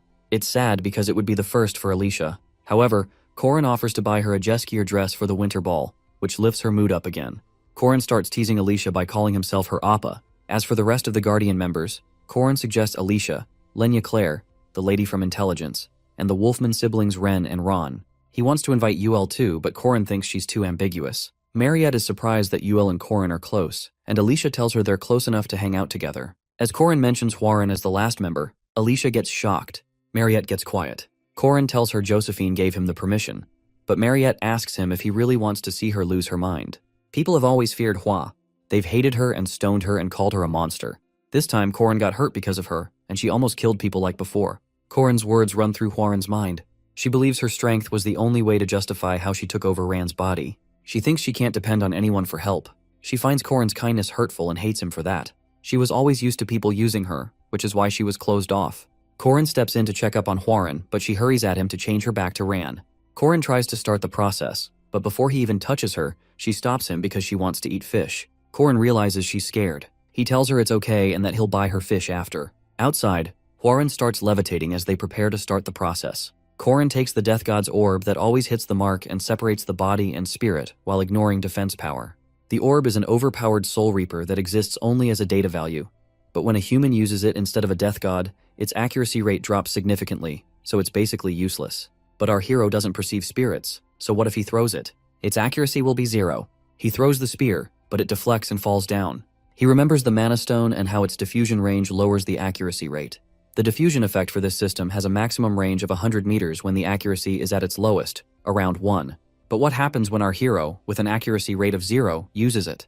The diffusion range will become infinite, ignoring the fact that he cannot perceive spirits, and its effect will activate. In other words, it gets registered as an attack on the soft Mana Stone. Corin throws his spear and strikes it accurately. He catches Huaren as she falls. He tells her he used a little mana. Huaren wakes up and calls Corin Appa, leaving him surprised. Huaren calling Corin Appa triggers some memories of him wanting to be called Appa. Tears run down his cheeks as he realizes it's Rand making her first impression. Rand tells him that she noticed him wanting to be called Appa by Hua, which makes him realize she was watching everything all that time when Hua possessed her body for 3 years. He asks her if she hates Hua for taking over her body, but Rand doesn't answer and starts running in excitement. Thanks to Hua, she can walk for the first time since getting sick, and she's using the energy Hua gathered. Rand tells Corin that she hated Hua at first and screamed at her to return her body. But then she realized that her voice didn't reach, and Hua would only talk to herself. Rand knew her talking to herself was her way of dealing with the guilt. She knows how hard it is to go against fear and anxiety because she was in that body too. Rand doesn't hate Hua because she was brave and returned her body to her. Corin feels warm seeing Rand forgive Hua, even though she possessed her body for 3 years. Rand tells him that her time stopped at 14, but Hua was only 3 years old, and she's got the little sister that she wanted, which Corin agrees with. Corin assures her that he will always save her anytime she needs. Rand tells him she likes sushi too, and Hua and she have the same taste in everything, including men. She starts touching Corin and tells him that if he marries her, he will have 2 wives, and demands an answer from him. At first, Corin thinks she's teasing him, but Rand tells him she's serious, and back in her town, everyone has done it by this age. Corin tells her to ask Hua's opinion too since they share the same body. Rand kisses his cheek and suddenly, Hua takes over. Hua tells him to not take it seriously because she was talking nonsense. Seeing Hua talk to herself, Corin realizes she's talking to Rand. Huaren tells Corin to be at their usual place for dinner at 7. Corin realizes food is Huaren's way of apologizing. As Huaren's proposal runs through his mind, he wonders if she really is a kid. The church knights thought that they'd be able to take down the Protestant princess, but thanks to a guy, it was a failure, and they don't even know who he is and how he caught their plans. They just followed Jinyang's orders, gathered 100 cross-charge squad members, and, in order to induce Huaren's danger, they took the risk and moved through the 100-year-old tunnel. Corin tells them they should have just used the chapel knights. The squad leader calls him out for behaving like that with them, and Corin knocks him out with just a hit. He wanted to try the throw that took everyone down at once. As Josephine tells him she'll arrest them, Corin reminds her to take out their suicide poison capsules in their right molars first. Josephine had questions. For starters, how did Corin know about the church's 100-year-old tunnel? And why did he ask her to keep an eye on the Catholic Church? For now, Josephine was just glad to have him as an ally. Being born with strength and a body that didn't get injured, the Jiangxi girl's vitals were made to be slower than others, so Huaran was really lazy. Hua and Ran start arguing to wake up, and at last Huaran decides to get up. As she walks down, she sees Corin sleeping on the couch. Ran tells Hua to wake him up because his mouth will get twisted if he sleeps like that. Ran asks Hua if she likes him. Hua tells her she doesn't understand him because he does things she doesn't ask for, and he works too hard. Hua tells Ran that she doesn't like Corin, she hates him. Meanwhile, Mariette sees Huaran up early. Realizing that she couldn't sleep because of Corin, Mariette asks Daoku to lift him onto the bed. As Mariette leaves after telling Huaran to sleep, Huaran suggests putting Corin on the sofa. Mariette tells her that he will get cold without any blankets. She then tells Huaran to eat the steamed potatoes in the kitchen, and she will eat her corn with her. Meanwhile, even though the festival didn't end, the classes continued. And since our hero has heard everything in his previous life, he decides to do something else. He checks his stats and realizes he has crossed Alicia's beginning stats and gained his third aura core as well as unlocked demonic QI release. Now, his aura core is currently lower than or equal to a normal knight with their first core. However, our hero has the core he obtained from the White Silver Mandrake, and the demonic nature's core he obtained through Sabancia Duke. So while the other knights had their first core, he already possessed 3. Alicia also obtained her domain at this time. The countless steps within the domain have also helped Alicia gain some amount. So her aura rank has also risen to a lower high this time. She had upper middle at the beginning, and she's developed half a year faster than normal, so Corin is excited to see her future. Now the only thing left is the demonic QI release. Corin's current aura is over 8,020%, and 1,600 of this is an instant release. It is a really absurd amount of instant power, but the problem is when Corin tried testing it out in the hunting ground, he couldn't feel it at all. He starts getting excited thinking he'll be able to split skies and cut dragons with a spear. Suddenly, the teacher reveals that she will be checking notes. Corin snaps back to reality and wonders if Lurala is mad that everyone has been sleeping in her class. It is likely that Lurala will punish them by making them clean the classroom. The problem is that this classroom is exclusive to alchemy faculty, which means it will be filled with dirt from experiments. Corin knows he needs to write something if he wants to avoid punishment. He starts looking around.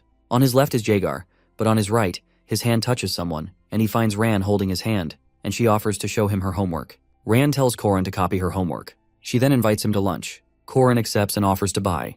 Meanwhile, the other students see him and wonder if he was always that close to Huaran. The other student points out that he was the only one who talked to her, which says a lot. Ran tells Corin that Hua was sleepy, so she took over and let her rest. Corin asks her if she met Jin-Yuk and Yuhua. Although the two were used, they still need to take some responsibility. Kang Ryun will be unofficially executed, and the nation's royal family will do it secretly. Yuhua is the lord of the Kang family now, which means she's in charge of everything from small housework to the family's marriage too. Ran teasingly tells Corin she got permission and calls him husband, which makes Corin wish Hua would wake up soon because it's getting difficult for him to deal with Ran.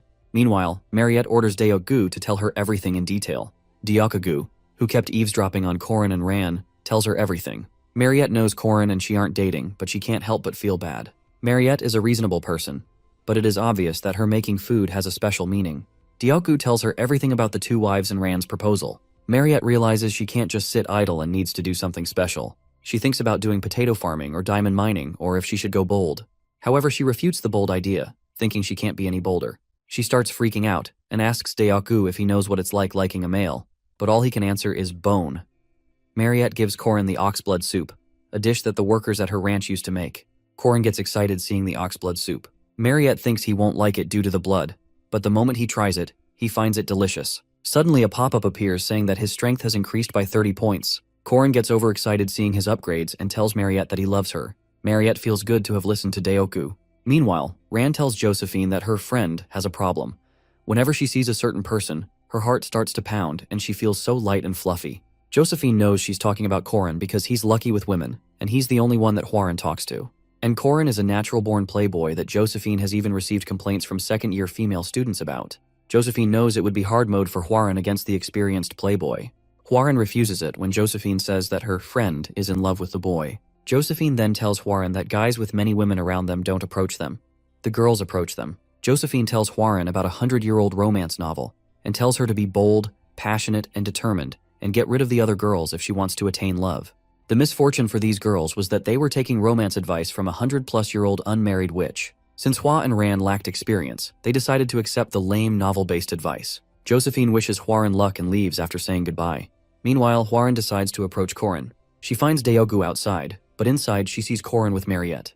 Hwaran sees the two together from the window, and her heart shatters. She thought Corin would be with her. He'd help her. But she was also aware that his kindness went to Mariette too. And yet, she was hurt seeing them together. Maybe because she thought she was special. As she sees Mariette dig her fangs into Corin's neck, Hwaran realizes that it was something more than a senior and junior. Ran asks Hua to leave it to her and tells her that she will get rid of anyone who gets in their way. As the group has dinner together, Alicia gets excited for dessert. She's from a remote countryside, so they didn't have dessert stores. Corin wonders how remote it must be to not have a dessert store. He has been to the east a few times on quests, and he came to have dessert and never thought he'd gather this many people. Suddenly, Hwaran and Mariette offer Corin cake at the same time. Corin takes Hwaran's crepe. Hwaran takes Mariette's strawberry cake. To make Mariette jealous, she asks Corin to feed her. Mariette and Hwaran start to talk in a passive-aggressive way. Hwaran asks her about her potato farm cakes and whether or not they can be called a cake. Jaeger notices the atmosphere getting weird and asks Corin with his eyes if he did something. Jaeger, Lark, and Corin get up to go to the bathroom. Mariette and Hwaran continue to talk about how living in the countryside is fresher than the city. Although they're smiling, Alicia knows it's not a smile, and she focuses on eating. Mariette tells Hwaran that Corin is going south with her to relax in a hot spring. Hwaran tells her she's going to ask Corin to go to Zion Chapel with her because getting blessed by the Saintess is better than a smelly hot spring. Mariette gets angry and tells Hwaran that Corin is coming with her. Corin, who is still in the washroom, feels a sudden killing intent. Alicia steps into the conversation and tells Hwaran and Mariette that Corin had some business to the east and agreed to watch a solar eclipse with her. Suddenly, hearing that increased Mariette's killing intent even more. A few days ago, Yule told Corin about a spirit from the eastern forest. Druids, loved by spirits, are said to move with them regardless of their affinity, but even then, making such a long journey is quite rare, which means the druids named Uskas and Findius are found. Findius is the place where Klaus Solus, one of the 4 great secret treasures, is hidden. The druid that protects the land is Uskas. In the game, they were unobtainable story items only collected by Tates Valtazar and his minions, and Park couldn't even clear Valtazar and his minions before dying. Weakening the enemy would be better for Park, but if only he could get one of the treasures that his enemy would obtain. Corin wouldn't know where to look, but thanks to the reward he received from defeating Firmak Daemon, he had the information transferred into his mind. Corin can obtain Klaus Solus during the solar eclipse when the sun is at low power. During 3 years of his playing, there was only one solar eclipse, on February 8th. Both Findius and Uskias are past the eastern part, in the territory of the Beast King. Findius is the druid's domain. It's a hidden location, but Corin was sure Yule, with her increased strength, could find it. Corin is happy that everything is working as planned, and soon he'll acquire the Klaus Solus and ruin Valtazar's plans. Corin tells Mariette that he's going, and he isn't sure of the Sabancia Duke's abilities, so he needs to ask the sword-crazed person in the east. He finds Mariette giving him an intense stare. She then hands him over her sigil, which could get him assistance in most places. Corin asks her if she really wants to give it to nobody, but Mariette tells him he isn't a nobody. He tells her he might need her help, and Mariette agrees to be there for him. She gives him a sack of potatoes and tells him to not take potatoes from strangers as if he's a kid. As Corin is about to leave, Mariette stops him and suggests doing it before leaving. Corin tells Mariette to suck it as much as she can because she will be stuck with blood packs. Meanwhile, a day before leaving, Corin feels tired and decides to get some sleep. As he enters his room, he finds Hwaran on his bed, who objects to his long shower. Hwaran suggests sleeping, but Corin refuses. She points out that they've done it before, but Corin tells her that was because of the rain. However, not wanting to waste his energy, Corin agrees, thinking it's fine if Josephine doesn't catch them. Besides, she was comforted when they slept together before. As Corin starts taking his robe off, Hwaran thinks he's stripping and throws a pillow at him. He jokes about sleeping naked, but then tells her he's going to wear pajamas. After arguing a little about who needs to look away and who needs to take the pillow, Hwaran tells Corin to be careful in the east because when he gets hurt, she gets hurt too. Hwaran tells him to get hurt less and that she'll come to the east soon too. Meanwhile, the next day, Corin reads the news about the Sword Emperor Garen leaving his granddaughter Alicia the 5th Sword Pavilion, which Alicia had no idea about. Alicia tells him she brought her coat and bag with food and clothes as snow equipment, and Yule thinks nature will protect her. Corin tells them they're amateurs because they're heading directly east on a wyvern, and they'll soon find out what that means. As they get 1 kilometer in the air, Yule and Alicia soon realize that nature doesn't protect anyone. When they fly over Taklakan, Alicia points towards a horde of Oliphants and tells Corin that they will wreck the town if they keep going. Since they have enough time, Corin tells Yule to make roots sprout in the Oliphants' path and tells Alicia to handle the rest. Yule uses the roots to tie down the Oliphants, while Alicia attacks them with her sword. But to their surprise, the Oliphants block the attack. Corin tells Yule to focus on tying the front ones while he does the rest. Suddenly, the monster hunters from Arden step in and slay the monsters in a moment. Lunia, Alicia's sister, calls Alicia pathetic and too slow. She tells Alicia that she could have caused even more damage. Corin wonders if Lunia is warning Alicia about the news in the newspaper. She then hands them over the honey bomb candy and tells them to be more careful next time. Lunia appreciates Corin for making it to first rank. Just as Corin thinks Lunia is too dry, she turns around and proposes to him for marriage, which leaves Yule, Alicia, and even Corin himself surprised. Dunalef, with its bountiful lands and the largest family in the south, controls the major trade routes. In comparison, the eastern regions border not only a country of heretics, but also face an untamed nature, and they have to fend off countless monsters from uninhabitable lands. Despite these conditions, the eastern region has maintained their reputation, thanks to the Arden family, the defenders of the wastelands. Upon Lunia's orders, her servants show Alicia and her friends to their rooms. While Yule and Corin play chess, Yule worries about Alicia and thinks she might get punished for not slaying Oliphants properly, but Corin assures her that won't happen. Suddenly, a servant tells Corin that Lunia is calling him. As Corin enters Lunia's room, he thinks she called to punish him. After confirming that Corin is turning 18 and is unmarried, Lunia asks him if he would like to marry her. At first, Corin thinks she's joking, but Lunia assures him she's serious. She tells him that his mature mindset, martial arts skills, and looks are perfect and definitely her type. Corin didn't think she would be the type of person to go for looks, but Lunia tells him she's still a woman, so she wants to choose the man whose face and body she will be seeing. Lunia tells Corin that she's doing this because of him. When Alicia defeated her, the demented Sword Emperor Geezer appeared and told them to appoint Alicia as the 5th Sword Pavilion Master. This led to her supporters losing confidence in her, which Corin would understand because he arranged that. Lunia started to lose support and started receiving proposals from swordsmen offering to restore her name. However, she doesn't like this political move because she's too superior to be a product on the marriage market, and that's why she wants to fake an engagement with Corin. Alicia is the bastard child of Arden. Even then, countless gifts awaited her due to being appointed as a possible heir at an early age. When Alicia's mother told her about the news, Alicia tried to resist, but Sophia told her that her father's words are the law. Garand Ardon's wish is in order. He told Alicia that as the master of the 5th Sword Pavilion, she must work to protect humanity and their family's glory. With this, she has to choose people to serve in her pavilion and establish their roles. Alicia obeyed because she could not refuse, and this submission remains unchanged even now, even when she knows these people will never accept her. As Alicia stands outside Lunia's room, she overhears her asking Corin out for a date. She knows it's very like her to do that, and that the proposal must have some motive, but she also knows that Lunia likes Corin. As a swordsman, Lunia respects the prowess of a warrior, and she would have never offered to get engaged if she didn't like Corin. Alicia likes the idea because Lunia played a motherly role for her, and even if they were at odds sometimes, she wants the best for her. Corin, too, is special because he helped her realize her talent, believed in her, and saved her from her sister's followers. Alicia believes the two of them are good for each other, and she's happy for them because she loves them both. Meanwhile, Sophia hands Lunia over a list of heirs of renowned families and skilled swordsmen. Since most of her supporters are from her mother's family, Lunia couldn't ignore that. So she brought up the proposal on a whim. She believes Corin is a good man, but more importantly, he's power-hungry. Lunia's grandfather, Garand Arden, will choose the next head of the family, and Corin Locke has enough talent to reach the domain, so he will not hesitate to silence any opposing opinions. Lunia can't help but wonder if Alicia is just a friend for Corin, or if there's something more. She cares about her sister after all. Jenny walks in on Lunia and asks about the proposal. However, she does not seem to have a problem with Lunia's choice because Corin is strong and suitable to be her partner. However, what she does object to is Lunia's dressing for the date.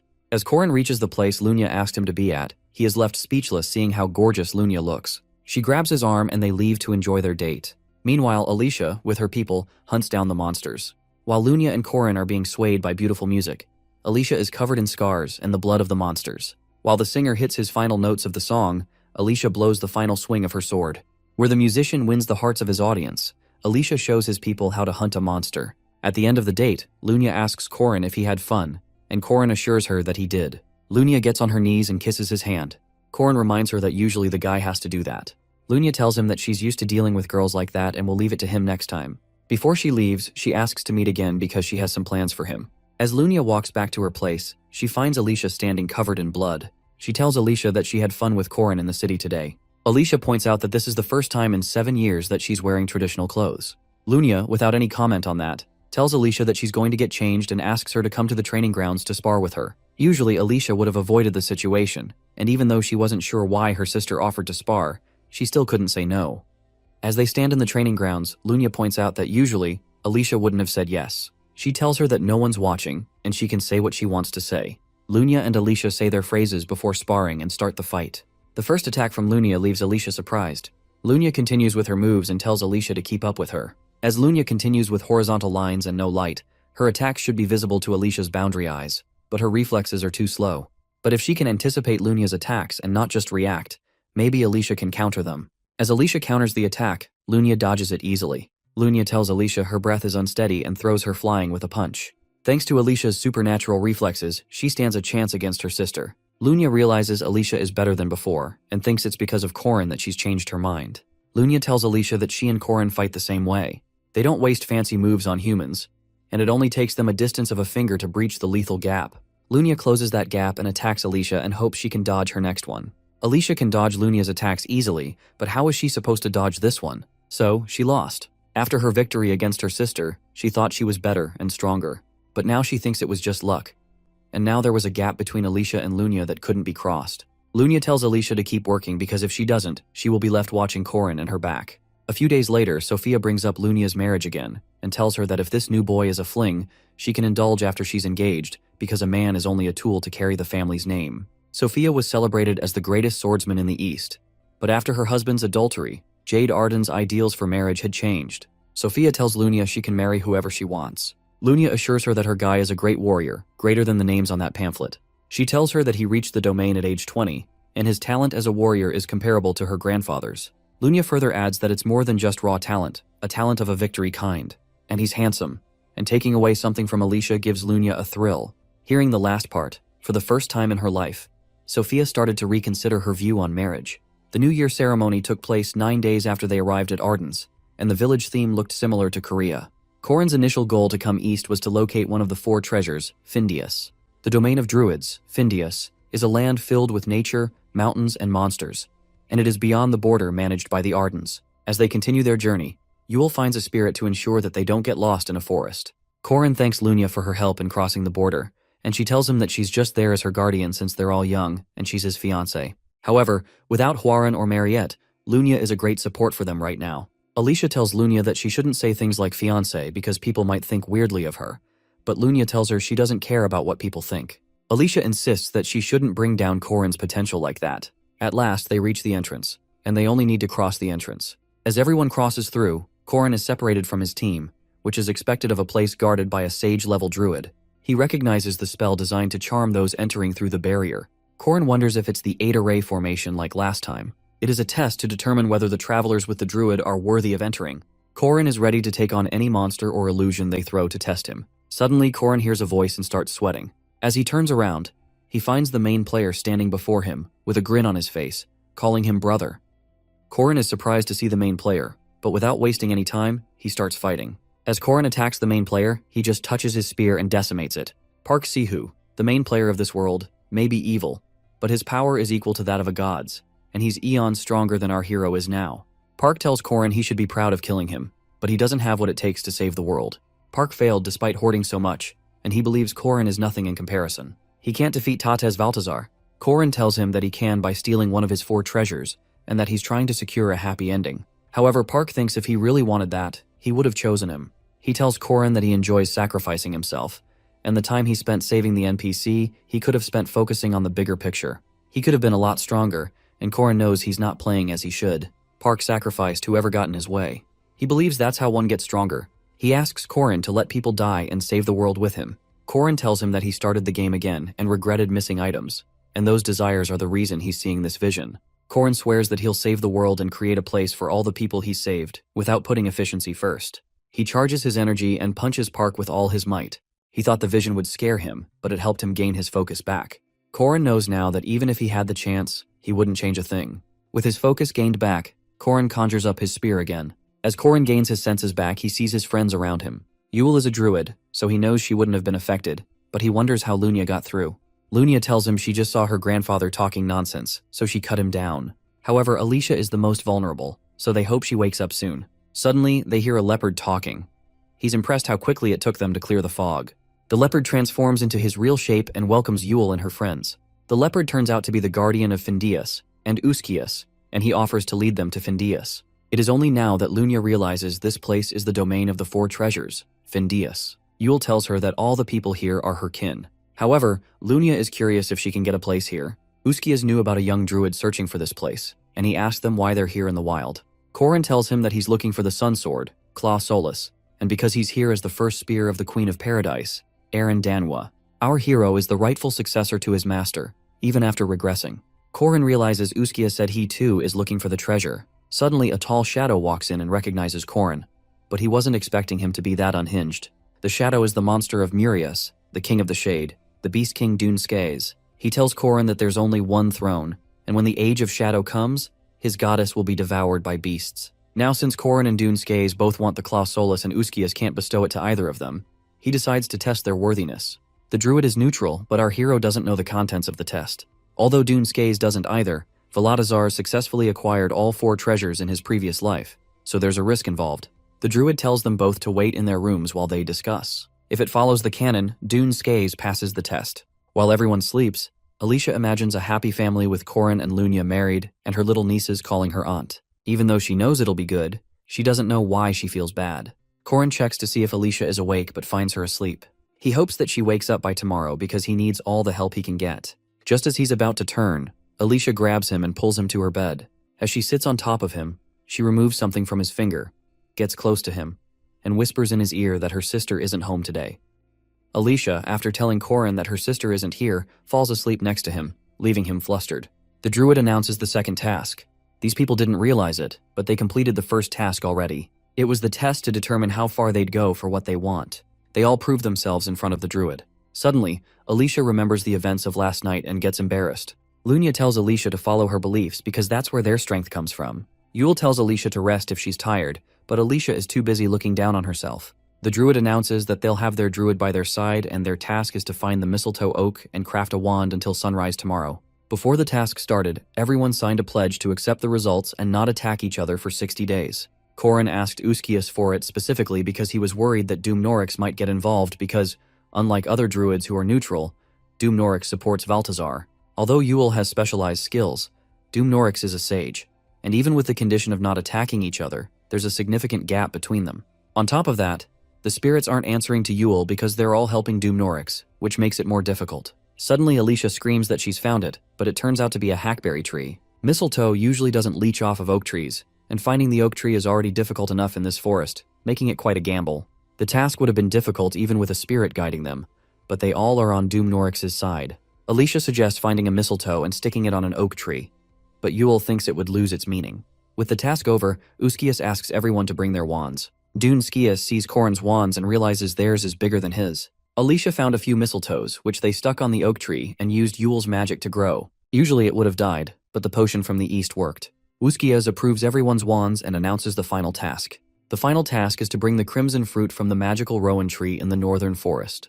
As they reach the place, Sharvan tells them to prove their worth if they want the fruit. Sharvan is a sky titan from the heroic legend of Arhan, which belongs to the same race as the sky titan that protects the son of Findias. The participants know it will be difficult to fight it, and they won't be able to obtain Claw Solus whether they win or lose. Corin knows engaging in a battle with the giant is useless. He tries to figure out the theme, but the titan reveals that they need to solve a riddle. Dune Skias gets excited since he loves riddles. The sky titans love treasure and riddles because they believe anything else would just crumble under their power. Corin agrees to solve the riddle too. The giant explains that the first to solve 5 riddles wins, and only 2 people from each side will participate. The druids cannot play since they solve the riddles with the titans quite often. Dune Skies is excited while Corin decides to have Alicia on his team since Lunya doesn't like riddles. The titan gives the first riddle that it grows bigger in the morning, yet smaller at noon. It grows big again in the afternoon, yet disappears at night. While Corin tries to think and wishes he had enough time, Dune Skias suddenly answers shadow and turns out to be correct. Corin and Alicia are surprised, but Corin forgot Skaes' special trait since he always gives an odd impression. The second riddle is, it exists but cannot be seen. However, it cannot be defeated by any mighty opponent. It will come at you but will stop eternally if you pass it. Skias once again answers time correctly. The Titan gives the third riddle that it is sometimes joyful, sometimes a comedy, and sometimes a tragedy. All living beings are the main characters in this play. Skias once again answers life first and is correct again. He laughs and quotes Shakespeare out of happiness.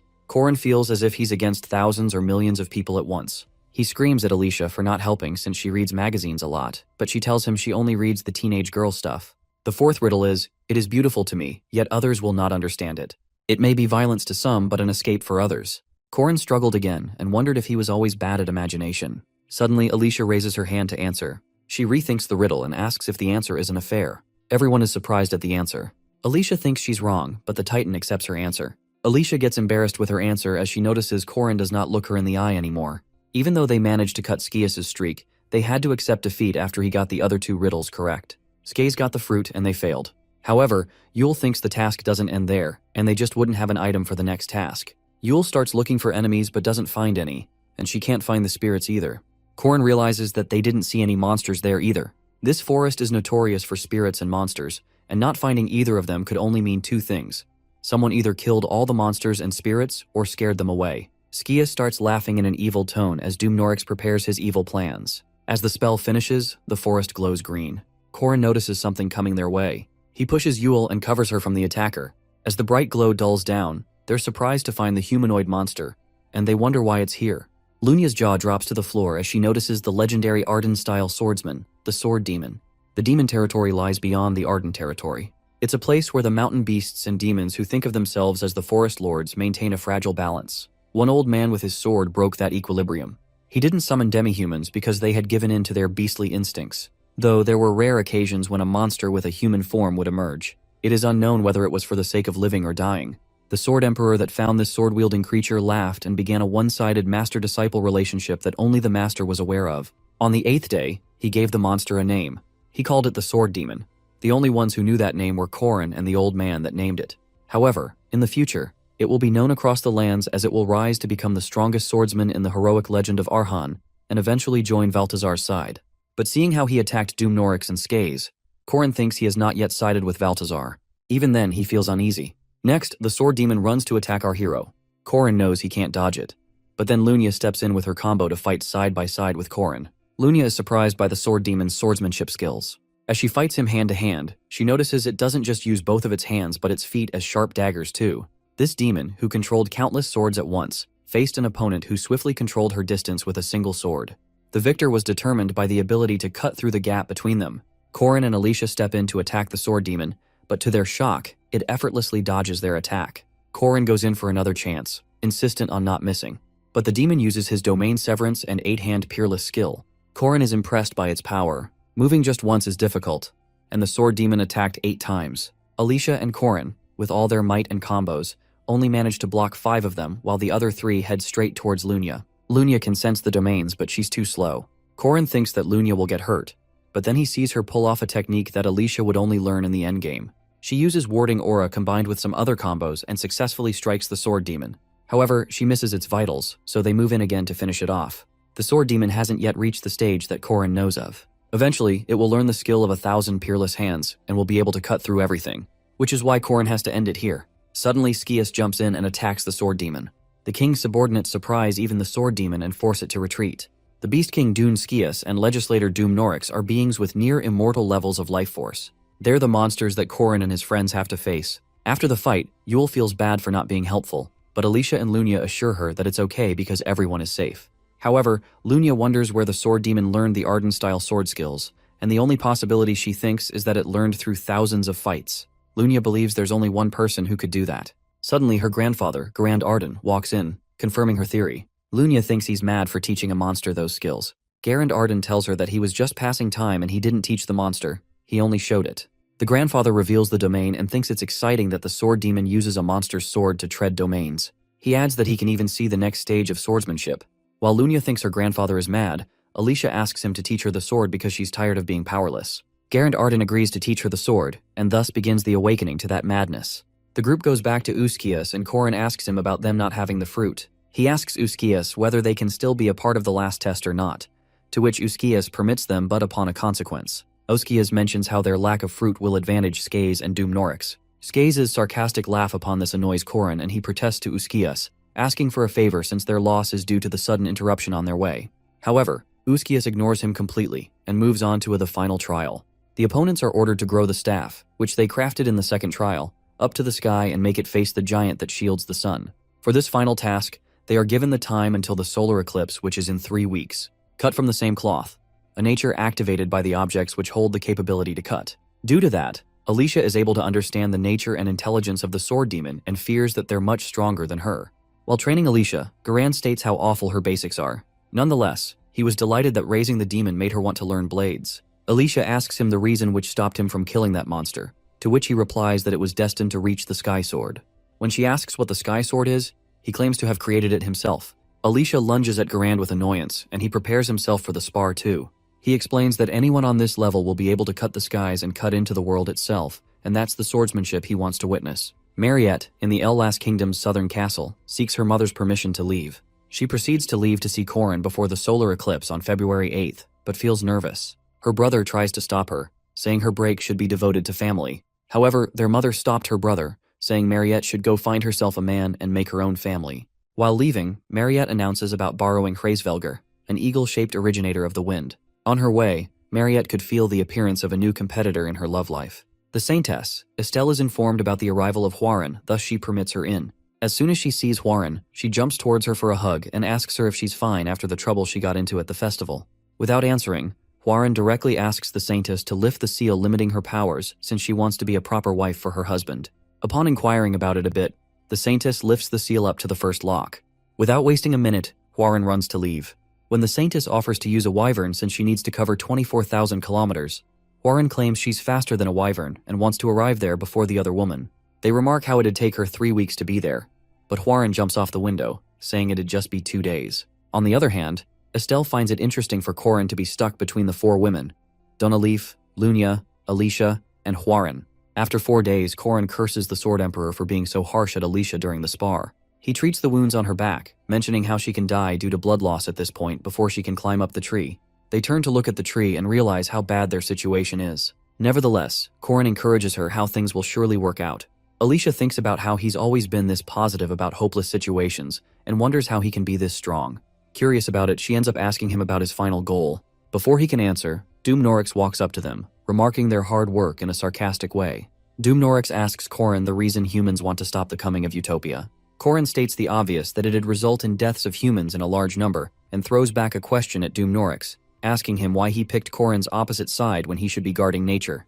Doom Norix replies that he's realized after hundreds of years' experience that humans must die for the sake of nature. Alicia looks angrily at the malice in Doom Norix's eyes before she's shaken back by Corrin's hand on her shoulder. He asks her to look closely at Doom Norix, since he is the kind Corrin wants to kill completely. Doom Norix acknowledges Corrin's efforts, but points out their progress, saying he's destined to fail with the difference he has with Skaze's staff. He claims that there's no magic which can compete with nature, logic, and efficiency. Corrin steps towards his staff without saying anything, but thinking about how people believed him back when he suggested throwing the gold mandrake into the lake, except for some people like him. Corrin experimented with the gold mandrake, and to him, he's the first one to have made a fertilizer out of it. Corrin even used a few drops of it when growing the sapling into a giant staff. He pours it into the soil around the staff, showing off his unique creation to Doom Norix. The short staff grows high up to the sky while Corrin calls Doom Norix a newbie despite his years-long experience. After the tree has grown higher than they could see, Doom Norix praises Corrin's abilities and advises him to not let go of the moment when the sun weakens if he wants to get Claw Solace. As for his last farewell, Doom Norix grabs a hand of Corrin and bows to him, entrusting the things to him. Alicia is about to leave to call Lunia, asking if they're leaving, but Corrin stops her. He says they'll leave in a week after they prepared food and clothes for their long climb. With that said, he looks back at the tree and thinks about how the battleground will be set above the skies. He tells Doom Norix to be well prepared since he has gathered a strong team for himself. A week passes by and it's finally the day of climbing. Corrin feels restless at the fact that neither of his help, Huaren and Mariette, has arrived yet. 2 men find Mariette and Huaren by the barrier and bring them to Uskias. The 3 of them talk about how the girls' states have altered from when they brought them a few days ago, and notice that their mana and aura is too powerful. They wonder what visions the 2 of them are having for it to nearly risk the whole domain if this continues. Thus Uskias decides to enter their visions to lead them out. The men offer help, but Uskias prefers to divide his consciousness into 2 and lead the both of them out himself. Mariette is envisioning Corrin's wedding with Jenny and criticizes at how they already have kids before Jenny's graduation.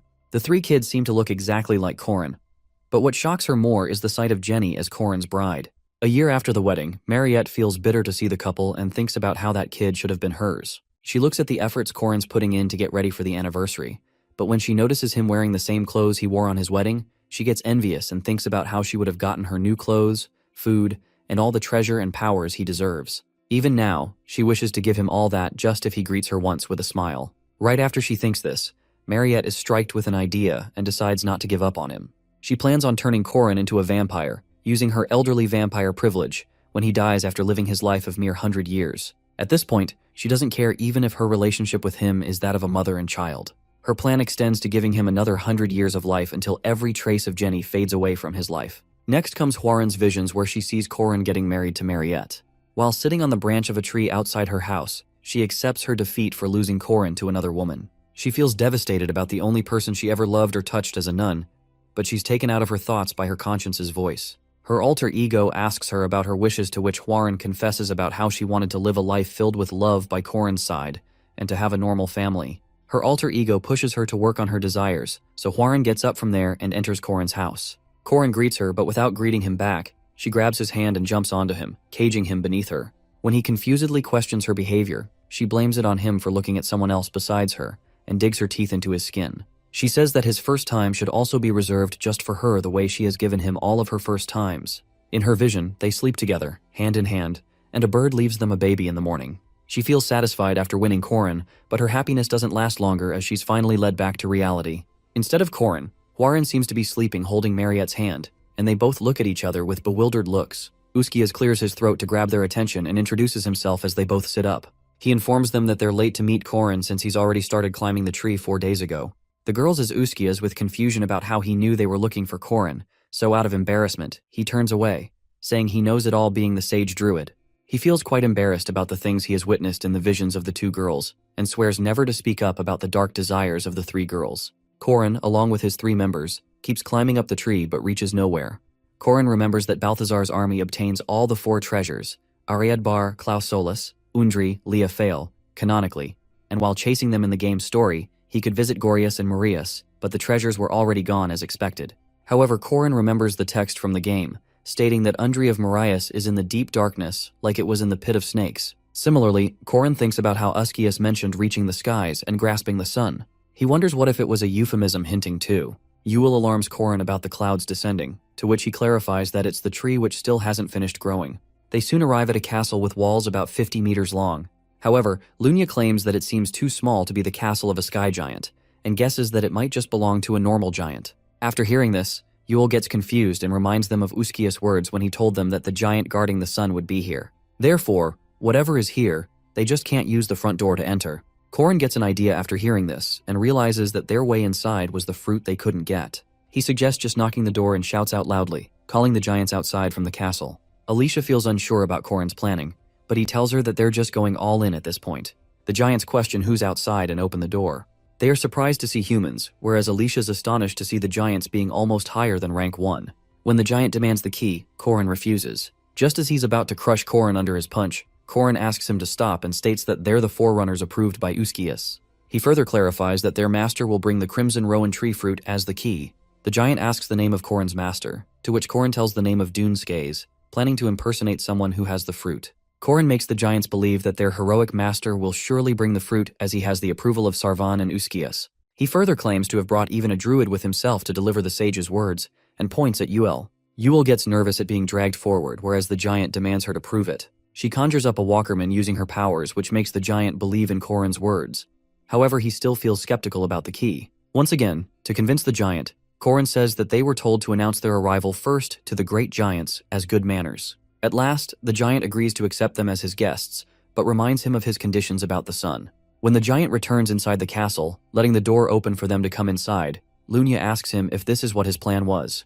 Corin smirks at her question and tells that his plan is what's going to start from now, which is to loot the entire castle. Along with Alicia, Corin enters the castle and leaves the other 2 outside. He feels weird about the fact that being a thief was once part of his life in his last attempt, where Sihu had a cheat skill called inventory. Therefore, no matter where they were, they'd always look for the treasury first. As they finally arrive at the treasures, Alicia asks him how he found it so easily. Corin states that treasures follow a usual pattern, and then emphasis upon their need to find the sun sword among the treasures. The room has an open ceiling for Clausolus to absorb sunlight during the day. Thus it may be obtained just when a solar eclipse occurs and its power weakens. While they're busy thinking about a way to find Clausolus, a chicken appears. Corin rushes Alicia to hide, informing about someone's arrival, so they both hide behind a pillar as a giant enters the room to get the chicken. The chicken suddenly looks towards their direction, which makes Corin and Alicia panic. However, to their luck, the chicken just lays a golden egg and looked away. They realize that it's the chicken which has laid around all this treasure, and Corin drools upon the thought of having unlimited gold if they just steal the chicken. Alicia shakes him out of his thoughts, reminding that they're here for the sun and not gold. The giant picks up the chicken and leaves, but Alicia keeps lying over Corin as they were while hiding.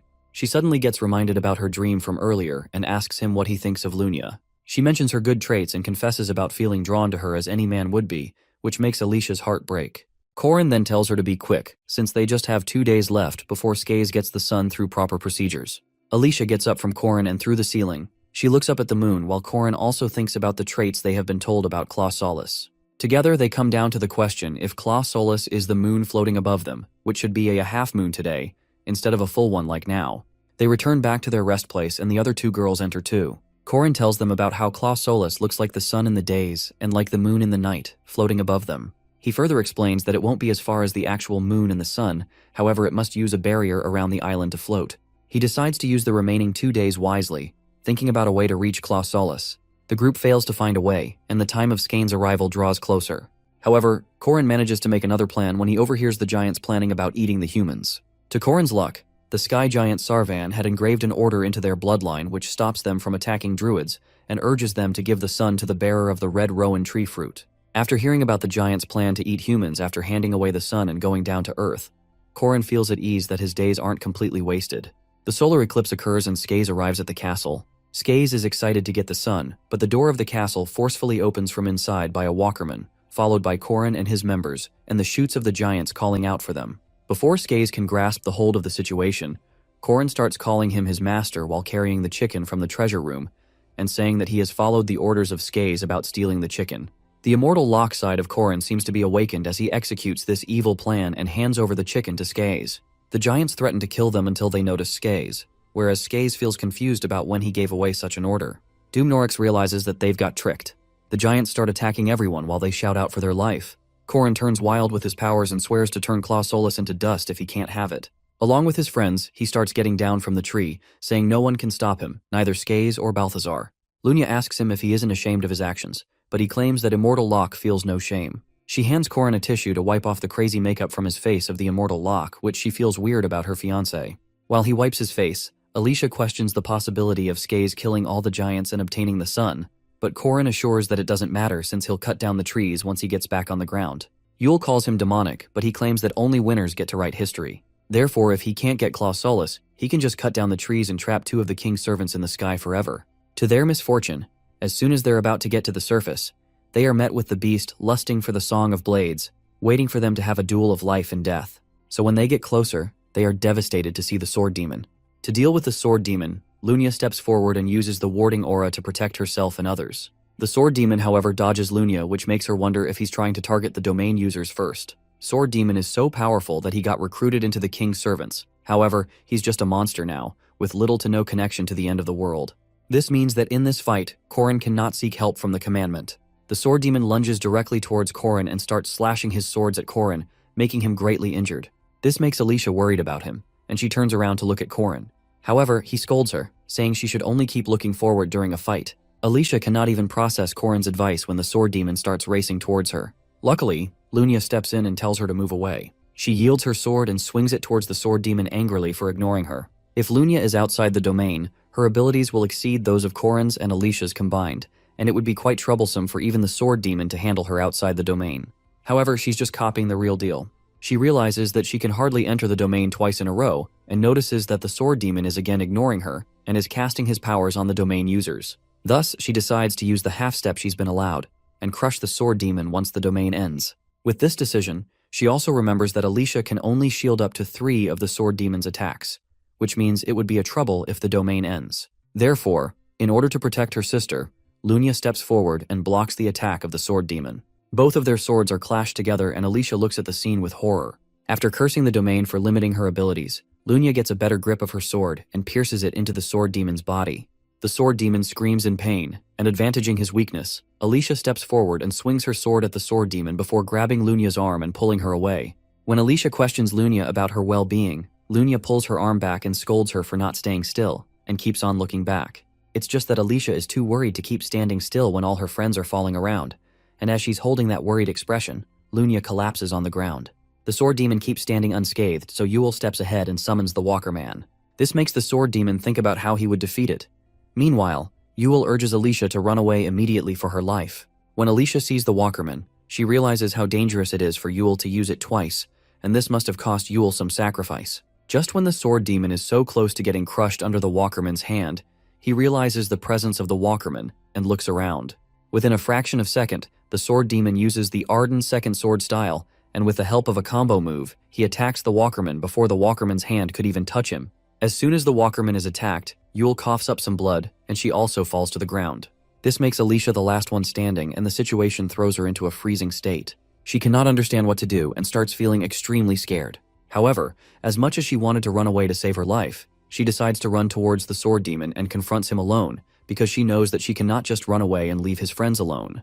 The three of them lie on the ground closely.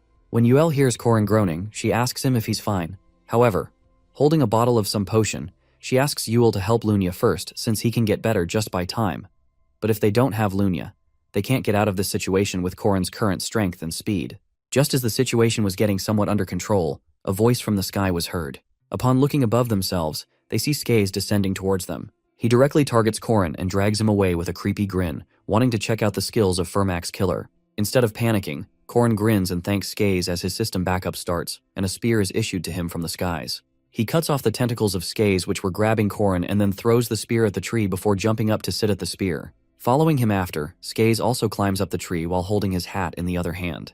Korin then inquires Skaze about why he's attacking when, according to the Gias, they aren't allowed to. Skaze laughs and says that it's true because if Korin violates the rules, he will also explode like Skaze's head as he shows it exploding. However, he adds that he doesn't care about who solves the riddles and trials and gets the Sun Sword first, because all he cares about is killing Korin and taking it all from him. As the two of them are arguing, Mariette and Huaran arrive and are astonished to see Skaze. Korin jumps at Skaze, dragging him down, and tells the two not to mind Skaze and climb up quickly.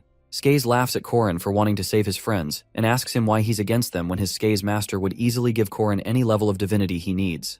To his question, Korin answers that the methods Skaze and his people are using are wrong because he doesn't care about being the god of a wasteland. He further clarifies that he's killing them all to defeat evil and save the world, since it's part of his commandment oaths. With that said, he swings the sword spear towards Skaze, announcing that he's about to witness his own victory. The sword demon is confronted by Alicia, and as they fight, Garan's words echo in his mind, telling him that the swords he has are actually Garan's. The sword demon is confused about what Garan thought before deciding to teach him blades. As he continues to have a fight with Alicia, he can't help but get reminded of Garand, and wonders if Garand knows that he didn't learn the blades by himself. It is because whenever he fights an enemy, the sword reduces his body's capabilities, and even after gaining a lot of strength, he still feels nothing as compared to Garand. Alicia seems to be doing pretty fine against the sword demon. However, he can't understand why he's here fighting against humans when he could just be in the skies after climbing the trees. Alicia takes the hits easily and keeps coming back with strength. By this point, her eyes light up blue when she shows up again and asks him if he thought that she can't cut him. When the sword demon lunges at her for another attack, she swings her sword swiftly and cuts him before he can touch her. The sword demon doesn't seem to grasp the situation. Being the predator, her prey can easily be torn apart by him. Yet he can't cut her, and she is still standing unscathed. Moreover, seeing her laugh, he questions it even more in confusion. No matter what powers and spells he uses on her, she easily dodges them and laughs at him, making him even angrier. As Alicia calls him slower after dodging his attacks, he finally realizes what the gap between him and her is. It is that despite still having enough energy and stamina, he's unable to keep up with her pace anymore since she's got faster. He uses multiple spells and powers, but being no match to Alicia's speed, he receives several cuts from her sword before he can even react. This makes him realize that it's the first time he's felt nothing after using Domain Severance power-up. It is because it seems like Alicia is able to predict his next moves. On the other hand, Alicia uses different other powers and spells to keep cutting him down. It is when the sword demon receives a cut on his shoulder that he understands his reason for being here. He realizes that just like him, Alicia is also possessed by the sword, along with having a spectral talent. This is why he's come here to cut her down and finally reach the level of Garand which he always wanted to. On the other side, Mariette and Huaran reach the skies and fight against the giants using their strength. But no matter what is happening around him, the sword demon seems to find everything boring, except for Alicia. He now believes that she's indeed here for him to cut her down and level up. On top of that, he starts to believe that even her Bertha and her whole life happened just for him, and he becomes definite on this belief. Therefore, using all of his strength and powers, he moves forward towards her to fulfill his newly found life objective. As he swings his swords to cut Alicia down, he is flabbergasted to find that she's gone. However, his overconfidence is shattered when he feels her creeping behind him to attack.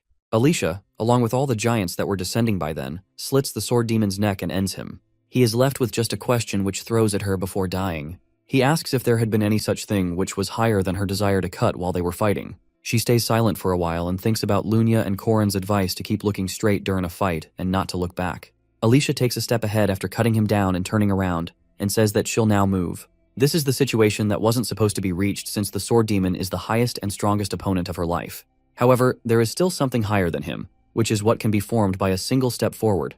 A momentary miracle. Using Endless and Domain Crusher, Alicia cuts down the tree which they had planned earlier. As the sword demon falls closer to death, he finally realizes that he was what's made for Alicia, not the other way around.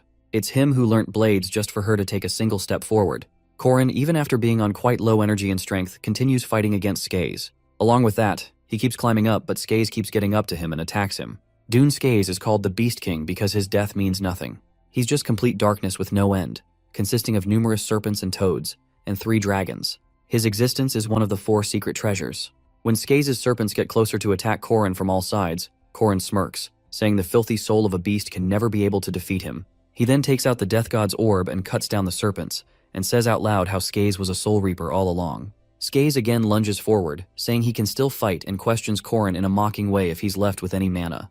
Corin scoffs at him while pointing out his lack of knowledge. He enlightens Skaze about the special fertilizer used in growing the tree they were fighting on, and the endless mana it produces for Corin to use. After Corin gets the upper hand in the fight, he hears a strange voice calling his name. Dune Skaze had turned into his final form, which is becoming the Falga's serpent. He asks Corin about how long has it been since the army combined into one, but Corin smirks and calls it a bit too much before stepping forward to fight this last battle. Dune Skaze turns into one of his many final forms, the Falga's serpent, and at this point, Corin's strength is almost completely drained. He can't help but get fed up about how the fight keeps going. Skaze discloses that he was caged in a palace of shade by the queen, and was pushed into a tiny pot. However, now that the throne is empty after her getting sealed away, he swears to start devouring her protected things, and it starts with Corin being the first spear of the queen. He hisses and threatens to devour Corin along with the flesh of the last goddess, Erendanua. Corin gets tired of him spewing nonsense and reminds Skaze about what he just told him about creating the land they are fighting on. With that said, Corin jumps on a branch and flies upward and activates the rune magic of resonance activation. So, when Skaze, being in his serpent form, starts coiling around the tree, Corin tells him to look down before he does so. While climbing up the tree earlier, Corin had engraved runes along the tree, and this is what he activated together using the excess of magic. The tree starts burning into flames as Corin keeps flying upwards. When Skaze questions Corin's safety after burning down the tree, Corin looks at the Claw Solus in the sky and claims that this is what he's after, one of the 4 treasures that can be obtained only at the moment of eclipse, the Sun Sword, Claw Solus. Right now, the one who uses its power will win, and who doesn't will surely die. Holding the spear in his hand, Corin challenges Skaze to fly for the sake of his survival. Compelled out of the situation, Skaze has to turn into the next final state of becoming a dragon. He flies out of the burning tree and follows Corin to hunt him down.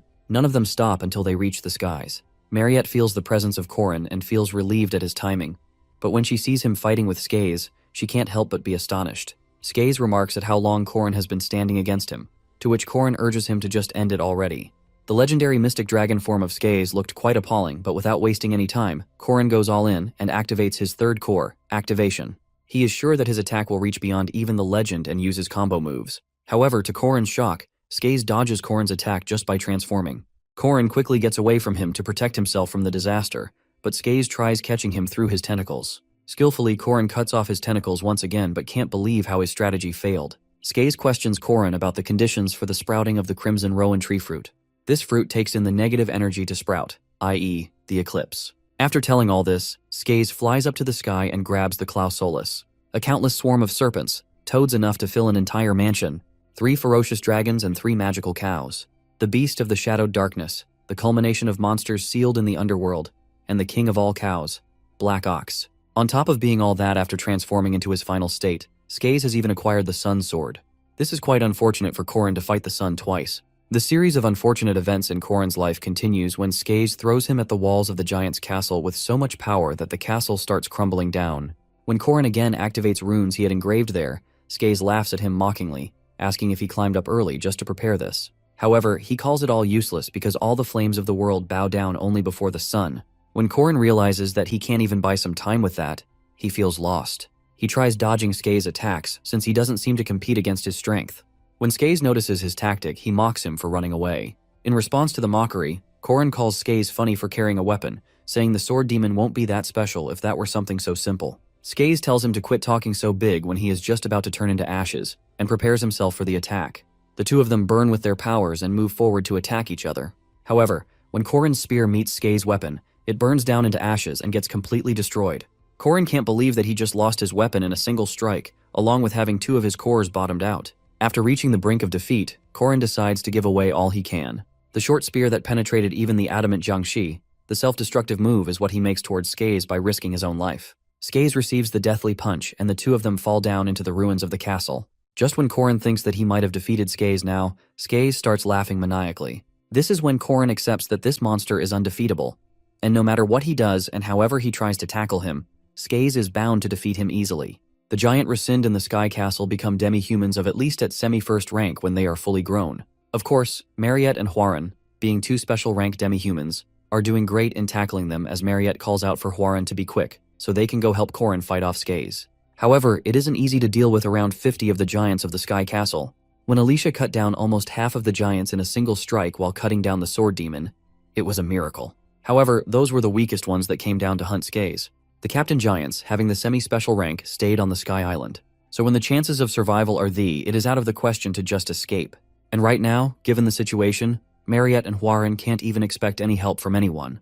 The persistent warrior's regeneration had reached its final limits, and his recovery speed has slowed down quite a lot. Korin can't even feel a bit of strength in his aura core anymore, and his whole body seems to shut down completely, making him question if his death is near. Park Si-hoo appears in front of Korin's eyes, and reminds Korin about his warning related to the player's strength, limited to the number of people they've killed.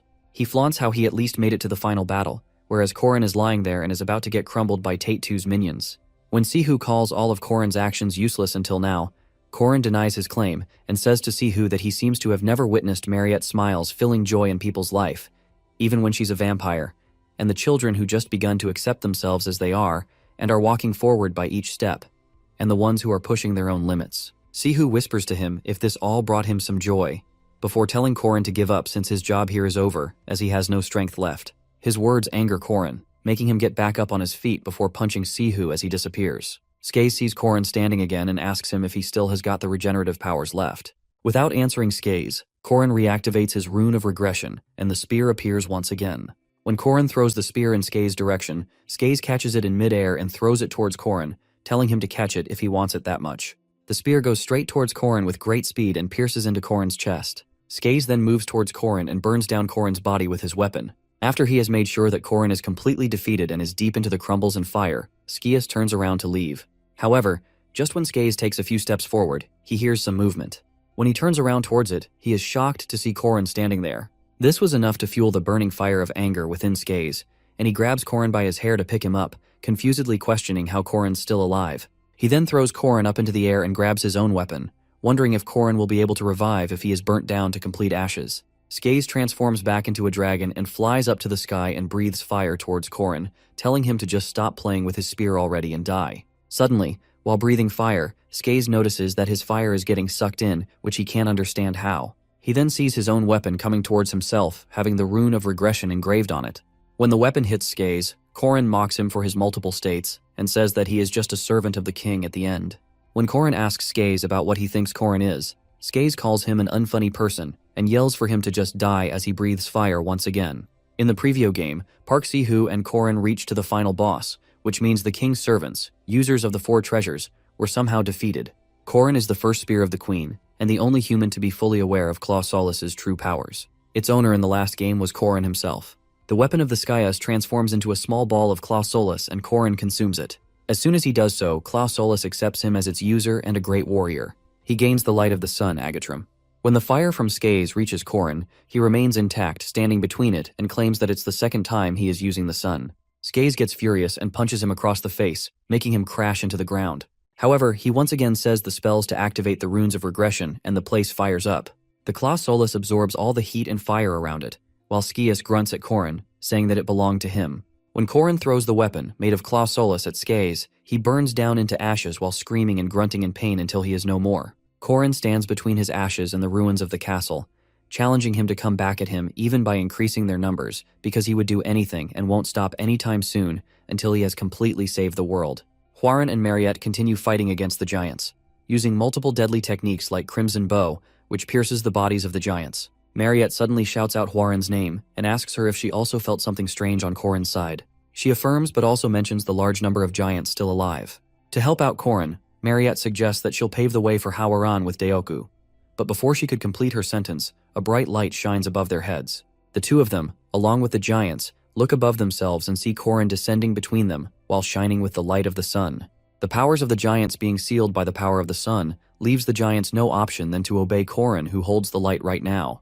They get on their knees and bow to Korin, whereas the girls run to him. Mariette quickly hugs him, which makes Korin worry about her since he holds the power of sun, and Mariette, being a vampire, must be uncomfortable right now. However, when he inquires if she's fine, she claims it insignificant and asks him about why he is so much injured. Hwoarang also feels sad to see Korin so much hurt, and to comfort her, he places his hand over her head, assuring her that he's fine now. Suddenly the power and light of the sun goes off from Korin, and he turns back into a normal person, which immediately catches the giant's attention. This is when Korin realizes that they're now in a great table because the giants start running after them to finish him off. He hadn't guessed that it would turn off this quickly, and the three of them, along with Daoku, start running for their lives. It starts to get harder for them to run away as the giant takes longer strides than them. The king of the giants soon gets closer to them and jumps on them, claiming to devour them and then all the humans in the world. As soon as Korin realizes that they are about to get caught, a blue light flashes and the giant's arm is cut off from his body. When they turn around, they see that Garand has arrived, at which Korin tells them how late he is. Holding the blade on his shoulders, Garand walks towards the giants to protect Korin and others, saying his old body takes time climbing up this high. He then addresses how everything has resonated so well, before he tells Korin to leave the giants for him to deal with. As Korin and others run away, Garand fights with the giants, thinking how he missed such a good scene of the sword demon getting killed. Nevertheless, he was delighted to have a swordsman of his match now, and after encountering them in a world higher than the highest mountain, he feels the true joy. While Korin and others climb down the tree, he feels like repaying the debt to Garand, for they wouldn't have been saved if it wasn't for Garand. He asks Mariette and Hwoarang to cut down the tree to repay the debt of Garland, but they feel confused. He explains how enraged he is at the fact that he almost died to the sword demon whom Garand trained. Therefore, Korin wants to take his revenge and decides to leave Garand behind on the Sky Island for a year or more. Hwoarang and Mariette listen to Korin's request and destroy the tree using their great powers. When Garand notices the tree getting destroyed while he is fighting the giants, he cannot believe what Korin just did to him. At night, Korin sits on a branch of a tree, looking up at the moon, when Alicia wakes up and walks outside. He inquires about her well-being, to which she accepts that her body is aching, but more than that, her heart is a mess. She explains how all she wanted was to live an ordinary life after entering the academy, and just wanted a normal school life by having fun and doing the ordinary things. However, due to the turn of events, she's become too far from ordinary and has turned into a person who can't help but be drawn to cutting people down. When Korin notices how ashamed she feels to be herself, he assures her that it isn't a bad thing as long as she keeps her morals and choices on the right track. By that, it means that she must not draw her sword on anyone, but on the weirdos who make strange choices. He further tells her to have some pride in herself if she wants to live a normal life with her powers. Availing the opportunity, she asks Korin to promise her to stay by her side and care for her since she's a weird person, because she doesn't know when she might make the wrong choices. And for that, she asks him to do ordinary things for her, like going around the town on weekends or having desserts at nice cafes. Korin, for her sake, accepts to play along at last. At last, the saga of Sky Island ends, but not so elegantly. On one feast, Korin announces to Mariette and Hwoarang that he's getting engaged. The two of them stop between chewing their food and look at Korin in shock, asking him who he is getting engaged to. Before Korin can answer for himself, Lunya walks in and addresses Hwoarang and Mariette as Korin's mates, and introduces herself, declaring that they're getting engaged in a week. The girls are still in shock and haven't processed this information yet when they are asked to be the bridesmaid by Lunya. Korin sees their reactions and decides to keep playing this prank for longer to have more fun. They both start making up stories about how they fell in love with each other and will get married on the day of the full moon. He doesn't even complete his sentence when Mariette gets up to leave, thinking about implementing her vision of making Korin a vampire in future. Korin is too confused to understand what suddenly happened to Mariette until he looks at Hwoarang crying. She sniffles while congratulating Lunya and Korin and wipes her tears. When he sees that his joke has gone too far, he tries explaining it to them, but Hwoarang also runs away crying. Korin falls on the ground, confused about what to do, at which Lunya laughs and calls him a sinful fiancé of hers. The night approaches and Hwarin and Mariette are nowhere to be found. Corin wonders where the two of them could have gone since he really wants to apologize to them. However, he worries about what if they run away once again. He puts the blame on the Heavenly Yaksha's physical capabilities for making it unable for him to catch up. Suddenly, Corin feels someone standing behind him. Upon turning around, he sees that it's Hwarin, so he tries to talk to her, but she refuses to talk and walks past him. At once, another girl looking like Hwarin appears from the front and walks to Corin in a nightdress. She walks pretty close to Corin and declares that she'll be sleeping with him, which makes him confused. Hwa declares her wish of sleeping by Corin's side, so he lets her sleep by himself. However, as she drifts to sleep, he thinks about how boldly she demanded from him when she looks as innocent as a kid while holding his hand during sleep.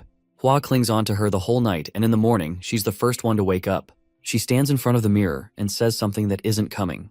When Corin asks what she's talking about, she answers that she is talking about the crane and asks him why it hasn't arrived yet.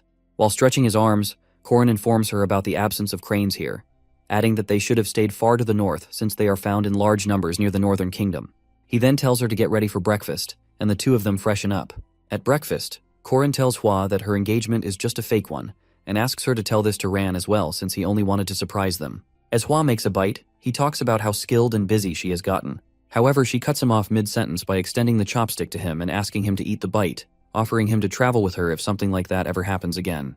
Corin gets surprised by her gesture but eats it anyway, before thanking her and accepting her offer. Now that he has explained it for Hwarin, Corin needs to find Mariette. However, the problem is that nobody, not even the servants of Arden, know about her whereabouts. This leaves Corin with only one choice, seeking Dayaku's help. Corin promises Dayaku to get him the highest quality black cow if he tells about the whereabouts of his mother, Mariette. After a lot of criticism and degradation, Dayaku finally reveals Mariette's location, so without wasting any time, Corin goes straight to find her. Mariette is found at the Arden Manor's exterior guest chambers. When Corin reveals the truth to her, she yells at him for not being clear from the get-go.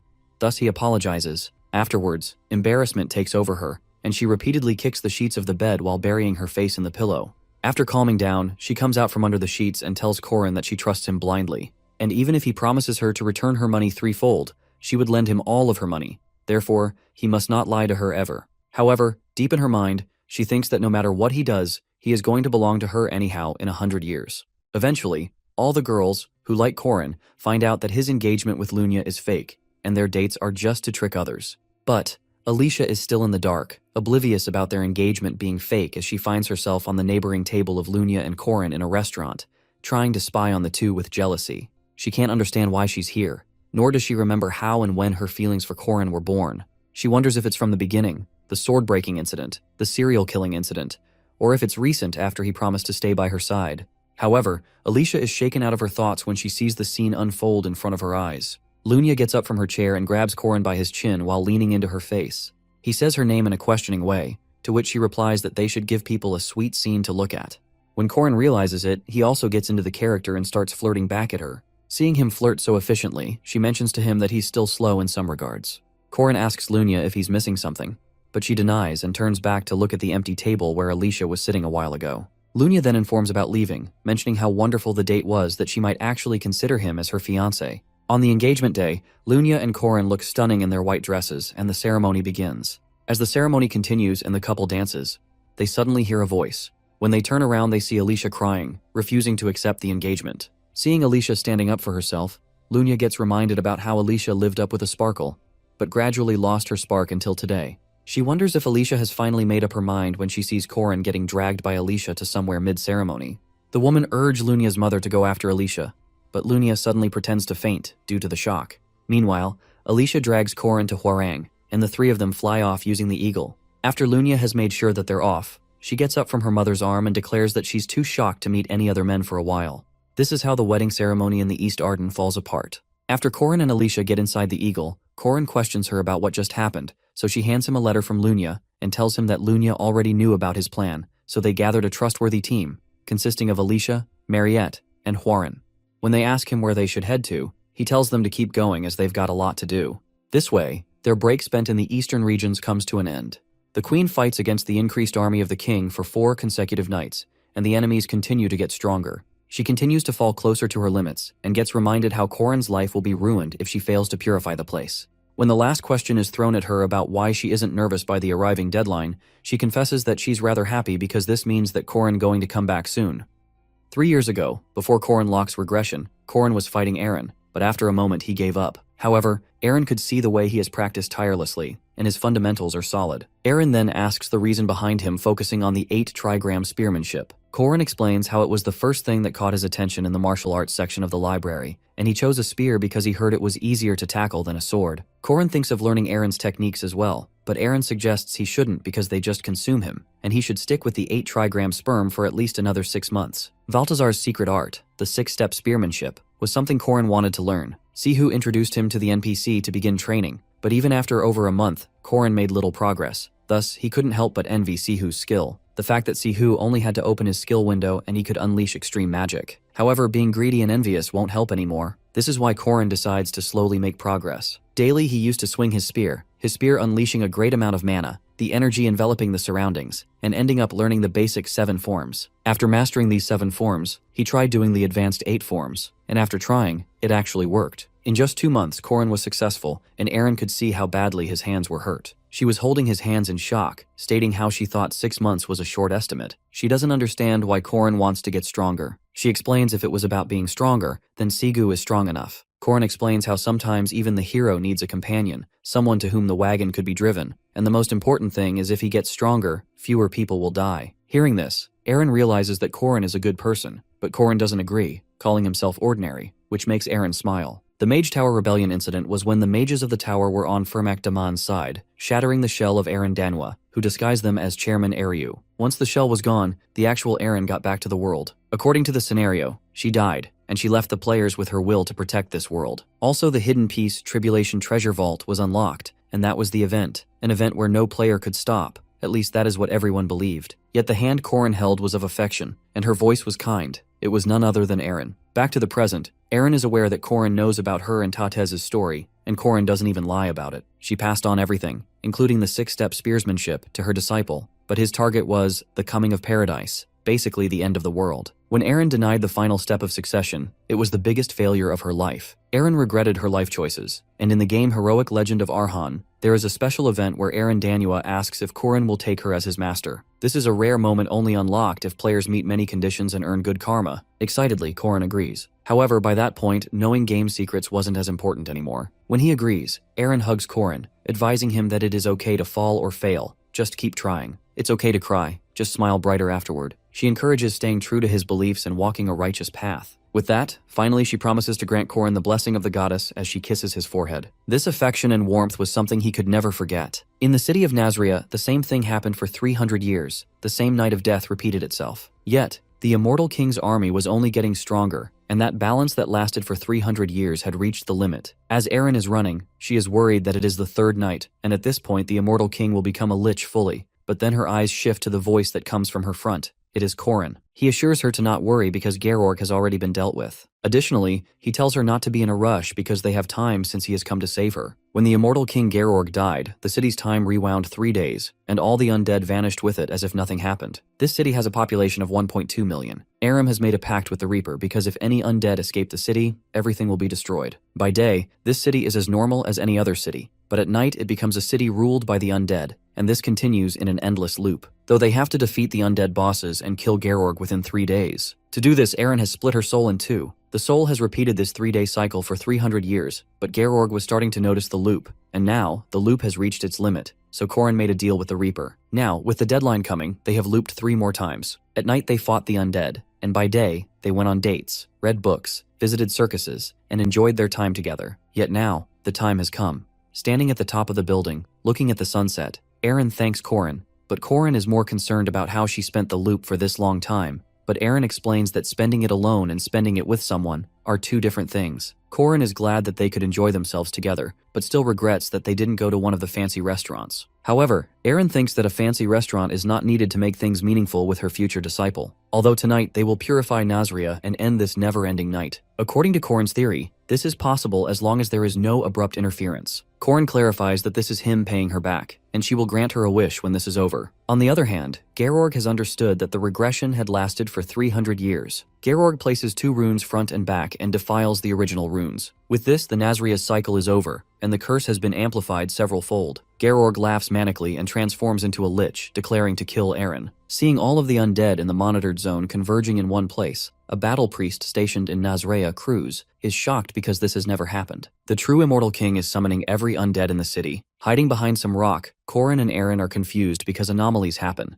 But this is the first of its kind, so they decide to hide for now and prepare. Before they could get out, another Doombolt spell was unleashed from the sky, poisoning the earth with the corrosion contamination, making it the land of death. This makes Corrin and Eren realize that Georg has become a lich already, and this means magic power in the city is infinite. Rather than hiding, they start running now because there is no point in hiding. Abruptly, mid-rank undead creatures and undead hunters start to appear out of the blue, but Corrin has had enough of this, so he uses his spear, unleashing the 6th wave attack. Even when Eren warns him not to use aerial movements because if he stops in mid-air things might get risky, he doesn't listen because Corrin has mastered this skill, so he skillfully slashes across these undead creatures, leaving Eren proud and shocked. On the flip side, Georg, the Lich, has gone completely crazy and has struck 10 strikes of the Doombolt spell, laughing maniacally, but then his laugh turns into seriousness when he sees his Doombolts disappearing. Just then, Corrin appears in front of him, acknowledging that Georg has forgotten what sunlight looks like in 300 years. With that, Corrin launches the Solar Focus skill. His aura turns fiery, and the bright light of the sun envelops the surroundings. Smirking, Corrin declares that this is the sun Georg has not seen for hundreds of years. When the fire surrounds Corrin, Georg can't help but scoff and laugh, assuming Corrin suddenly manifested such power. With that, Georg unleashed the Doombolt's maximum output, removing the energy of that sun. In addition to that,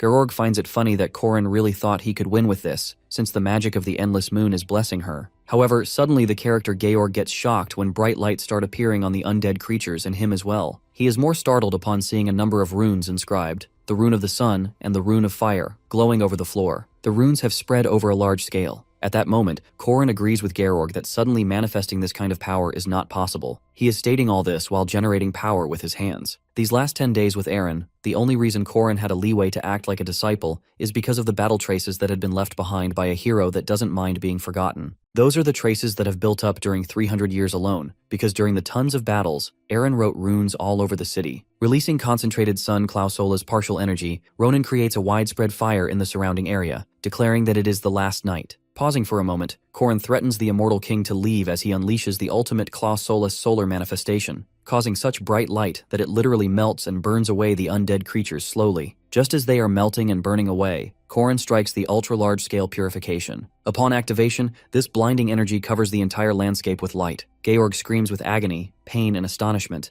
not understanding how someone who is a mere human has this much power. After 1.2 million deaths during 300 years of darkness, all the shadows are now swallowed by the sun. Finally, the darkness has vanished, and the city has turned to normal. Just then, the Death God appears, praising that Corrin did it, as he never thought this would be caused by something from the Tribulation Treasure Vault. However, now that Corrin has fulfilled his promise, it is time for the Reaper to fulfill his side. Hearing this, Eren looks at Corrin, being all emotional, not believing that this is really the end because once this ends, Eren will disappear. Both Eren and Corrin stand at a balcony looking at the city, talking about how things were hard, but still they got successful. In his heart, Corrin is aware that he will never forget Eren. In the past life, Corrin remembers how Eren bids her farewell to him, advising him to hold on to his conviction and walk the path of a king. Since even Eren of the present has different memories than his master back then, she always comforted him the same way with kind words. Though this time, Eren cups Corrin's face, assuring him that the goddess's blessing dwells within him, and instantly she presses a soft kiss to his lips, hoping that he will always be happy in his future, as tears stream down her face. The moment the sun fulfilled its role and darkness receded once more, all traces of Eren would vanish, and that is exactly what happened. Aside from the disciple she raised like her own child, no visitors ever come to this castle where Eren remains.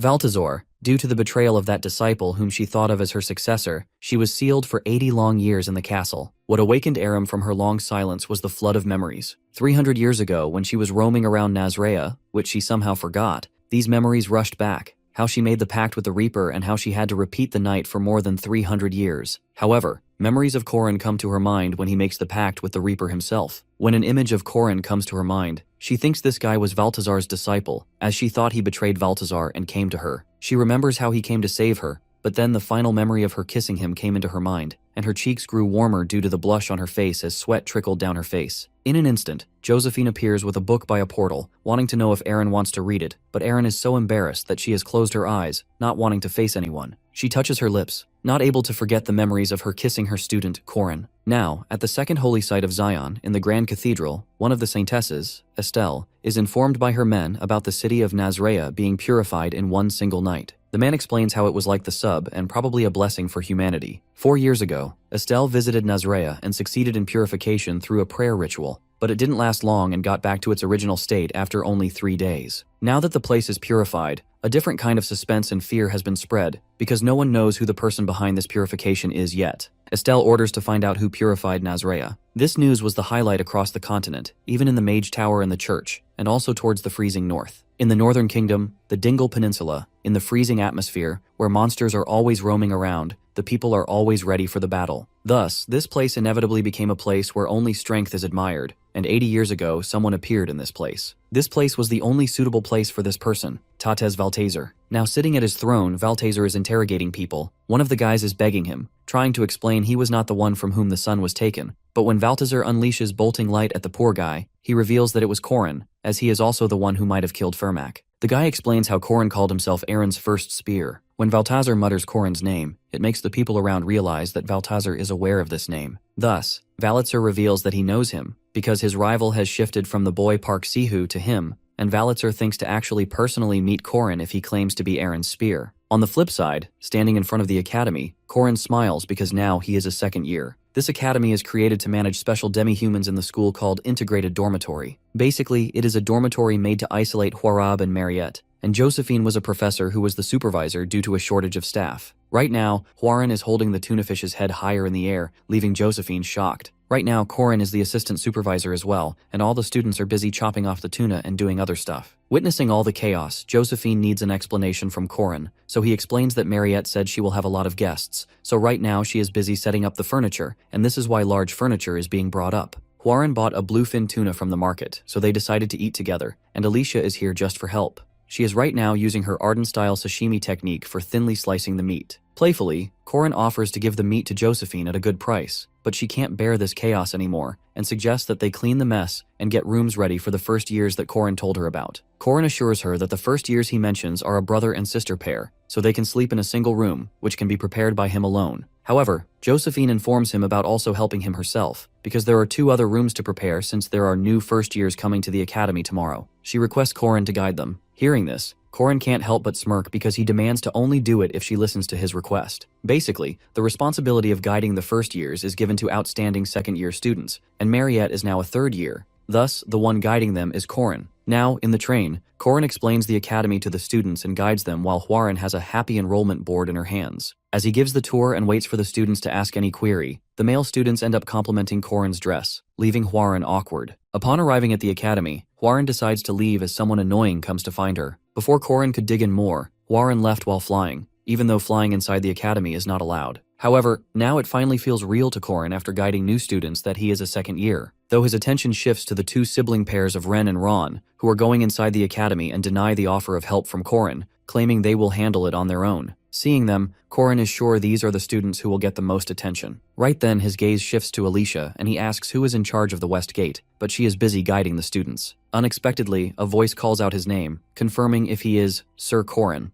Upon turning back, Corin sees a new first year named Miriam Elizabeth L. Rass, who greets Corin with a warm smile. The moment he looks at her, Corin realizes how wrong his prediction was about Ren and Ron getting the most attention. Hearing El Raz, Corin kneels down in front of Miriam, leaving Alicia gasping as her gaze darts towards him in shock. But the whole one may not recognize their face or first name. There is no one who would not know this surname. Kneeling down, Corin kisses her hand with respect because this person is the second princess of this country. Additionally, she is the villainess of the heroic legend of Arhan's era. The way Corin behaves so respectfully impresses Miriam, and she praises his etiquette, curious where he studied it. Lowering his gaze, his expression darkened, and he revealed that he learned it from someone he knows. The reality is, Miriam is the one from whom he learned it. In their first meeting, she demanded that a gentleman should kiss a lovely lady's hand and ask for a dance if a lady stands before him. Even after that, in Corin's past life they had some sort of relationship, and some other things happened too. But in the previous life they didn't meet inside the academy. However, Both Miriam and Corin are interrupted when Estelle Hadasha El Ras greets him,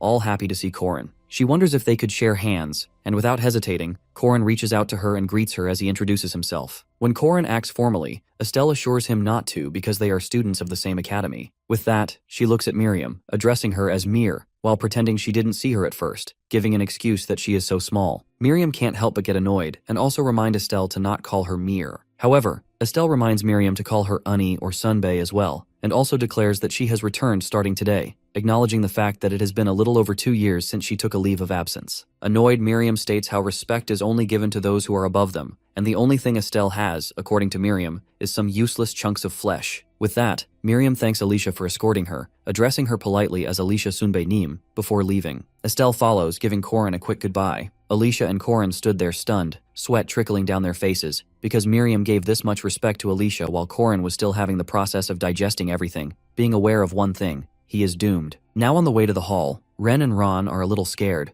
but still they try to act confident. This is when Miriam greets them and offers to shake hands with them since they are from the same year. Hesitantly, Ron steps forward and extends his hand, but that is when Miriam holds his wrist harshly, stating how they killed each and every beastman, but still these disgusting mutts are left. With that, she threatens him to never ever touch her staff and throws him on the ground as his sister consoles him. At the same time, Corin is confused as hell and feels like walking on the ice, not knowing what will happen next because these two characters were introduced very late into the story, so they weren't even supposed to be here. Still, they appeared in the academy at the same time. Not having much of an idea, Corin thinks that it is maybe because of the purification of Nazria. He was too careless. Later on in the class, Corin is not focusing on anything, knowing that he is in big trouble. The professor in the class spots him not focusing and asks him a question, but when he doesn't answer, the professor ends up deducting his marks. This makes things more frustrating for Corin. Pressing forward, he is walking down the corridors, calling it an unwritten rule to go through orientation and finish class early on the first day. As he enters the dormitory, Corin recalls the earlier plan was to just have Josephine, Mariette, Warren, the Wolf siblings, and him in the special dormitory. But now that Corin remembers, Josephine told him about preparing 2 more rooms as 2 more people were coming. Just when he realized what happened, from the room, a voice called out for him.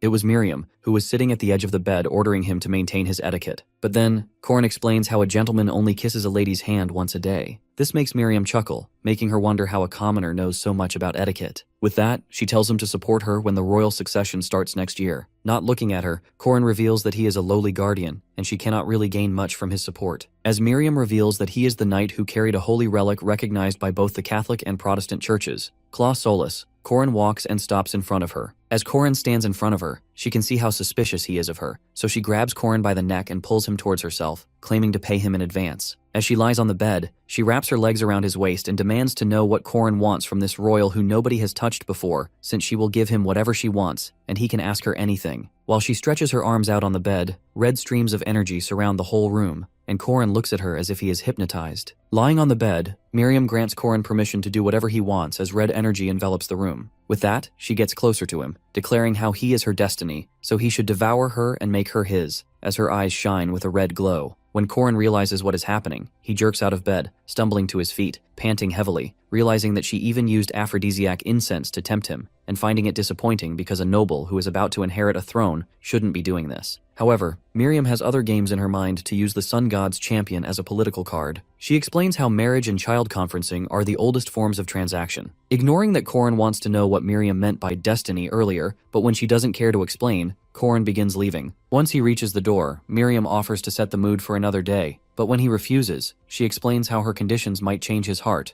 wondering how confident he is with his decision. Looking back and smiling at her, he reveals that he learned it from someone he knows, to be careful when it comes to beautiful women. With that, Corin gets out of the room, leaving Miriam smirking as she thinks of working hard. Corin is panting, as this was very dangerous, and the weird part is that he has been getting in these kinds of situations more often. Corin recalls an incident with Mariette, also with Alicia, where she said stuff to Corin because she chose theater as her elective and chose to play about an affair, and then Huaren holding his hands every chance she got. Ever since Corin swallowed the sun, his body has been flowing with yang energy. Because Huaren releases an endless amount of yin energy because of her 9 yin meridian physique, even touching him feels good. At break time, she keeps holding his hand and insists on staying for a little longer. Later on, at the cafeteria, Corin discusses this issue about women clinging to his body with Jaeger and Lark. However, at first, Lark and Jaeger remain calm, but then start to grab him in anger, calling him a playboy and suggesting he pick one woman. All of them freeze in their position when Miriam approaches them, though both Lark and Jaeger sit at their places and hear their conversation with their jaws dropped, since Miriam requests Corin to give her a tour because she is going to the city center soon. Seeing him,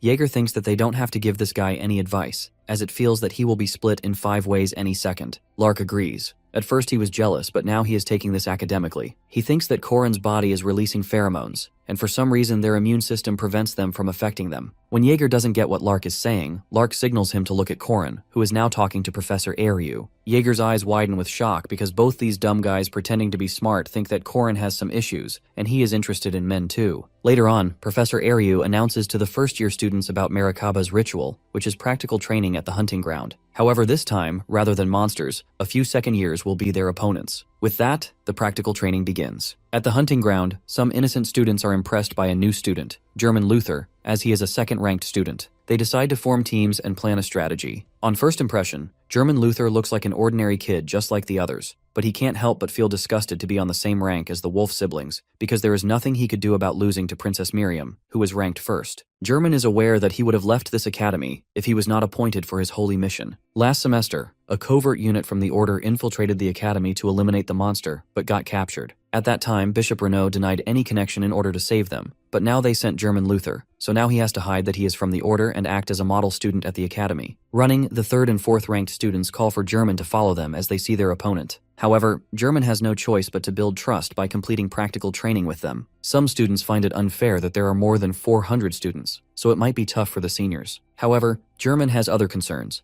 The main thing is to defeat these seniors and steal their insignia, so he has decided to act and lead these kids, and later on, use them as his pawns to achieve the goal. Everyone's attention shifts to their back when they hear a loud thudding noise from behind. From afar, Josephine looks at students being scared and recalls how Corin decides to do new student orientation, but puts a condition to include the returning students that he chose for the hunting ground test. Standing there, Josephine wondered if listening to the request was right. At the time when students thought that second-year students might have a tough time fighting 400 students, they had no idea who the second-year students of Merkaba Academy were. At first it is Ul, who has mastered the ultimate druid technique of Wicker Men in half a year. Then Dron, the magic swordsman mercenary, who got a super expensive magic sword set because of successful investment, and Kransel Rude, the Golemancer who now controls a super golem. Other than that, there's Huaran, who needs no introduction. Lastly, the head of the Arden family, Alicia. They all are giving a hard time to the students, and chaos has erupted in the hunting ground, with no one able to fight back or even raise their weapons to defend themselves. On the flip side, some students are running away by seeing a figure emerging from the shadows having clown makeup on his face.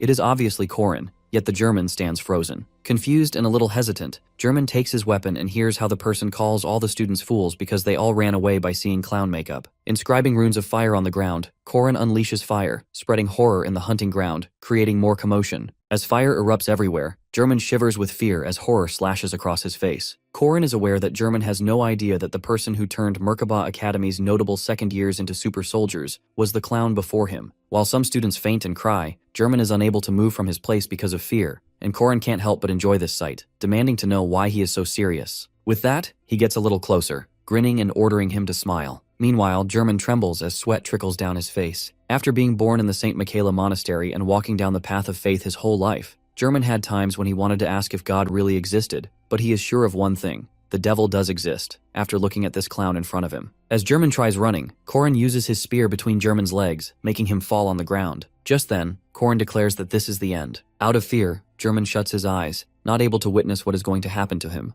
and also starts crying. That is when Corin pats his hand on German's head and helps him stand up, praising him for his guts. When Corin introduces himself, German immediately recognizes that it is the same guy who fought with Lunia Arden. Now that German has calmed down, Corin explains how he was looking for skilled first years, and aside from the princess, German is the one. Extending his hand, Corin offered German to work with him. Surprised, German immediately shook hands with Corin, agreeing to the offer. The first thing Corin needed to do in this hunting ground was to scour German, a spy of the Order that Corin is already aware of. 1 hour after the test started, Ron and Ren have been getting attacked by the students, and Ren is knocking them out, guiding Ron to check their backpacks and take their armbands. Poor Ron doesn't understand why everyone is attacking them and wonders if maybe it is because they are demi-humans. However, Ren explains it is not because of that, but because they are second rankers and everyone wants their armbands. Taking the armband of their seniors is worth more points, but they are all too strong, so they are trying to take armbands from people of their own year to get points. Though, in the last part, they have to trade these in for prizes. But when Ron and Ren arrive at the final stage, the cottage is on fire. But then an earthquake appears, and a giant tower-like building appears in front of them,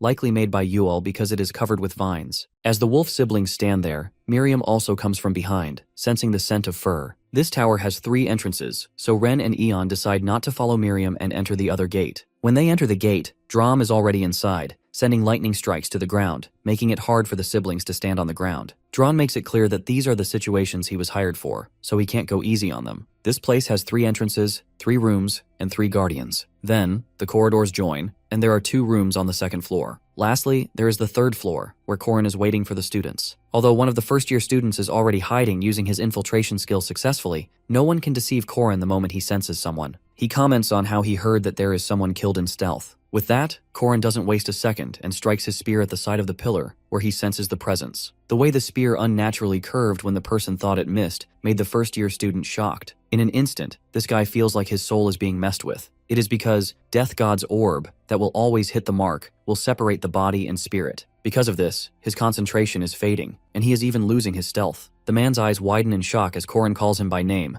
questioning if he, Rashid ad-Din Mustali, a first-year second-rank knight, is using a technique from an assassin clan. For a moment Rashid pauses but then gets out of his hiding spot, warning that Corin shouldn't have mentioned it, and attacks Corin from behind with his whips. At first, Corin lets the guy attack and dodges it, but when Rashid doesn't stop, Corin grabs his spear to attack back. Rashid always wanted to stay away from bloodshed, wanting to leave his past behind. But now that this senior in front of him has mentioned it, Rashid can't help but kill Corin to hide his identity. Moving swiftly, he unleashes fire against Corin, but little does he know that fire and heat are Corin's expertise. As Corin dodges the fire, leaving Rashid surprised, he explains how Rashid deserves a reward for doing this much, so he should go up and address his points. With that, Corin also mentions that it doesn't matter if he learned magic, swordsmanship, or assassination, but that stealth ability is needed soon too. The second thing Corin needed to do in this hunting ground was to test the skills of the worthy first year. At the same time, the wolf sibling almost died because of Dron's abilities, but still ended up being passed. At the 2nd floor, in the presence of Hwaran, they were passed immediately because obviously Hwaran couldn't control her strength against them, so she let them go. At the 3rd floor, Corin was waiting for other students, and Ren and Ron arrived. The moment they enter, a slash strikes near their face. It is Corin's spear, which was targeted towards Ren, but when Ron lets his guard down, Ron is knocked out by Corin, and he faints on the ground. Surprised, Ren looks at her brother, but ends up running when Corin activates the tiger sweeping wind to attack them, and they turn into the beast, their actual form.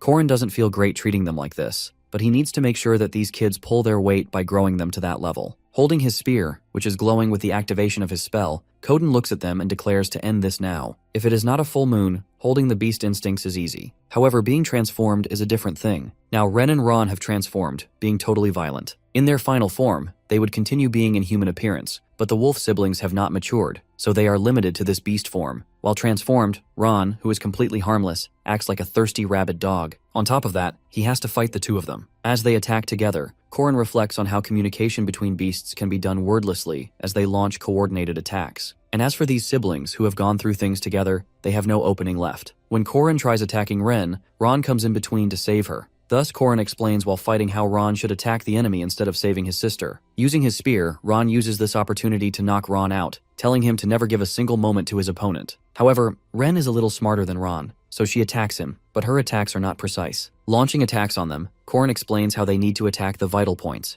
At this rate, both the siblings are on the ground and have turned to human form, crying with pain and agony. Corin suggests they stand up and fight until their bones are broken. However, Corin notices how they have given their all, so he grabs Ren to make her stand up and thinks that this is enough for now. It is hard for him to be tougher with these little kids. Corin could not react to their final form in one try, but still, they understand what it means to fight, and they have toughened themselves, and this is what is admirable. As Corin has grabbed Ren in his arms, he smiles, asking if her appa got very aggressive. Ren is crying, being frustrated that Corin treats them like children, but both the kids end up hugging him. Seeing this, Corin acknowledges that he was mean, but at the same time praises their situational judgment and physical abilities. The fact that they were not able to beat him, still, Corin let them pass because they were actually good. Even though the siblings felt comfort in that warm embrace, they swore they'd never have to rely on it again. As Corin looks at them leaving, he feels a presence behind him. When he turns around, it is Miriam, who is clapping, impressed because the wolf siblings went up so long ago, yet Corin is still just standing. Additionally, she calls the siblings puppies, praising their physical abilities. She also mentions how Korin was acting as if he was playing in a playground while dealing with them. Korin reminds Miriam that he is an examiner right now, so if she wants to pass, she will have to defeat him. And when it comes to her, he won't deal with her like he did with those siblings. Since she decides to take the thing out that she is hiding in her dress, then he will have to use his full power to fight back. Turning back, Miriam reminds him how she was ready to remove her dress earlier, but Korin didn't fall for it, so she will lose this. Declaring this, Miriam turns to leave. Though what Miriam has hidden in her dress is a snake familiar. Yet, even though Korin revealed knowing about her secret weapon, she didn't show the slightest hint of surprise. Korin is damn sure it will be difficult again like last time because he doesn't know what to do with this person. On the flip side, some students are at the top of the tower, and a board is placed there about going back to the entrance. This makes the students go crazy. Not having much of a choice, poor kids are on their way to the entrance, blaming everything on the clown, Korin, calling him crazy as they heard the rumors of Korin being the future son-in-law of the Dunaled, but he is also engaged to Lunya. As they are moving ahead, they instantly stop when Korin appears in front of them, welcoming them all. Laughing, he questions about practice while he pours wine at the rewards that will be distributed among the students. Korin explains that there will be 4 or 5 magic stones and other high-ranking items. Jumping a little forward, Korin demands to know the similarity in these items and these people. When no one answers, Korin explains that both they and the rewards can burn easily, and with the flick of his fingers, he burns those rewards. The students are angry, wanting to kill this jerk, but obviously they know that they will end up getting beaten by him. Just then, Mariette appears with a chest having rank 3 and 2 magic stones. With that, Korin introduces the students to the craftsmen that will make them free weapons. They are top blacksmiths from the capital. He also praises Huaran and Mariette for transporting the material and the blacksmiths. On the other hand, Alicia places the dinner table for the gourmet dishes made with the best ingredients. Seeing the food, the students go crazy and dig in. After all, today is a day for them all. The ingredients and chefs were transported by Mariette. Also, the scammer blacksmiths whose weaknesses had been exposed were all summoned by Huaran. However, the way these seniors are being now is shocking for the students because they all are acting so sweet and kind when they are not fighting them. Alicia looks at Korin, reminding him how the expensive magic stones that he gave to 4,000 people are on him. Korin explains how, aside from liquid assets like the inn, he did spend his entire net wrong. Though to him, money is not important, but their lives are. He was planning for the money from the beginning for this moment, and he was able to give his juniors access to magic stones. Korin is aware that they all cannot become a fighting force just by giving them expensive equipment, but the survival rate should go up significantly. Even when Korin tries not to feel anxious, he can't help but feel this way, especially at this time. Keeping German by his side, recruiting Rashid, and pushing Ren and Ron were all part of his preparation, since the background of the next trial, which is looming ever closer, is here, at the Merkaba Academy. As the students are enjoying themselves, they invite Alicia to dance with them. Alicia turns to Korin to make sure if it is fine for her to do it, but Korin has disappeared. On the other hand, something new is unfolding. Elder Admalek, the Red Magic faction leader, declares to retrieve the experiment that is not a beast or a human. Black Magic faction leader Elder Morshatan is pretty confident that everything falls into their hands perfectly, especially since even the Golden Mage is participating. Mariette, that vampire, should be retrieved by their mage tower. Basically, the Magic Tower incident is about to begin. Originally, under the shallow investigation of the Grand Library Archives, they would have abducted the vampire girl and conducted experiments in the basements. But history will be twisted since Korin has already been waiting, standing at the Magic Tower, noticing and examining everything. The special dormitory housed students that are important to the academy. Firstly, it was Korin and Huaran, but now it is almost full. Every morning, Korin fights with Huaran, showers, and then sees the new students have arrived on the second floor. At the end of the floor, the 2 princesses have their rooms. The Princess Etel went to the chapel for morning prayers, while Miriam went to her lab.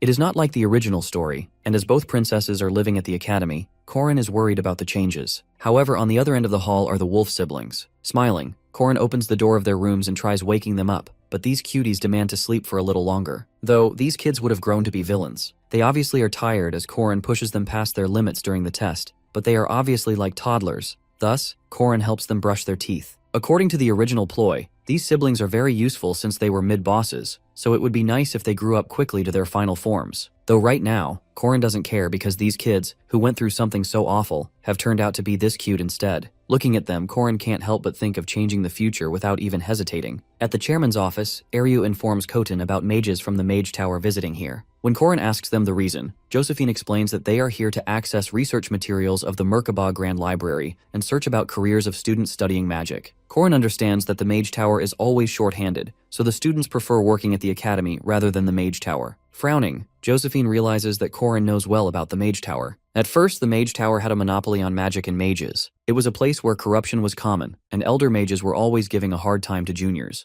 but due to the Merkaba Academy, the Mage Tower lost its rivalry with the Academy after losing its dominant spot. This is when the witch hunt began. The Mage Tower naturally followed the will of order, as they'd treat demi-humans as test subjects. When heroes from the Academy became aware of this, they took a step to end the witch hunt, and that event was called the Witch Revolution. Though in front of Josephine, Corin claims to not know more than them. After all, she was a participant in the Witch Revolution 80 years ago. Lowering her gaze, Josephine clarifies it was a long time ago, and she didn't do it alone. Eryu adds that he was there too, and so was Valtazar. Corin is aware that the topic of Valitzer, a traitor, is a sensitive topic for his master Aaron, but needs to use what he can since they think of Corin as Valtazar's student. Corin has planned on leaking future information, disguised as Valitzar's plan. Thus Corin spills how the Mage Tower is also related to Valtazar, leaving Josephine and Eryu shocked. Both Eryu and Josephine understand that this is the information of the future, and that the visitors have a motive beside just assessing the library or scouting students. Later on, sitting with Mariette, Corin explains to her how the Mage Tower is probably coming to visit her only, and that the vampire blood that flows in her is important to the Mage Tower, which has a need to study demi-humans.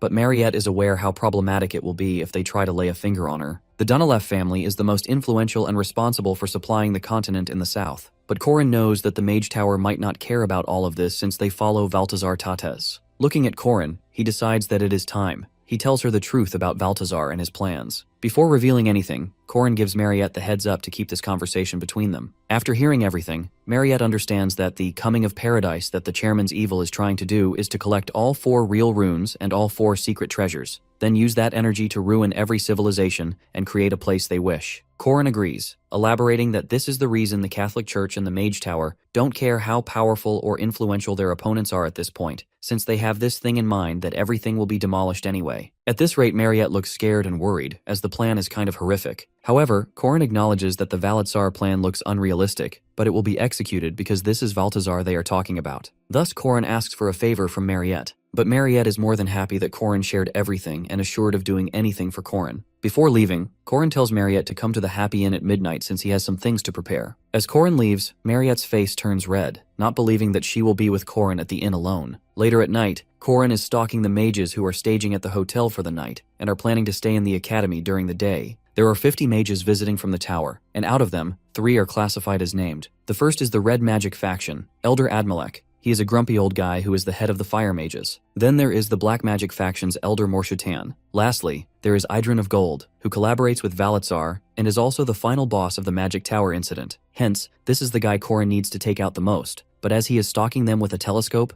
they all have cloaks, so Corin is not sure who exactly he is among those 50 mages over there. Meanwhile, Lark has become their servant, as he thought to get the Magic Tower. He is getting orders by the mages to carry their stuff, and they even threaten to squeeze their mana heart if he doesn't work properly. Though, Corin's gaze shifts to one of the mages running towards the back door. It is the 4th floor black mage of the Mage Tower, Manroji, having his gambling game with the other mages. Using his skill, Manroji is using his third eye skill to see the other mages and their cards from the floor's ceiling, obviously cheating. This is when Lena comes up to play with them. Later on, in the bedroom, Manroji was about to grab Lena, but Corin appeared in the room, using lesser curse magic on him. Corin grabs him by the face and throws him on the ground, having the eye that Manroji placed on the ceiling. Corin explains how he deserves to have an arm cut off for cheating, but worse for messing with a girl. The guy is freaking out, clarifying if Lena asked for it, but his eyes widen with shock when Corin clarifies that Lena is not the girl he is talking about, but Mariette. Corin reveals that the Mage Tower's plan is to abduct the demi-human, Mariette. Corin is aware that the Mage Tower doesn't see demi-humans as living things, so he brought Mariette with him to the room,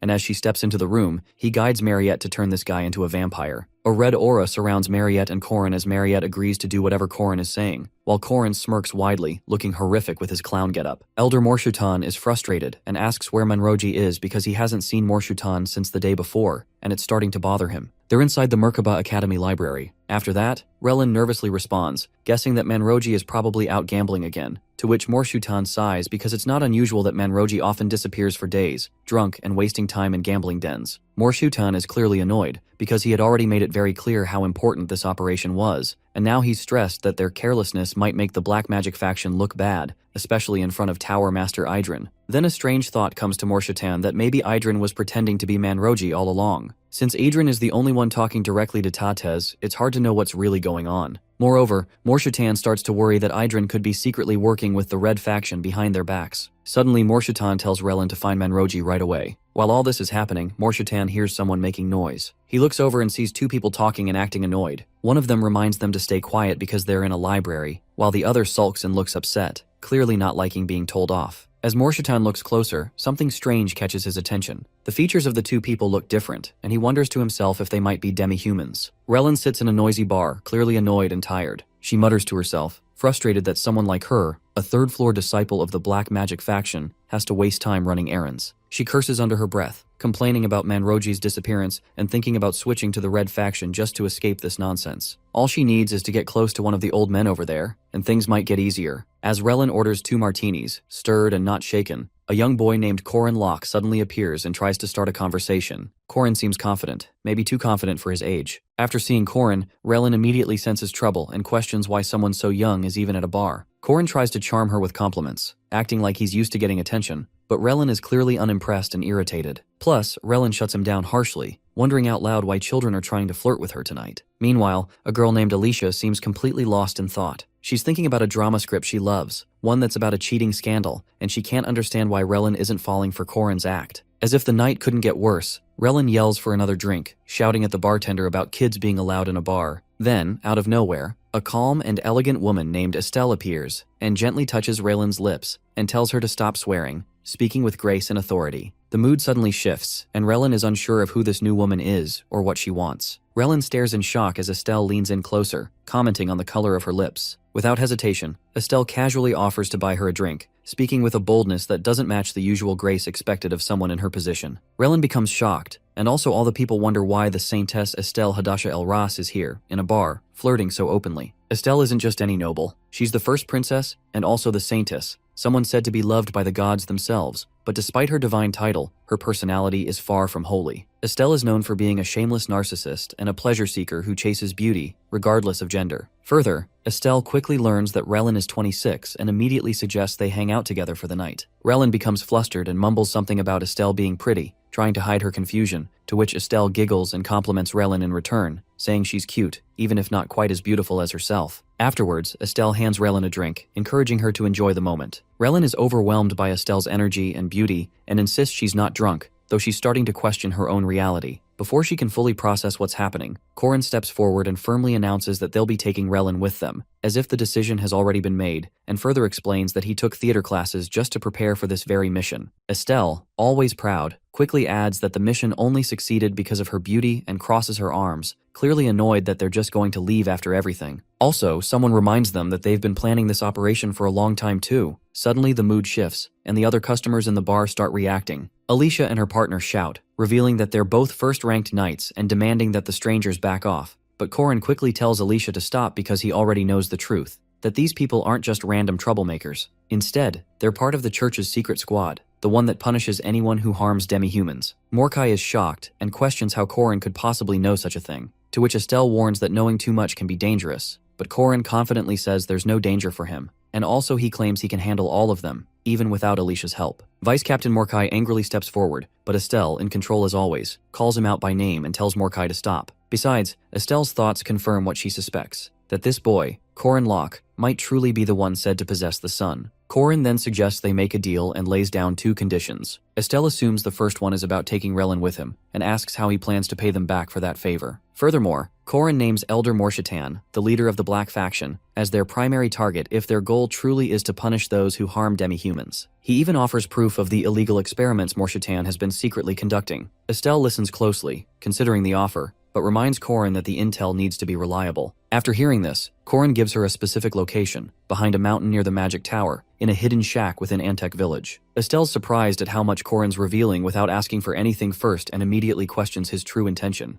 That's when Corin reveals his real condition, that he wants every single mage from the Magic Tower involved in this mission to be arrested, from the high elders all the way down to the low-ranking ones. Even Corin calls the entire tower a corrupted den that has lost its way. Though it sounds extreme, Corin argues that if they're left unchecked, they'll end up betraying humanity to the powerful enemy, Tates Balthazar. Assistant Morkai hesitates, saying capturing that many people is nearly impossible, to which Corin simply offers to focus on Elder Morshitan, and says they'll handle the rest on their own. After hearing this, Estelle agrees and says she'll hand over Relin to Corin. Morkai, alarmed by this, tries to object, but Estelle silences him with a smile, clearly pleased by the advantage she's already gained. Curious, Estelle asks for his second condition, to which Corin responds by proposing they cooperate from now on. As long as it doesn't involve politics, he'll lend her his support. In exchange, Corin asks Estelle to pray for him. Estelle accepts without hesitation. As long as she holds divine power, she'll offer her prayers, especially now that they live under the same roof. Indeed, the Saintess's prayer is considered a rare and powerful blessing,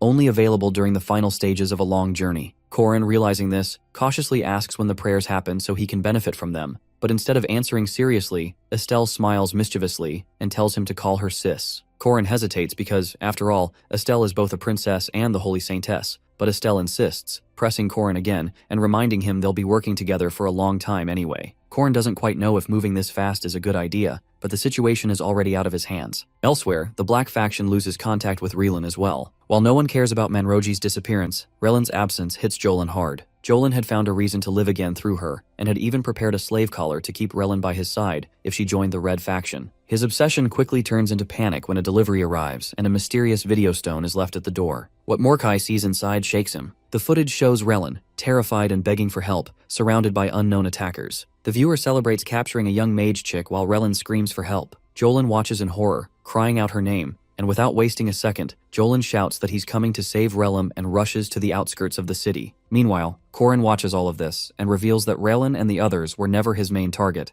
and his real aim is the Tower Master of Gold, Idrin, but he has no idea who that is among the 50 mages who entered the academy. Still, Corin forms a strategy that if he can't find Idrin directly, Corin can at least eliminate suspects. Corin starts by ruling out R'lyeh, stating that she was involved in a side quest called Shaded Love, where an old mage named Jolin had fallen in love with her. After that, Jolin enters to save R'lyeh. Since they were both featured in a scripted quest, Corin concludes neither of them could be Idrin. Major villains like the Golden Mage wouldn't be placed in common side stories. Later, Corin moves on to Manroji, who had been previously captured, and was the focus of another side quest, The Cheater's Hidden Trick, a scenario where the player uncovers him cheating, and that's another name off the list. Corin realizes that any character tied to a clear, pre-written side quest likely isn't the secretive Idrin of Gold. So, his plan is to track down and capture every side quest character one by one, crossing them off until only unknowns remain. Meanwhile, in a dark and terrifying place, Jolin wakes up in panic. He screams, asking where he is and demanding to know what's going on. His pleas are met with silence, and a captor ignores the cries for answers and immediately begins torture. Jolin begs to cooperate, offering to talk, but his words are dismissed. What's more, Jolin is force-fed a thick red stew, and it tastes rich, too rich. Corin reveals it's not food, it's highly concentrated blood stew, and it's being used to turn them into a vampire. Corin observes this twisted experiment from the shadows, silently taking note of the madness. He's getting closer, but it's clear this mission will only get darker from here. Corin finds another ghoul and realizes how vampires create their servants. If someone is a virgin, they become a Dracule, or Draculi, a stronger form, and if they're not, they become ghouls, like Manroji. Corin is frustrated, wondering why everyone seems to have experience except him, making him feel like the only virgin left in the world. A girl nearby shyly admits she's also untouched, saying she's only held her dad's hand, and that confirms Corin would turn into a Dracule rather than a ghoul. Now, since the man in front of Corin has become Corin's vampire servant, Corin knows he won't be able to lie and takes advantage of this, asking the man to spill everything he knows. The man is unable to resist and is about to speak. Corin questions the mage and finds out his name is Jolin. Further, Corin demands to know why they came to the city. Nervously, Jolin reveals their mission was to capture Mariette Dunalev and assassinate Chairman Ariu Kassar. Corin pushes for more answers, and Jolin blurts out that they were following the orders of the Tower Master, someone only known by the title Bayarin of Gold. The Tower Master, Idrin, claimed the mission was important and even planned to participate himself. Jolin isn't sure which faction he joined, red or black, but confirms that the Tower Master Idrin is among them in disguise. With this intel, Corin feels ready to move forward with his plan. At the same time, Corin threatens Jolin that he has kidnapped Jolin's beloved professor and other mages who recently disappeared, and a cruel ransom is demanded. Enough gold to fill a boat within a week, or else a finger will be cut off every night, starting immediately. As panic spreads, Jolin breaks down, but far away, the leader of the Red faction, Elder Admalek, reacts coldly, calling Jolin an idiot and saying he would have abandoned him if he wasn't his best disciple. The situation grows more tense as the two factions argue. Someone questions why the Black faction is even involved in matters that concern the Red faction. But Elder Morshatan, the leader of the Black faction, shuts them down immediately and says no one can act alone anymore. With the Witch of Space present, capturing the vampire or the chairman is impossible if she can just teleport them away. That's why they had planned to distract her during the academy midterms, forcing her to waste magic on rescuing students instead. Unfortunately, their plan was exposed. Morshatan agrees the Black faction will assist now, and Admalek, the Red faction leader, makes it clear they have no intention of paying ransom. The magic tower doesn't negotiate with threats, so they agree. The only solution now is to capture the mysterious clown who's behind this mess. Morshutan reveals they have a secret informant planted inside the academy, and this person might know the clown's identity, and that person is none other than the second princess, Miriam. Miriam has seen Korin's outfit before during the hunting grounds incident, and since the magic tower sponsors her, she'll likely report him. This will shift the tower's attention toward Korin and prompt them to launch an attack on the special dormitory. But Korin plans to use that moment to trap them all, and that was his original strategy, Plan A. Suddenly screams are heard, and Miriam is brought in, and Morshutan asks if she recognizes this person, to which Miriam completely declines, and everything begins to fall apart for Morshutan because Princess Miriam, who everyone believed would expose Korin's identity, surprises them all by saying she knows nothing about the clown or any kidnappings. Her unexpected silence confuses both sides. Elsewhere, Korin is stunned too by hearing that Miriam took his side because Korin was sure Miriam would mention him, but she didn't even speak his name, and that small act completely ruins his original plan. But it also keeps Korin safe for now. Even though his strategy fails, Korin quickly regains his focus, and also thanks the person helping him, and prepares to leave, pretending nothing is wrong, and also asks about his payment, but he brushes it off and says that he thinks Korin needs some rest. Afterwards, Korin realizes that he still has Plan B. Also, Korin's determined to think through every possible outcome. This time, Korin doesn't want to lose his master again. Meanwhile, a major shift begins, and Estelle suddenly steps in and declares that Elder Morshutan is under arrest. She lists serious crimes such as illegal experiments, murder, kidnapping, and imprisonment. After hearing this, Morshutan is shocked because he accuses Estelle of dishonoring the Mage Tower, but she stays calm and firm and says she respects the tower. But the evidence against him is undeniable. Morshutan panics when he sees that his secret records are being used against him, and the trap he never expected is now closing in fast. After that, Estelle starts to realize and questions how Korin got Morshutan's lab records so quickly. The lab changes locations constantly, and even elite squads couldn't find it. Indeed, Estelle doesn't think Korin would lie, but she's surprised by how new the evidence is. That means everything is illegal. Experiments and imprisonments must have happened recently, and if the Academy had made a formal move, Morshutan would have relocated his lab immediately. So Korin had to act quietly and fast. Estelle realizes the truth.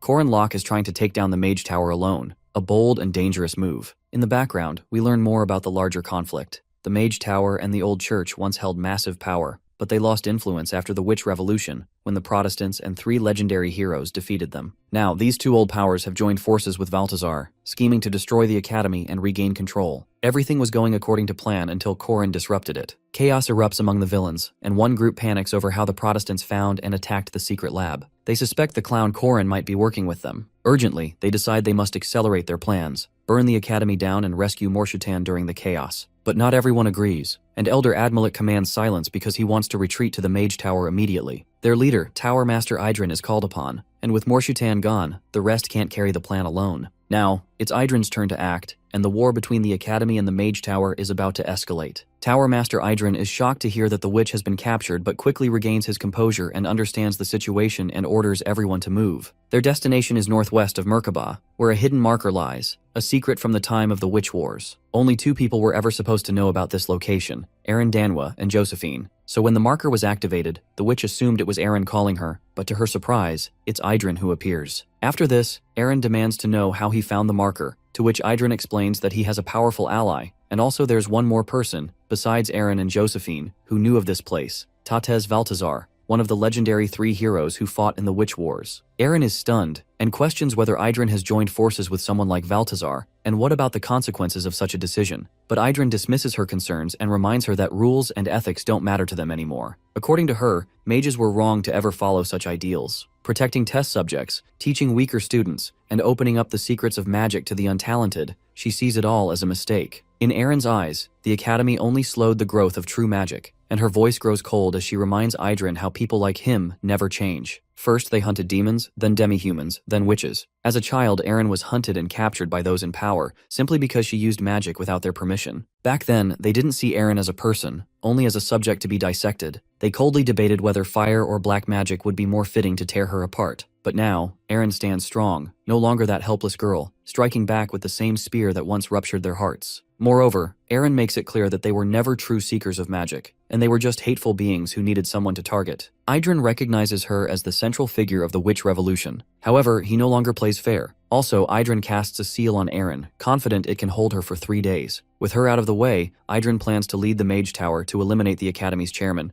capture the vampire, and reclaim the future for his side. To him, the current world will collapse soon, and in its place, a paradise will rise. one where only the chosen can practice magic freely. Just then, the Flamehounds Corrin arrive. After that, Corrin tells Eren that people like Idrin never change because they've never truly suffered and they've lived without pain, and that's why they stay cruel, but now it's time to fix that. Corrin moves forward with Plan B, ready to deliver the pain they've avoided for too long, starting with a direct and ruthless strike, and Corrin's goal is simple: to rescue the professor, no matter what it takes. When Ren and Ron arrive, Knight Professor Ogun expresses his disappointment. He reminds them that today marks the first day of their monster hunts. Though the Fanboar is only a 4th-ranked monster, their lack of focus disappoints him. The professor claims he hates repeating himself and questions what he told them earlier. Both Ren and Ron straighten up and state that a good guardian must be skilled, but more importantly, they must be punctual. Ogun hums, steps forward, and signals them to begin the mission. Ron mutters in frustration that it's because Corrin isn't there. Ren whispers that Corrin usually wakes them up every morning and wonders where he went so early. Far from them, Corrin stands amid burning fires and cornered mages. A girl grins, surprised by his arrival, but it's clear Corrin came prepared. He used a rune of tracking. He steps in and launches a strike. He speaks, voicing disappointment in Elder Admalak, saying his rightful place isn't here, but beside his disciples. Elder Admalak glares, recognizing the voice. He shouts, confirming Corrin's identity as the same as the clown. With a lifted hand, he conjures a massive fireball and declares himself the leader of the Red faction, and no easy opponent. He invokes his ultimate technique, Sky of Muspelheim, a flame meant to turn all things to ash. Fire roars toward Corrin, but he stands unmoved. A dark smirk curls on his lips. The flames disperse before him, ineffective. The Elder stares in disbelief. The resistance Corrin conjured isn't mere protection or elemental superiority. Corrin's eyes burn like coals. He speaks. If the Elder relies on fire, he will never defeat him. Corrin compresses the surrounding flames into a single strike, forming a solar genesis. With one overwhelming blow, lightning carves through the enemy. Bodies drop. Corrin kneels, breathing heavily. The girl lands and calls out, impressed. She clarifies her praises for Corrin Locke, not his power. She claims he must have foreseen the attack on the magic tower and prepared for this too. Corrin nods slowly, struggling to stand. The girl studies him. Something about Corrin unnerves her. She wonders at his silhouette, shadowed by purpose, echoing the symbol of justice. She lends him her shoulder, asking what comes next. Corrin lifts his head and says the next target is Mariette, and that preparations are already in place. The Mag faction has 2 goals: to kill Chairman Eryu Kassar and to capture Mariette Dunalef. Corrin claims he originally intended to become their target, but Princess Miriam acted unpredictably and shielded him, disrupting the plan. Fortunately, he holds a plan B. He continues, stating that during the official opening of Dunalef distribution, Josephine will make a public appearance at the event, then move to a less crowded area, an ideal moment for an ambush. Josephine, moving ahead through an alley, reflects on the plan. She wonders aloud, if they wanted to kidnap her, why not just take her in the carriage? At that moment, 2 women step from the shadows. One of them reminds Josephine that Corrin warned them to prepare. Josephine halts. A chill runs down her spine. Meanwhile, deep in the western forest valley, Ren and Ron are hunting. Ron proudly claims he caught a massive boar. Ren scoffs that his is even bigger, but Ron frowns and mutters that something feels wrong. He recalls that Professor Dana bought many fanboars last year for testing and questions why there are so few now. Ren narrows his eyes, questioning the same. They've come far into the forest, but the numbers don't add up. Then Ren sniffs the air and claims there's a stench of rotting flesh. He spins and shouts at the shadow behind. From between the trees, Professor Arkai steps forward, smirking. He notes the value of elder vampires, but says wolves with golden pelts match them easily. Ren and Ron are still immature, and he states that capturing them will be simple. He adds that the mountain's fanboars are already dead. His monsters now surround the boys. Ron calls out to Ren. Ren nods, he knows. Arkai chuckles darkly and mutters that it's unfortunate they intend to fight. He orders his monsters to attack. The boars circle closer. Back at the forest entrance, Professor Ogun cuts down a charging monster. He shouts for the students to form protective formations and defend one another. Fanboars, due to their rapid reproduction and enormous appetites, require population control each year. That's why he brought the students, but he never expected the boars to return to life. Then the Black Mages arrive. Professor Ogun warns them not to harm the Academy's students, saying that would be a massive treaty violation. One of the mages calmly responds that they're not interested in harming students or him. If he stops resisting, no one will be hurt. Professor Ogun demands to know their true goal. The mage reveals they seek the 2 monster wolves. Hearing this, Ogun's brow tightens. The mages clarify that Ren and Ron may not be highly trained yet, but they are growing. At that moment, Ren and Ron transform into their wolf forms and tear through the surrounding monsters. Professor Ogun swings his blade, declares that whether demihumans or wolfmen, if they study at his academy, that means they are his students. A black mage stares, stunned, and questions does he truly intend to defy the mage tower. Professor Ogun steps forward without hesitation and shouts that they laid hands on his students.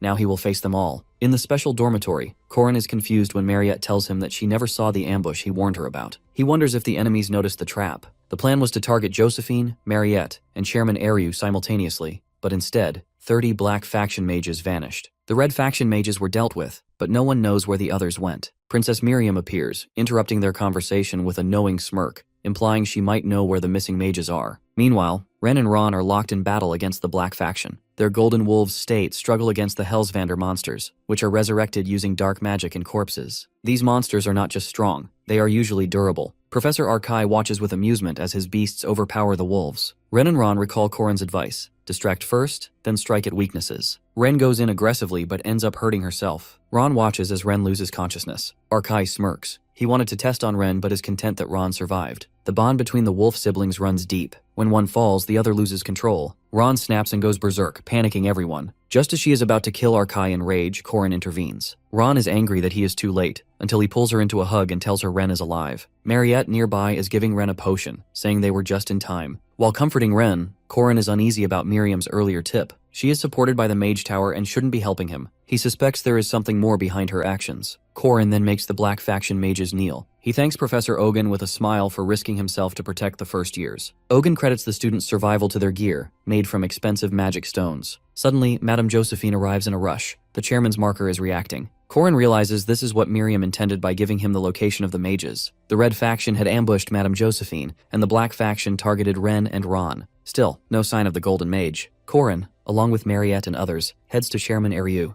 They find her unconscious but not fully destroyed. There is still time. There, Corrin sees the 4 great treasures of Luada de Danaan gathered: Undri's vessel, Dune Skaze, Lawgiver Doom Norix, and the enchanting monarch Ohard Bress. As he watches the coronation of paradise unfold, system backups activate, and events spiral beyond his understanding. Then the final boss, Tates Valtazar, appears before him. Sweat trickles down Corrin's face, and now he has to save the world by defeating evil. He looks at Valtazar in shock, but Valtazar doesn't understand the reason behind his surprise, because Valtazar has merely come to see the person who has destroyed his plans tons of times and even stolen his treasure. At this point, Corrin realizes that maybe he actually pushed the buttons. However, he is a little relieved that Eriu isn't completely taken out, because in the game and previous run, poor Eriu died. After Eriu left this world, Corrin's master Eren was killed by Valtazar. Though Eren was able to evacuate, Corrin got to know because of the information about the assassination. While Eriu is apologizing in a weak voice to Corrin, he reflects on how the heroes of the Witches' Wars are aware of this place. But it is kind of astonishing to think that Valtazar made a move. With worry, Corrin puts his hand on his forehead, finding it hard to believe that another incident has happened that is far different from the original one, but Corrin calms himself down. Gripping his spear, Corrin reminds himself how he has always changed the scenario for the better. Thus, with all the power, Corrin unleashes a poisonous dragon head charge against Valtazar, sending an immense amount of fire at him. But just then, something else happened. The Domain, a level all warriors dream of. A secret attack is launched in an instant by Valtazar, and it was the same as Corrin's, so it was countered easily. Witnessing this, Valtazar can't help but scoff to see that Corrin can already use it. Basically, this is the battle of the top-tier martial skills in the heroic legend of Arhan. Though the moment both the guys strike at each other, they end up in the second domain, and Valtazar compliments Corrin for having nice skills, calling him fellow disciple, with a wide grin on his face. But now, Valtazar plays smartly, using the Calamity Serpent's ultimate essence and poisonous dragon head charge, unleashing it, and using the domain multiple times in a row like the Sword Demon. Just then, the system starts backing up while updating important commands, and the moment the backup status reaches up to 740%, which is exceptionally higher than normal, Corrin's grip tightens on his staff, and he is ready for his turn. From this point on, both the guys tackle each other with fine skills and end up getting on the 5th domain, striking and unleashing amazing strength and power with swift movements. As they get to the 5th domain,